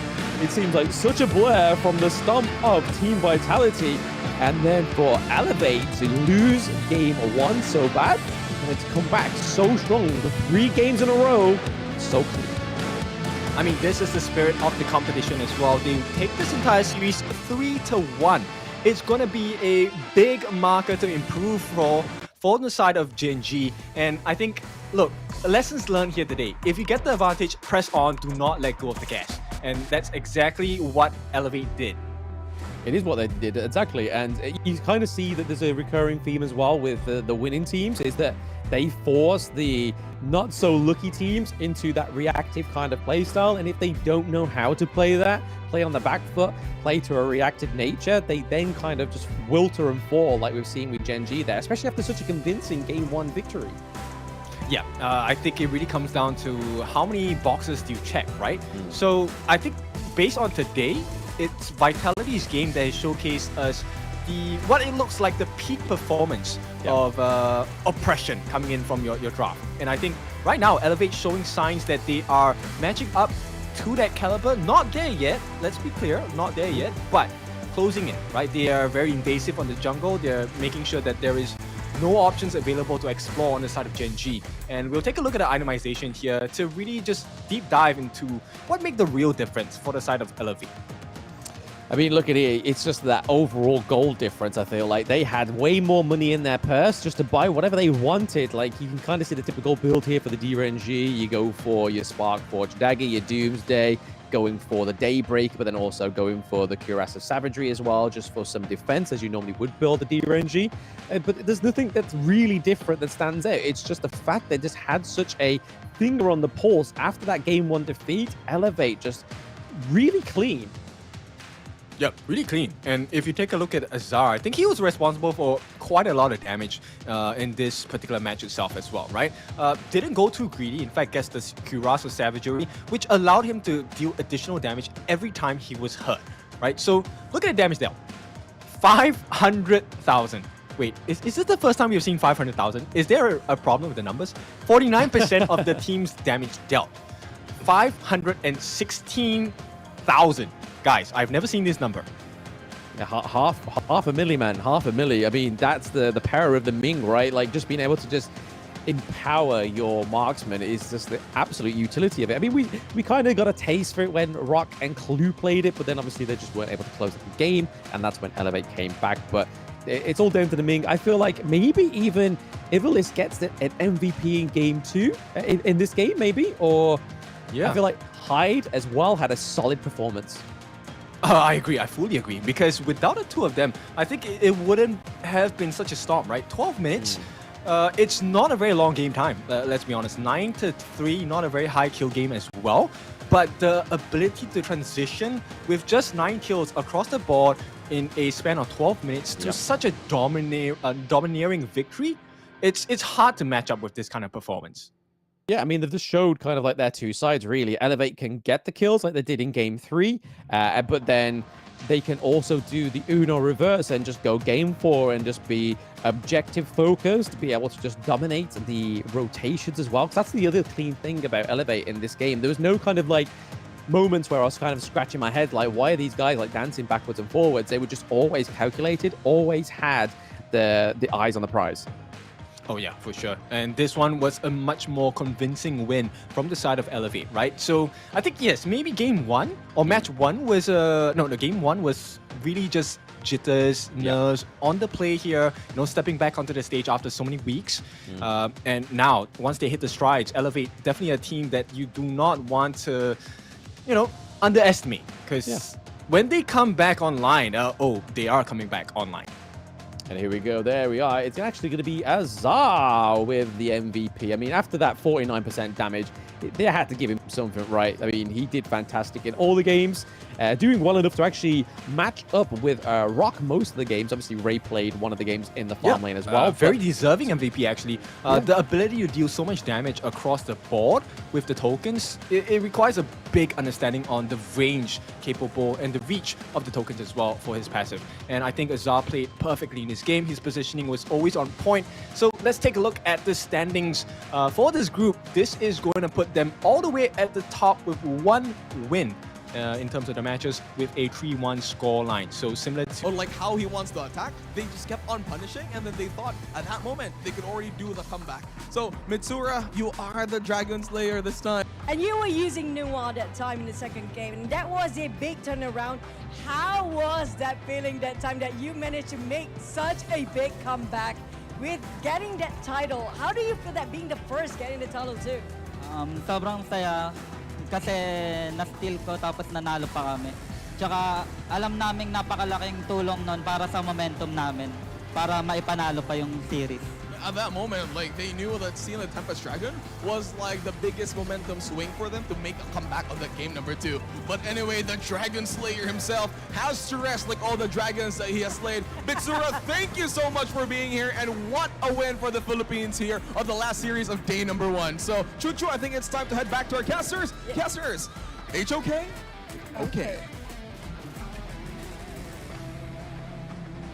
Okay. Thank you very much, Juicy, as well as Choo Choo. That was a wonderful interview. And of course, yes, the first Dragon Slayer of many to come. We're going to be expecting a lot of steals coming in throughout this entire tournament here. Like you mentioned earlier, Blam, I think you said $500. That's a lot of money. That's for the player, and these teammates get $100. They did nothing. They just was kind of like, we put our faith in you, something. And then you got us $100. Thank you very much, sir. We'll take that any day.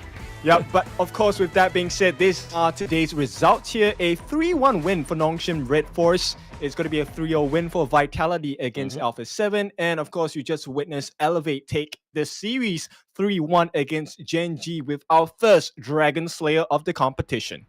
Yeah, I mean, what a great way to set off Season 3. I mean, we had all these like little mini games for the players and make it a little bit more competitive to get these kind of like outplay potentials, and it's all been happening in day 1. Normally we have to wait like till day 3, day 4, but man, this has been up the ante of any Season 3 or Season Invitational before. And here are tomorrow's matches. We're going to get some Impunity action against Kagendra, BTR against Nongshim. That would be the decider for the top place of Group D, and then Elevate against Blacklist. Philippines against Philippines. That is going to be a roar to end the day, right? Yeah, it's a big rematch, right? Definitely want vengeance on the side of Elevate. They want to make sure that Blacklist feel the pain, but hey, it's Blacklist, as we all know. So, are they going to get blacklisted, or will the reverse happen? That's going to be what's happening tomorrow. So, join us tomorrow at 2 o'clock GMT plus 8. And of course, it's been great for today. It's been myself, your favorite kind of tofu, Kindofu, as well as Blam. Blam, you have any closing words for us today? No, it's just been, like I said, a fantastic day 1. Up the ante. We just got to maintain day 2 with the same pride. And hey, I feel like these teams tomorrow, especially Indonesia, actually getting to play as well, it is going to be even more sweeter for the viewers at home and at the venue. So thank you very much, guys, for tuning in. Make sure you tune in tomorrow for all these great matches ahead of us. Again, Blam, Kindofu, your favorite kind of tofu. We have been enjoying it. We'll see you again tomorrow.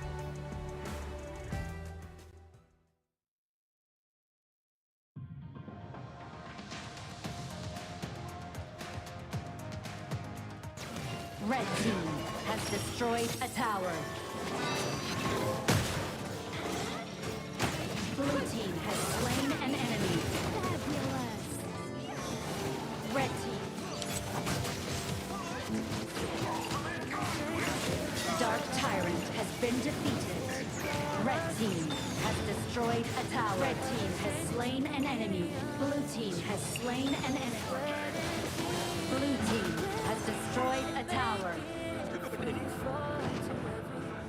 The Tempest Dragon has been defeated. Blue team killing spree. Red team has slain an enemy. Red team has slain an enemy. Red team has slain an enemy. Red team rampage. Red team rampage. Red team has slain an enemy. Red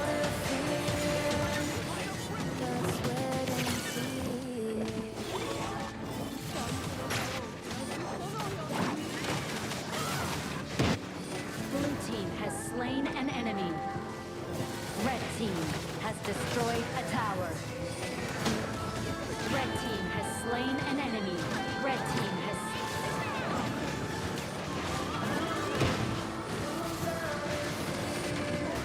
Blue team has slain an enemy. Red team has slain an enemy.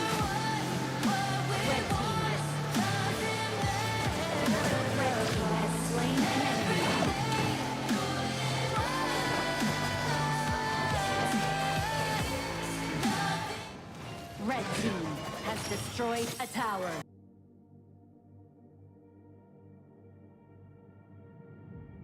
I feel it deep flowing through my blood.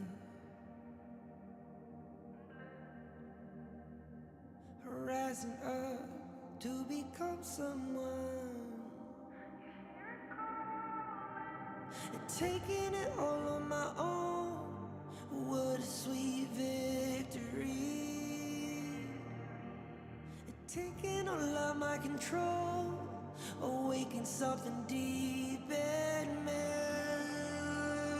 Like flames, feel it burning inside. Take a hold of pursuit of the prize. I've been told ain't no way to survive, keeping all of this fire that's locked aside. When this is the time, enter the ring. All those mental chemicals doing their thing. I got flashes of battles inside of my dreams. I was made for this moment. At least now it seems like it's time to come face to face with your fear. Been battling reasons for all of the years, and I learned how to fight them with style and grace no one's ever encountered. You say it's amazing, I'ma come out swinging when they open the gate. Go ahead, call passion, I'm calling it rage. I'm taking what's mine like I already own it. Watch but don't blink, going here to the moment. The sky rain down. Here's to the madness that's all around. Go on, tell them who you are, you are, you are. Go on, tell them who you are, you are, you are, you are. Here's to the moment, the sky rain down. Here's to the madness that's all around. Go on, tell them who you are, you are, you are. Go on, tell them who you are, you are, you are, you are. My name is honor, my name is king, my name is champion, my name is strength. Tell them who you are. My name is Pentakill, you think it's strange? My name keep ringing inside of your brain. I hear it every night. Here's to the moment the sky rain down. Here's to the madness that's all around. So tell them who you are, you are, you are. Go on, tell them who you are, you are, you are. Here's to the moment the sky rain down. Here's to the madness that's all around. Go on, tell them who you are, you are, you are.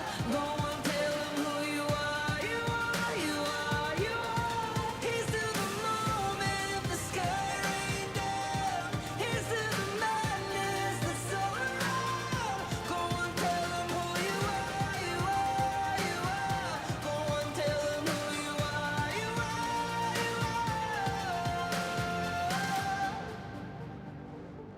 Go on, tell them who you are, you are, you are.